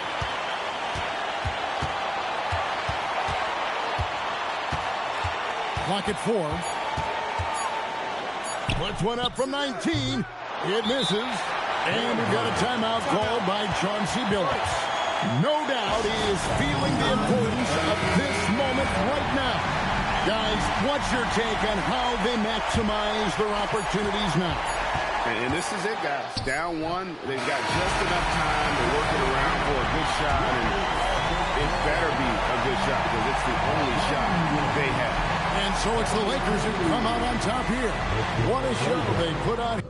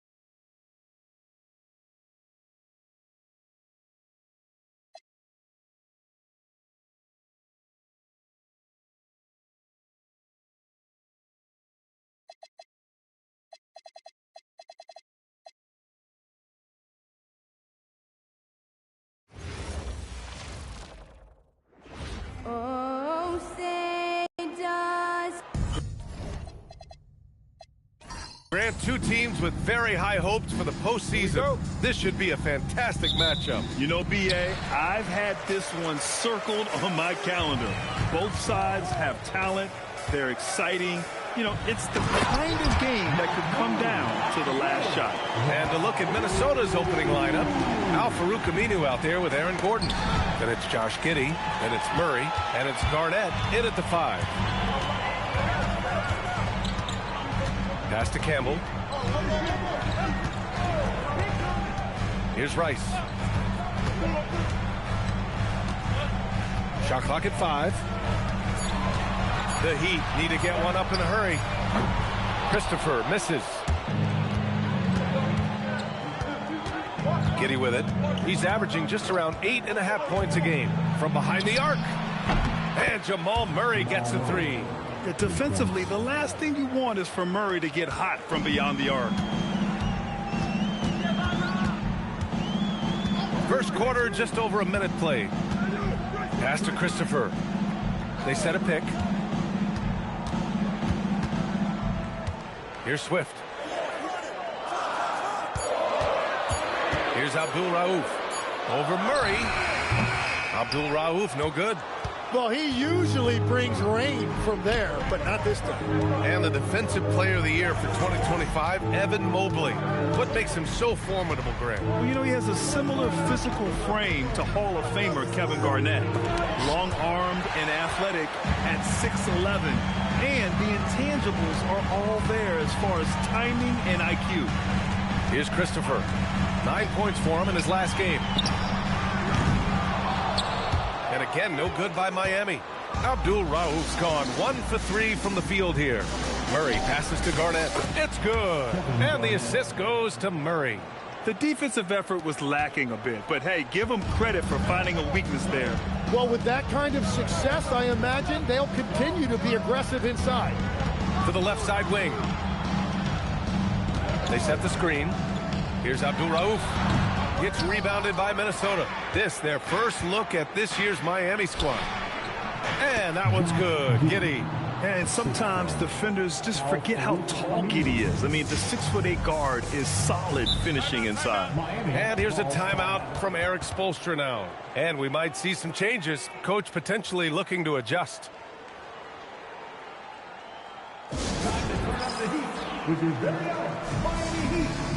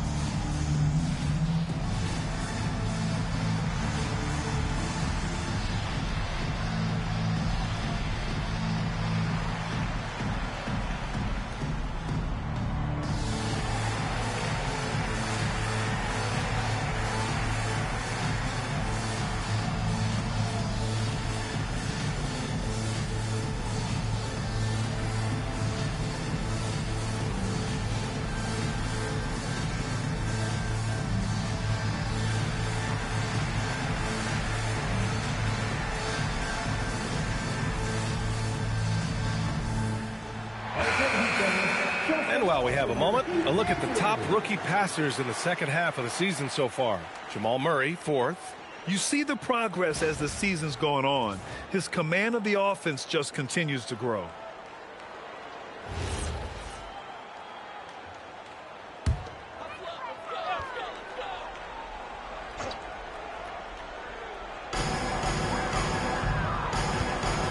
Here's Abdul Rauf. Pass to Swift. And he can't stop the run as that one misses. The Timberwolves lead by 5. And Tim, some have said that the hardcore Heat culture doesn't work in today's league. Well, there certainly is a different mindset in the modern player. And the Heat organization was always known for working players the hardest. But now they have to ease back, but still be tougher than most. This is why they will go to him often. He's going to take and make shots. Outside Murray. The 3 drains the triple. Murray's got 6. And what's working here, each guy is willing to make the next pass. Pass to Abdul Rauf. Inside, here's Swift, and he dunks it down. Not the tallest center in the league. He more than makes up for it with those crazy hops. Out to the right wing. Here's Garnett. And it's good as he snugs it right through the net. Garnett's got his second basket of the night. Their offense looking like a well-oiled machine.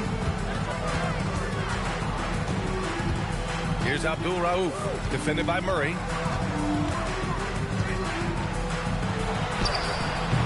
The rebound by Murray. Yeah, he has had a hard time finding rhythm this quarter. Just cannot get one to go. The three ball. And his first miss of the night. Now 2 of 3. Heat trail by 6. Pass to Abdul Rauf.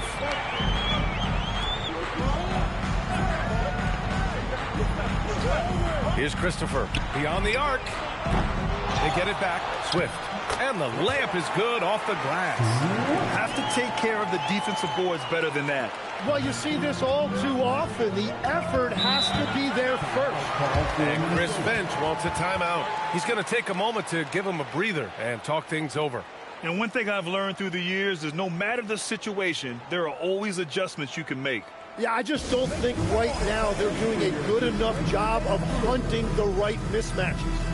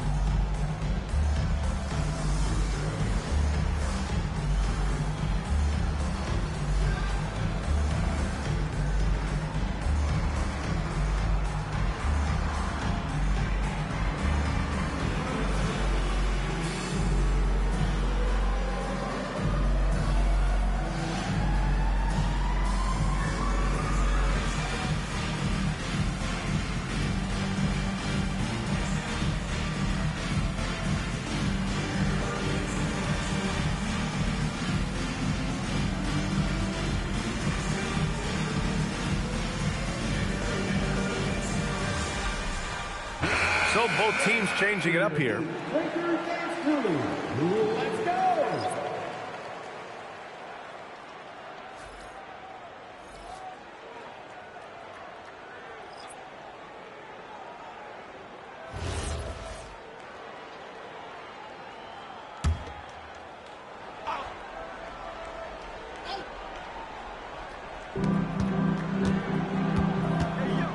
Here's Lynn, covered by Smith. There's a minute 59 left in the first quarter here.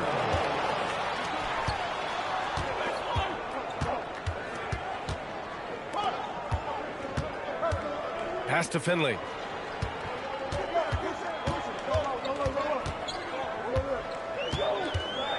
Down to 5 on the shot clock.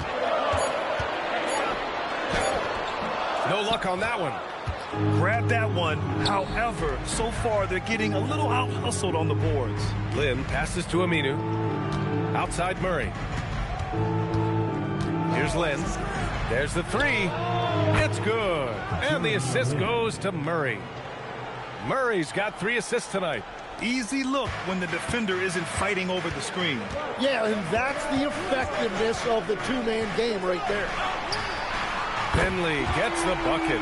And both teams running long-range plays that are working. Yeah, just going back and forth. It is really competitive out there. Now here's Murray. He has 6. Pass to Lynn. Fires the 3. Lays out and out of bounds. The Heat will take it. And looking at this last month, here are the NBA teams that have been outstanding at reading the opponents and picking their pockets. Minnesota, second. They've really gotten after it at the defensive end, and that's been generating turnovers. And Minnesota with some changes. Jackson comes in for Aminu, and it's Josh Giddey in for Jamal Murray. Davis against Giddey. Davis, the pass to Abdul Rauf. Releases. Miami, no good that time either. He's been just a little off the mark tonight. Really the story of the game so far. Here's Lynn. Gets it to go. That makes him 2 for 3 in this game. We've all fallen in love with the three-point shot, but that is how the game was designed to be played. Down low, get close, open looks. Here's Lopez. Outside Davis.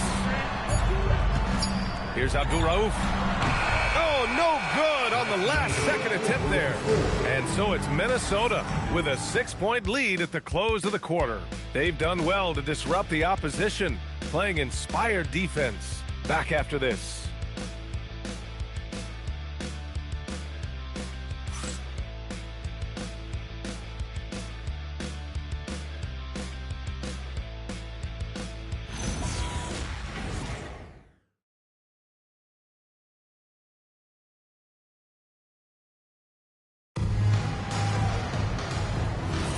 Hope you've enjoyed the broadcast so far. Halfway through the first half in this one.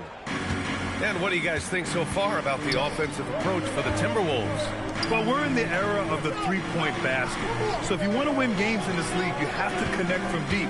And they have been thus far. Another highlight for them has been their early ball movement, making quick, decisive passes to set up guys for great looks. On the court for Minnesota, they've got Taj Gibson. He's out there with Brandon Pajemski, and it's Giddey in at shooting guard. And he's battling for everything, doing all he can to help extend their lead. Just throwing down the putback with authority. Leaving some skin on the floor. Those are pure hustle points. So it's Minnesota now, following the bucket by the Heat. Here's Pajemski, and he lays it up and in. Pajemski's got his first 2 points of the night. Legs, when you're watching a young team play, what are the things you're looking for? Well, look, a lot of teams have young players who are focused on making a name for themselves, but I like to see unselfishness. Those guys who can play with a team-first winning mindset, those are the guys that you keep long-term. Play D, do the dirty work, stay in the rotation. About sums it up.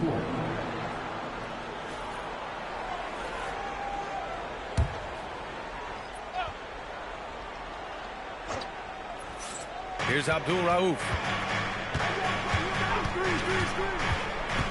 Looking to get it going. Bradley grabs the board. And they're doing strong work on the glass. A +5 advantage for them. Pass to Lynn. To the middle. Bradley, that's good. And now a 10-point Minnesota lead. Looks like we're starting to see a pattern here. Not afraid to get in the paint and get wet. All right, let's get a report from Allie. Thanks a lot, B.A. Well, the NBA is cutthroat. All-star Kevin Durant said, you've got to build up that dislike for guys that you're competing against. You can't be friends while you're on the court. It's a dog-eat-dog world, especially when you're at the level of greatness. You don't want anybody to take that thing you've got. B.A., back to you. Okay, Allie, thanks a lot. Giddey scanning the floor. Pass to Lynn, fires it. Miami grabs the miss. This game coming after the loss versus the Kings. It seemed like they were forcing shots, and the shooting percentage reflected that. Well, they just never looked comfortable out there, and part of that is the defense they were facing. Now here's Davis, still without a bucket. And he almost made them regret defending him so loosely. Here's Jackson. Nice start for him, sinking his first shot. They're finding ways to get the ball into the paint. 5 consecutive buckets. And here's a timeout from Eric Spoelstra now. Coach probably just checking to make sure everybody's on the same page here. So it's both teams making substitutions here. Substitution on the court.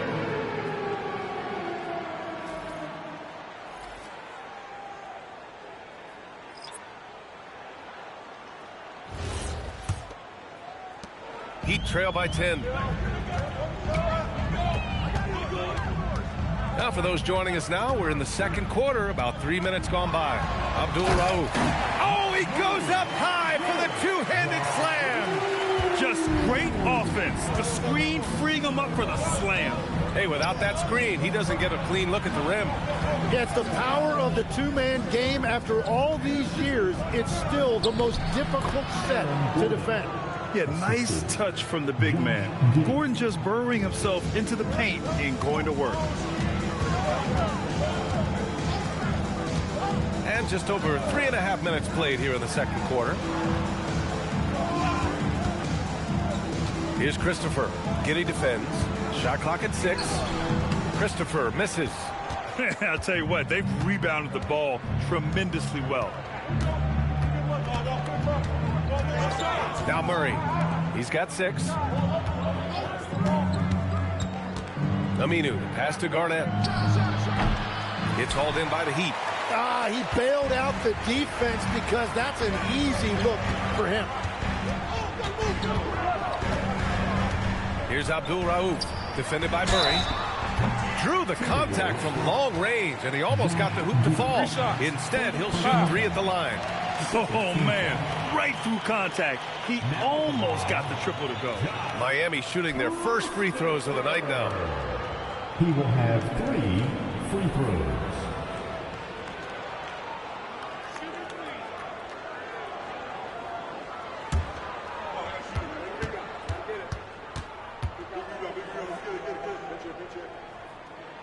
The first free throw is good. Miami making a switch here. Smith's checked in. Good on the second one.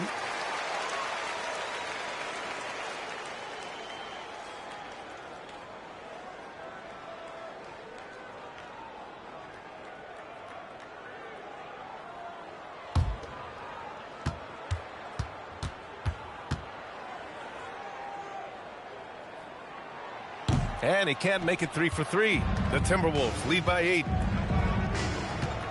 Throws it up high. Nice catch and finish on the lob. Just a perfect pass and some pretty slick body control on the finish, too. Man, that's butter. And here's Smith. No made baskets yet. Picked it. And they're running for 3. Gordon. Rebound Miami. Now here's Smith. Pass to Rice. Fires from deep. Hits a three-pointer. Rice has got his first 3 points of the game. And that's on the defense, giving him a decent look. That's his shot. Gordon outside. Here's Garnett. Back to Gordon. Murray for 3. There it is. Murray buries the 3. That's just a smart play right there. The right pass to a ready shooter. Smith outside. Pass to Christopher.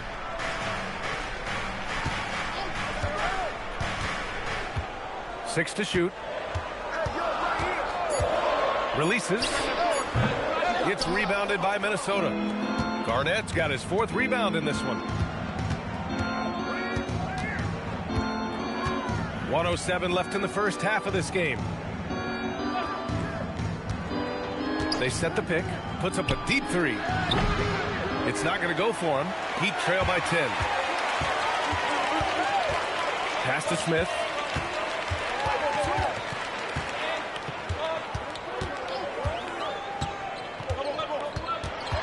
Back to Christopher. To the inside. Here's Swift. Nice pass. Nice catch. And a resounding dunk. Oh, yeah. That'll do it. Wow, an emphatic two-handed slam. Now here's Murray. He's closely guarded. Pass to Garnett.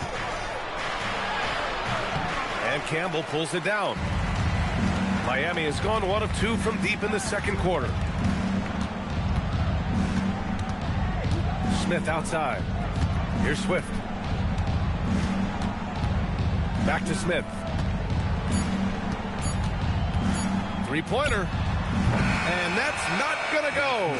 And so it's the Minnesota Timberwolves up by a healthy 8 points at the end of the period. The hustle they've shown on defense has been tremendous. And more NBA action on 2K Sports coming your way right after this.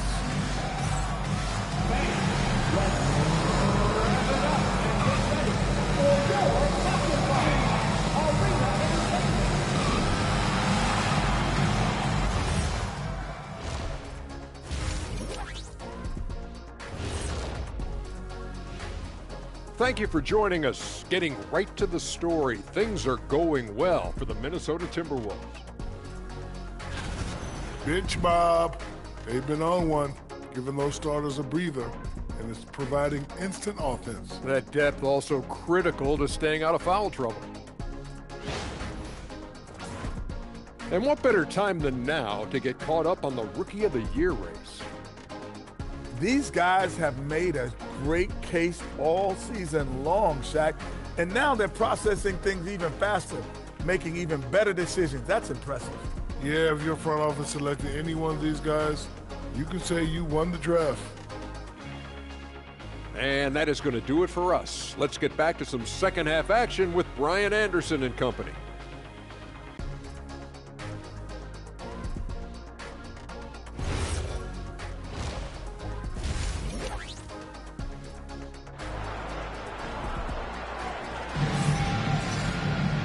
And we played through the first half. Plenty of basketball left in this one. Really an incredible game from Jamal Murray. Through the first 2 quarters and change, his perimeter shooting continues to be spot on. And this offense continues to find him in his sweet spots from deep.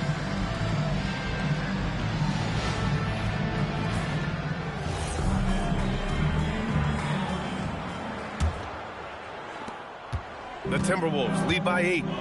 They've got Josh Christopher, and it's Abdul Rauf in at the 1 spot. That's the group on the floor for Miami. They set the pick from Pete Giddey. And Campbell pulls it down. Giddey's gotten just 1 of his 4 attempts from the floor tonight. Abdul Rauf, the pass to Christopher. Down low. Here's Swift. Miami moving it around. Inside. And down it goes. Jam that one home. That's a great look. His teammate was on the move, but he put it right where it needed to be. Aminu, pass to Gordon. Murray with it. He's got 9. Ooh, it's stolen away. And he's going for the lob. The great read between those 2 guys. The defense didn't stand a chance, B.A. These 2 teammates right here, Grant, they are connected. Second half of basketball, just over a minute played so far. Aminu, pass to Gordon. Murray deciding where to go with it. 3-pointer, no good. Heat trail by 4. To the middle. Here's Abdul Rauf. And there's another one for the Heat. Soft interior D, and they've exploited it. And so Murray will bring it up for the Timberwolves. They've led by as much as 10. Outside Giddey. Pass to Garnett. And it's Miami with a rebound. That's 3 straight misses to start the second half. Not what they wanted. Here's Abdul Rauf, defended by Murray. A nice shot by Abdul Rauf. You can't play much better than this. That's 4 straight to start the half. Pass to Gordon. Now here's Murray. There's a screen. Takes a 3. The shot, no good. And that miss makes them 0 for 4 to start this quarter. Not exactly the start they were hoping for. A touch over 2.5 minutes of basketball played here in the third quarter. Clock at 4. Here's Christopher. Blocked! With only 1 game left, let's take a peek at how the final seedings could look in the West. You take a look at the Timberwolves, and after a subpar season, there have been some questions about the direction of this franchise. And of course, there's the Heat, 2 spots below. You know, for Minnesota, their season comes to a close at the end of this game. But it's still too early to be looking ahead to next year. They've got to finish this season first and try to end on a strong note. Got it. Garnett's got 8. And Graham, when talking about certain players, we hear expressions like, he does the little things, or he does the dirty work. What does all that mean exactly? You know, it's about what doesn't show up in the box score. Setting good screens, winning those 50-50 balls, hustling back on defense. Often, it's just as important as putting up those points. And here's a timeout from Eric Spoelstra now. He's going to take a minute to regroup with his players.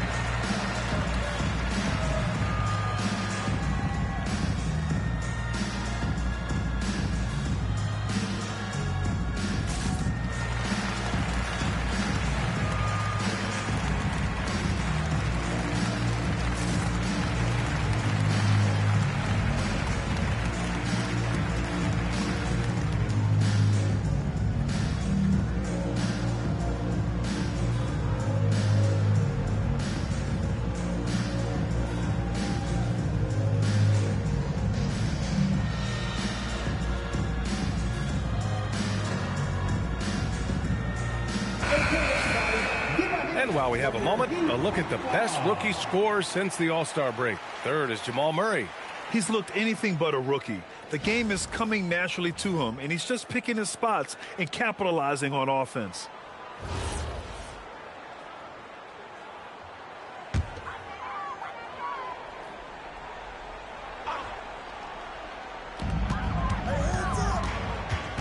Here's Abdul Rauf. He's got 10.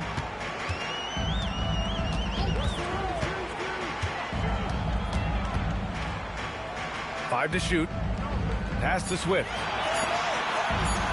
Here's Christopher. And again, no good by Miami.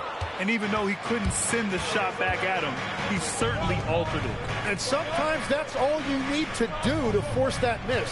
Here's the pick. Out left to the wing. Outside Giddey. From the arc. Swift pulls it in. Swift's got 4 rebounds now. For Miami, they've gone 4 of 6 from the floor in this third quarter. Here's Abdul Rauf, defended by Murray, for the lead. Miami, no good that time either. Minnesota has got nothing to fall here in the third. 0 for 4. Here's Garnett. And he banks in the layup. Garnett's got 4 points in the quarter. He has been in a great flow tonight, converting at a high rate. Here's Abdul Rauf. Driving in. Soft touch off the glass. Abdul Rauf's got 12 points in the game. Great timing and coordination. Lays it in coming off that pick. Gordon outside. And talking about Gordon, just a freak athlete and ferocious dunker, a valuable role player on this team. And let's get your take, guys, on the scoring breakdown for the Timberwolves. I mean, they've played some beautiful basketball all game. The passing has been impressive, and it's opened up things with their ball movement. And they've also done an outstanding job scoring in the paint, getting close looks and just pounding them inside. And he makes the first. Smith, he's checked in for Miami.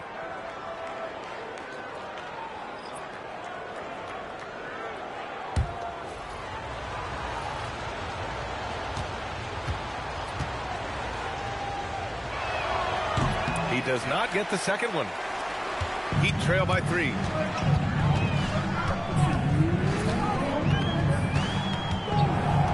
It's Christopher on the wing. For the tie. It's hauled in by Garnett. Garnett's got his 7th rebound of the game with that last one. Here's Aminu. Yet to see a basket. Uses the glass to finish the layup. Keeping pace here. That's an excellent move inside.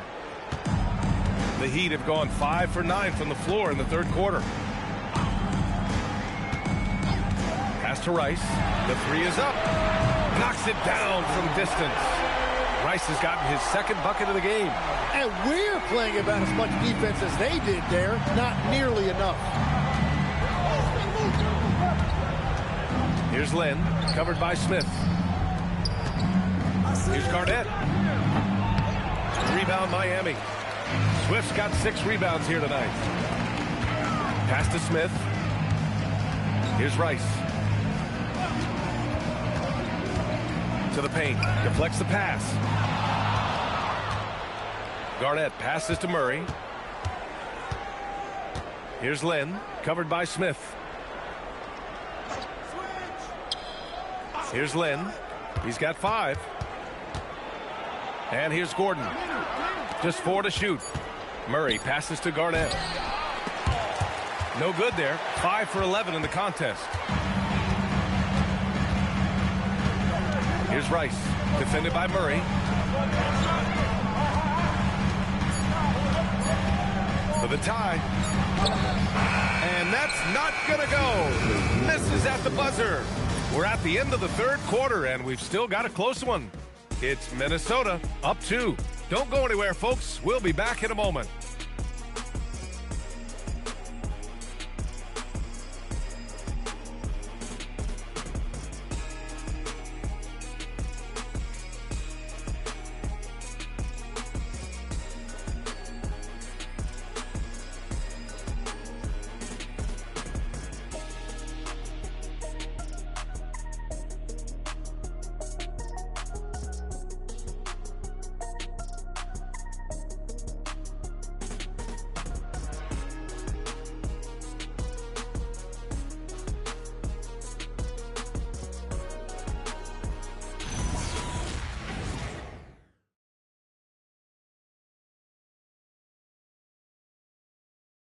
And meanwhile, Eric Spoelstra rallying the troops. Trust it. Good to great. Good to great. Don't settle for average shots. Move it. And Coach Spoelstra instructing his guys to look for the best option. Yeah, there's no reason to rush any bad shots, especially with 24 seconds to work with. Man, I know I speak for all of us when I say I can't wait to see what kind of finish awaits us here in the fourth quarter. So for Minnesota right now, Taj Gibson is out there with Brandon Pajemski. Then it's Josh Giddey, and it's Lynn in at the point guard. Here's Lynn. With some arc, and he lays it in. And the Timberwolves lead by 2. Watching the trajectory on a floater never gets old. One of the most fun ways to score that this league has. Pass to Jeffries. Lopez, the screen. A chance there to take the lead, but a miss. And for the Timberwolves, they're shooting a nice 50% for the game. Pajemski's shot is good. Can't ask for a better look with the game in the balance. And for the Heat, they're shooting pretty well at 45%. Outside Davis. Launches it. Pure from three-point range.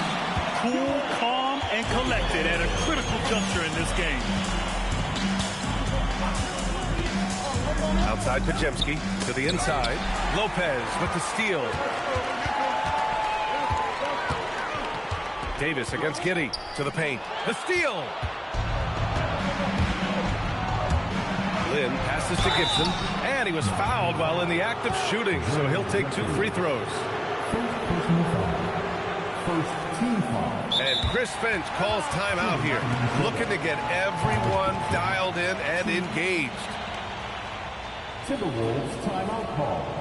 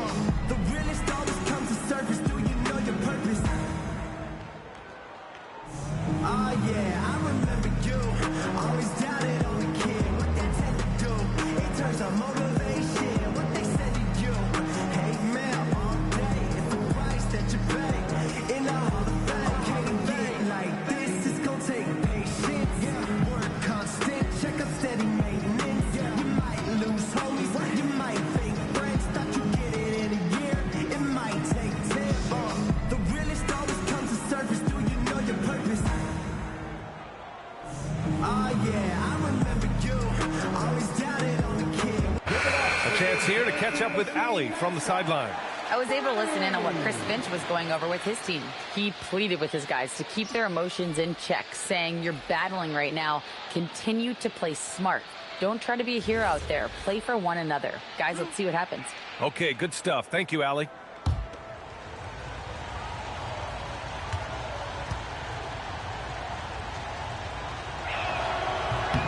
First one falls for him.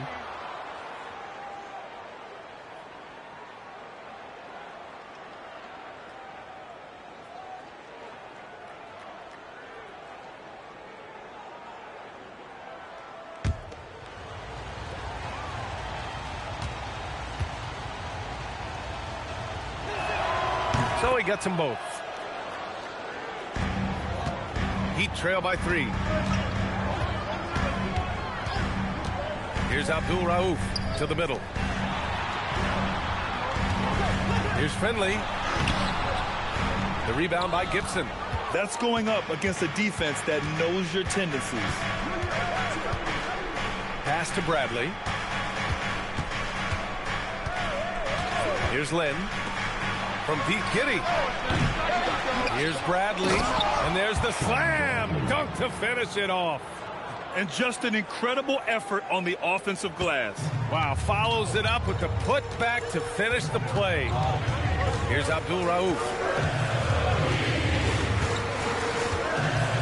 If you just joining us, fourth quarter here. We're just over 2.5 minutes into it. And he was camped in the lane there. He gets a 3-second call.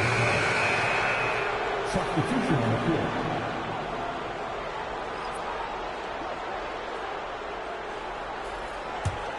Minnesota leading by 5. Outside Murray.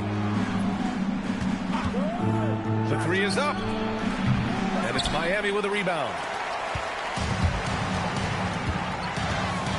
Fourth quarter keeps moving along. 3 minutes gone by now. Lopez, the screen. Inside. And it's Lopez with the jam. Talk about strength and athletic ability. Lopez can maneuver against his opponents down low. Outside Giddey. Murray for 3. Rice grabs the miss. Heat trail by 3. Here's Lopez. Ooh, good finish at the rack off the slick feed. Lopez has got 6 points in the quarter. And using that size to his advantage. I mean, I like it when Lopez establishes himself inside and looks to capitalize. 3-pointer. And there's Murray. That one's good. And the assist from Giddey. And the Timberwolves lead by 4. Here's Abdul Rauf. Pass to Rice.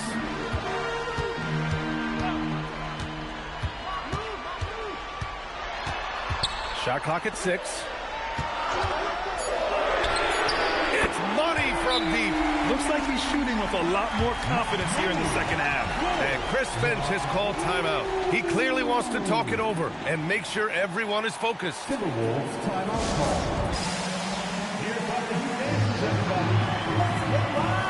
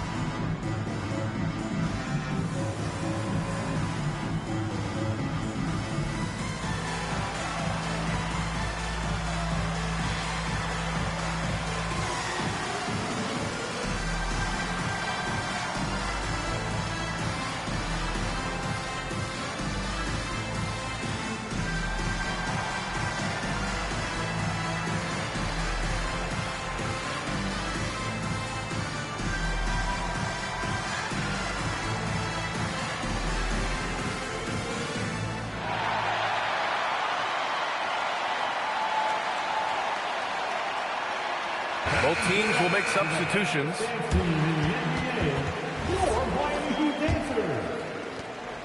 Minnesota in the lead. Now Giddey. Outside Murray. Murray with a physical finish. Yeah, this is a highlight of Giddey's game. His innate ability to set others up. Miami's gone 2 of 3 from beyond the arc here in the fourth. Here's Abdul Rauf, defended by Murray. Oh, he missed the jumper. The Timberwolves lead by 3. Outside Gordon. Giddey outside. And there's the screen. 5 on the clock. Puts it up from 17.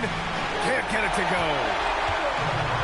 For Miami, they've gone 5 of 8 from the field so far in the fourth. Here's Swift, defended by Gordon.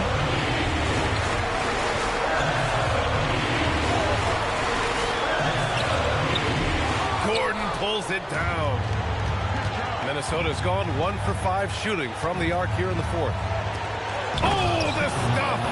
How about the bounce? We can call that bounce per ounce. Can't be denied.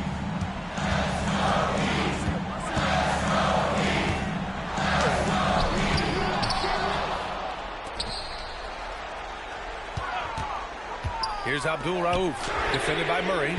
Oh, he can't hit it. Yeah, I think he forced that a little bit there. Should have tried for a higher percentage look from the 3. Shot from 16. Yes, sir, it's good. He's been a piece of the puzzle tonight, but it's a team effort. Everyone's contributing to this lead. Oh, the slam off a fantastic lead pass. What a play. I love the throwback basketball. Work it down low and set up your teammate. Man, he made sure to get his money's worth on that foul. First personal foul. Second team foul. Shooting from Minnesota, Kevin Garnett, 2.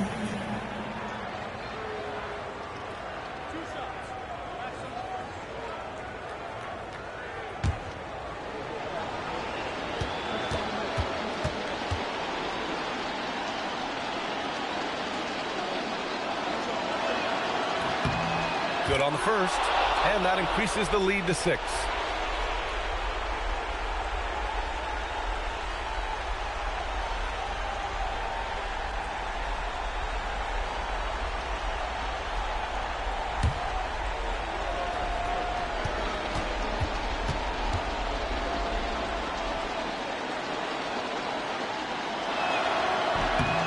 And he's unable to get the second one. Things aren't looking good here. I mean, they need points, and they need them now. Yeah, this is one of those moments where everything is going to have to go your way. Shot's no good. And now we've got an intentional foul. Second personal foul. Third team foul. Back along to the Timberwolves, Kevin Garnett, 2.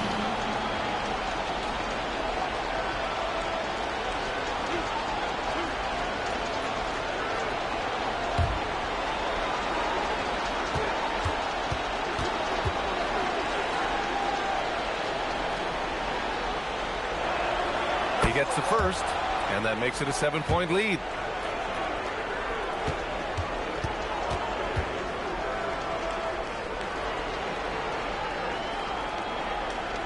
Second one is good, getting both at the line. And it's an 8-point ball game. Shot and game clock separated by 5. Here's Abdul Rauf, defended by Murray. Oh, off target from downtown. And here's Giddey.